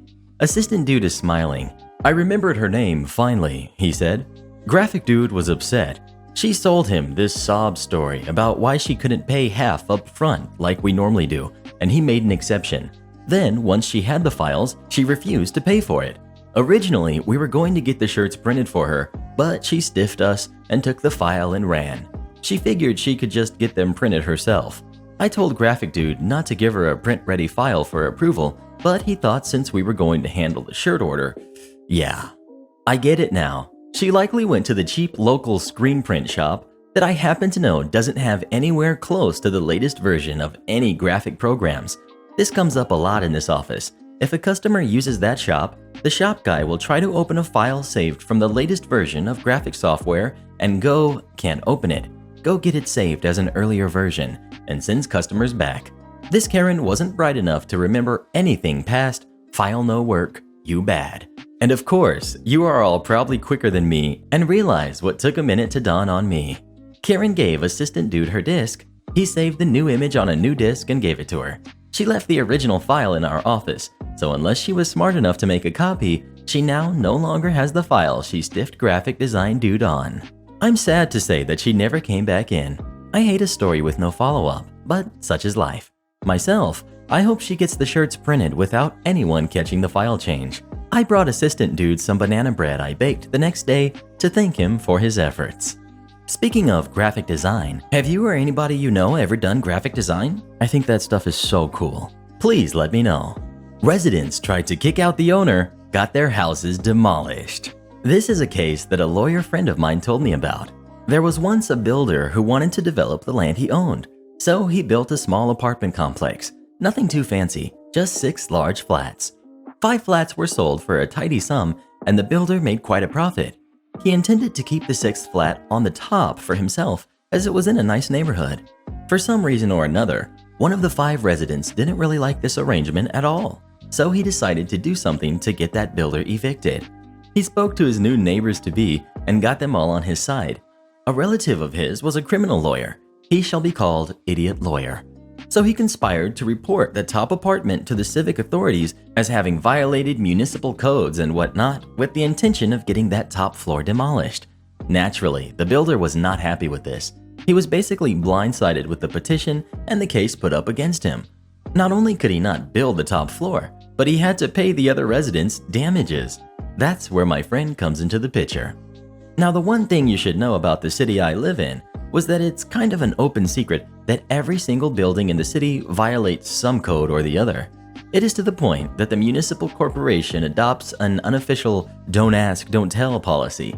As long as you keep your mouth shut and maybe grease a few palms, they look the other way, as long as that building isn't visibly dangerous or liable to fall. The other side strategy was to get the builder to agree to stop construction of the top floor to avoid having to pay a fine and go through a lengthy court battle. They weren't expecting the builder to appeal the municipal corporation's decision. See, while the body adopts a don't ask, don't tell policy unofficially, the moment things become official, they are more than willing to come down like a ton of bricks on violators the moment an appeal got filed. Instead of just the top construction, the entire building got slated for demolition. Naturally, the builder, with the help from lawyer friend, was appropriately apologetic towards the body and offered to do the demolition himself in exchange for a waiver of the fine. The court was more than happy to oblige. After all, it saves them money and resources. As the builder owned those machines, the cost to him was reduced. It did eat into the profit he made, but he still had a lot of money remaining. As for the residents, well, they really should have done their homework. I'm not too sure of the technicalities, but between the contract they signed with the builder when buying the apartments and the law as it was written, lawyer friend ensured that there was no way that they were going to get their money back at all. So they were out of pocket and out of a house. Apparently, according to lawyer friend, Idiot Lawyer's face when he was told this was priceless. He tried settling out of court, but lawyer friend said he openly laughed in his face in response. I guess you don't bring a criminal lawyer to a land dispute. My brother deleted my Siege account. I got revenge. Okay, context time. I, 17, male, live with my parents and brother, who's 13. We had gotten a PS4 a few Christmases ago. My brother had downloaded Fortnite on it and was mad addicted. He even went to desperate measures as to sneaking the controller out of our parents' room during the day/night. Now, story time. Sometimes I would go into my brother's room, see him on the PS4, and ask, "Do mom and dad know you're on that?" His response, "What's it matter to you?" I'd tell him, "I just want to make sure you asked first." He'd tell me, "Just go away and quit being nosy." This went on for several months. I didn't think it would be so bad until one day while he was at school, I decided to hop onto Spider-Man for PS4. Great game, by the way. I had discovered food wrappers in his drawers, shelves, you name it. I decided to confront him about it when he got home. Convo goes as follows. Me: "Hey, little brother, did you want to explain something to me?" Little brother: "Not now. I'm gonna hop on Fortnite." Me: "Do you want to tell me why I found food wrappers in your shelves?" Brother got defensive. "Why did you look through my stuff? Mind your business." Me: "You do know that we aren't allowed to eat in our rooms, right?" "I can do whatever I want. Eat in here and sneak the controller out, and you can't say anything about it." Me: "Whatever, dude." Then what he said took action in my brain. I really could say something about it. However, I would need proof of this deal. That caused me to grind some gears and get to work. While he was at school, I decided to take pictures of the food wrappers, hidden controller, and a few other things. I compiled them into a file on my gallery and waited for the right moment. Unfortunately, waiting was my downfall. I later found out my brother had got the password for my phone and deleted that file. I was livid at the fact. I had gotten on the PlayStation and played some Apex Legends. My brother came home, demanding I get off so he could play. He told me about how he's going to continue this act and how he got the password for my phone and deleted my evidence file. I said forget it and got off. One day, I tried to log into my account on Rainbow Six Siege, but it said my account was non-existent. I tried several times, but no luck. Later, I found out my brother hopped onto my Siege account and deleted it. I confronted him about it when he came home, and he smiled and said, "Maybe I wouldn't have to do that if you didn't try to bust me." Never have I been so angry, hopeless, and sad. Years of progress gone. All those operators, skins, attachments, everything gone. I felt defeated, but then a moment of hope shined. My mom asked me to see if I could find my brother's Bible, as she wanted to see if it was still intact. My plan B was going to take place. Basically, instead of actually looking for the Bible, I stood in the room for about 20 minutes and made some racket to make it sound like I was looking for it. After the 20 minutes, I yelled for Mom. "Hey, I can't find it. Could you help me?" Why I did that? Let me explain. Instead of getting evidence of my brother's shenanigans, I would have Mom help me look, but instead have her find everything. When looking, she found one food wrapper and she asked, "Do you know where this came from?" To which I replied, "Not a clue." This leads her to find the following items hidden: 3 Pringles cans, 5 empty sodas, some Ritz cracker packages, an entire box of Andes mints, and some other stuff. She also found where my brother hid the controller. She was so livid she could barely contain herself. She confronted brother about it, and this was her punishment to him. She unplugged both the TV and PS4 cord so he couldn't get on, hid the controllers, we had 3 of them, in her closet, then locked it with the only key and took away his tablet. Instead of going to see a movie, I think it was Sonic, with some family friends, and going to their house afterwards, he had to stay home with my dad and clean up his own room. A few days later, he tried to scold me. Conversation goes as follows. Little brother: "I hope you're happy with yourself." Me: "What do you mean?" "I can't play Fortnite anymore, and it's your fault." Me: "Actually, it's your fault. You tried to shove me away when I confronted you, but you still continued your act. Mom busted you, and now your privileges are gone." Little brother: "I'm gonna make sure you suffer for this." Me: "Good luck. Also, Mom talked about putting the PS4 in my room. Thought I might let you know." "What? But that's not fair." "Nothing is fair when you get busted." "You will give me the PlayStation back, or I'll steal it from your room." Me: "Try it. I'm sure my audio recording will tell Mom your motives." He finally gave up and stormed off. He's gonna kiss Fortnite goodbye for a while. Never have I been so satisfied. Speaking of video games, what's the name of the last video game you've played? Please let me know right now. Grandmother decided that our family Christmas needed drama. My story takes place way back in the 90s. I'm just out of vocational school, embarking on the years of servitude required to get one's electrician's license, working for a small mom-and-pop electrical contractor. Now, having a trade-based job and being an apprentice, I was laid off in the beginning of December, not fired, not told not to come back.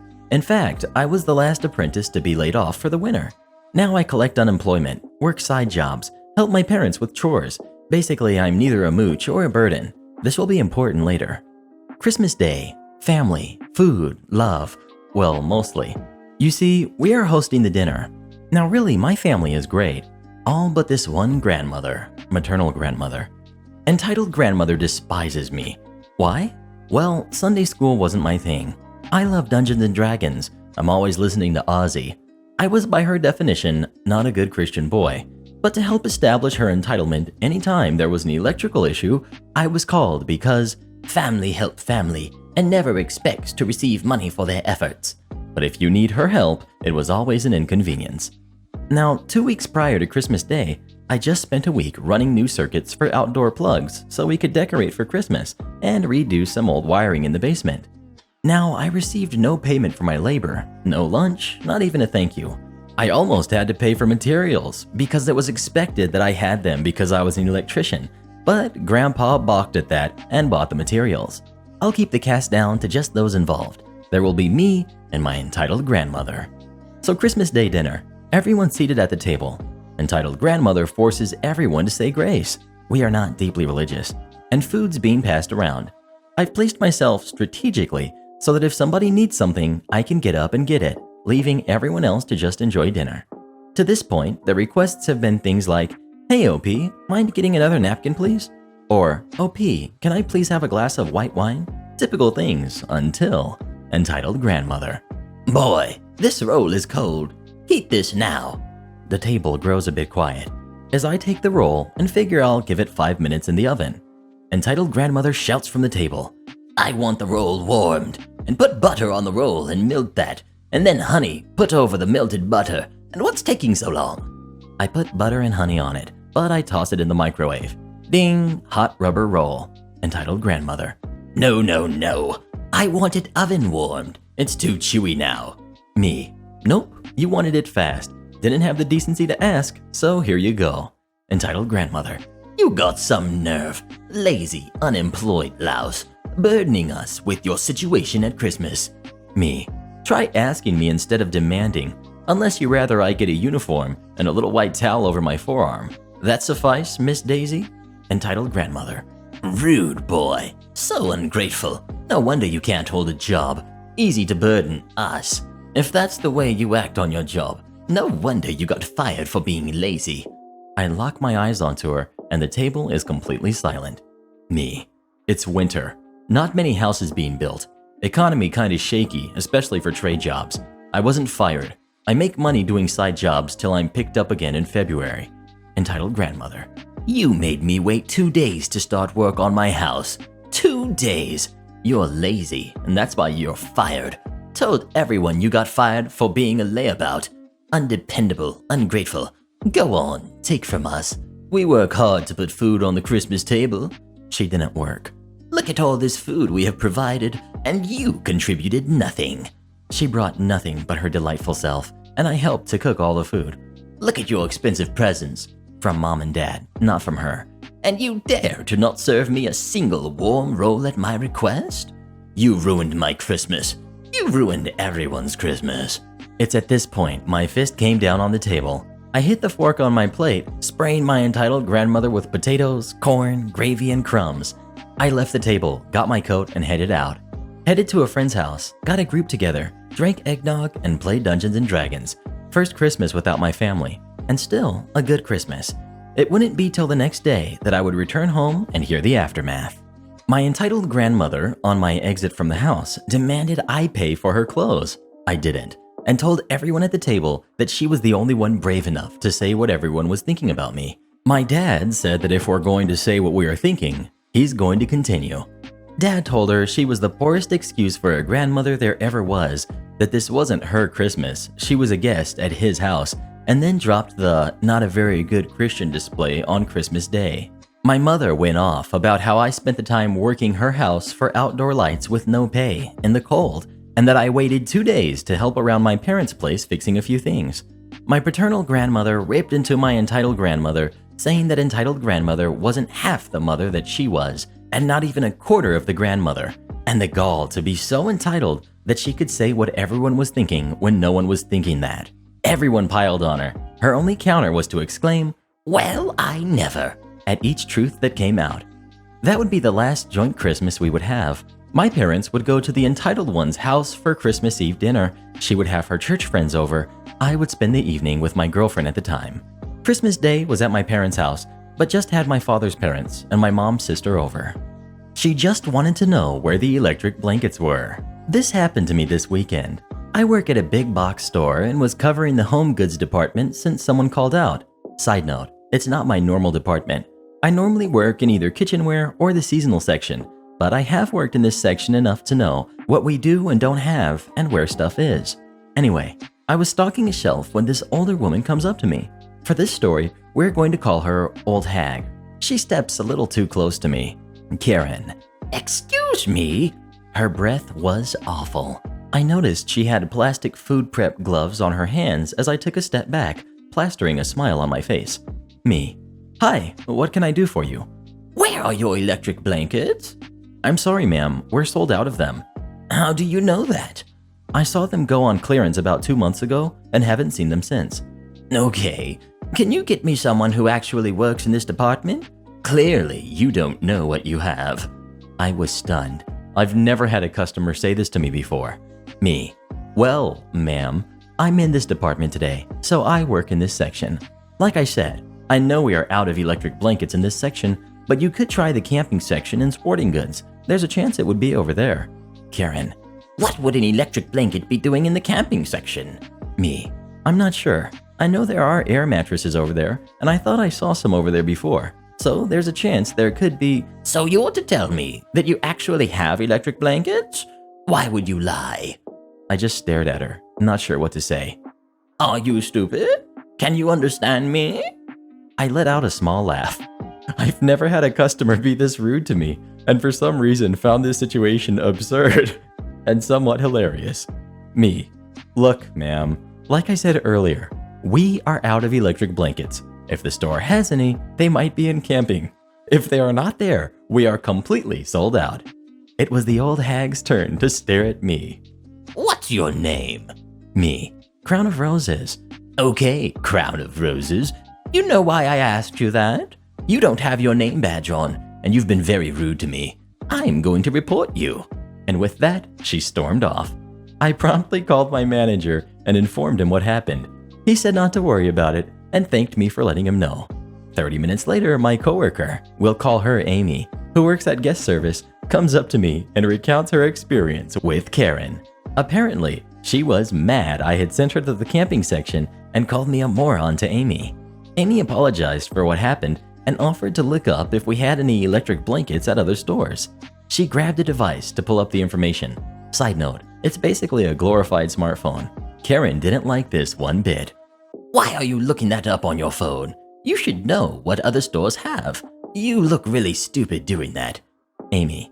I'm sorry, ma'am, but since it's February, there's a chance they could be sold out in other stores, so I'm seeing which ones have it. Unfortunately, the closest store that had it was 15 miles away.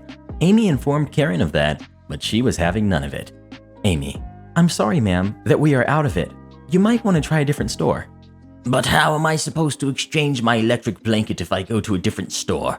Amy told me that was the first time she had heard the lady mention an exchange, but with the patience of a saint, she played along. Amy. Oh, you have an exchange? That is unfortunate we are out of electric blankets, but we could give you a refund for it instead. Karen. But what would I do with a refund? All I want is an exchange. How hard is it for you people to understand that? You and that other girl are morons. Y'all have no idea how to treat customers. What is your name? Amy said she had pointed to her name badge and said her name. You've been rude to me, Amy. I'm going to report you and that moron that sent me to camping. Who's your store manager? I want his number. Amy. Well, he's actually still here if you want to talk to him. I can call him up. That's not what I asked. I want his name and his number so I can call him and report y'all. Amy proceeded to give her our store manager's business card, which she later recounts Karen snatching from her and storming off. Amy and I had a good laugh over the situation as we both wondered what had set this woman off to be so rude to us. Thankfully, the store manager and our respective department managers took our sides, and we have nothing to worry about. Imagine your wife is becoming obsessed with her male coworker. He picks her up from your house and drops her off late at night after they've been drinking, and you wonder if you're overreacting. That's exactly what happens in our next story. It just popped up on your screen. Give it a tap, come have a listen. You won't believe what happens next.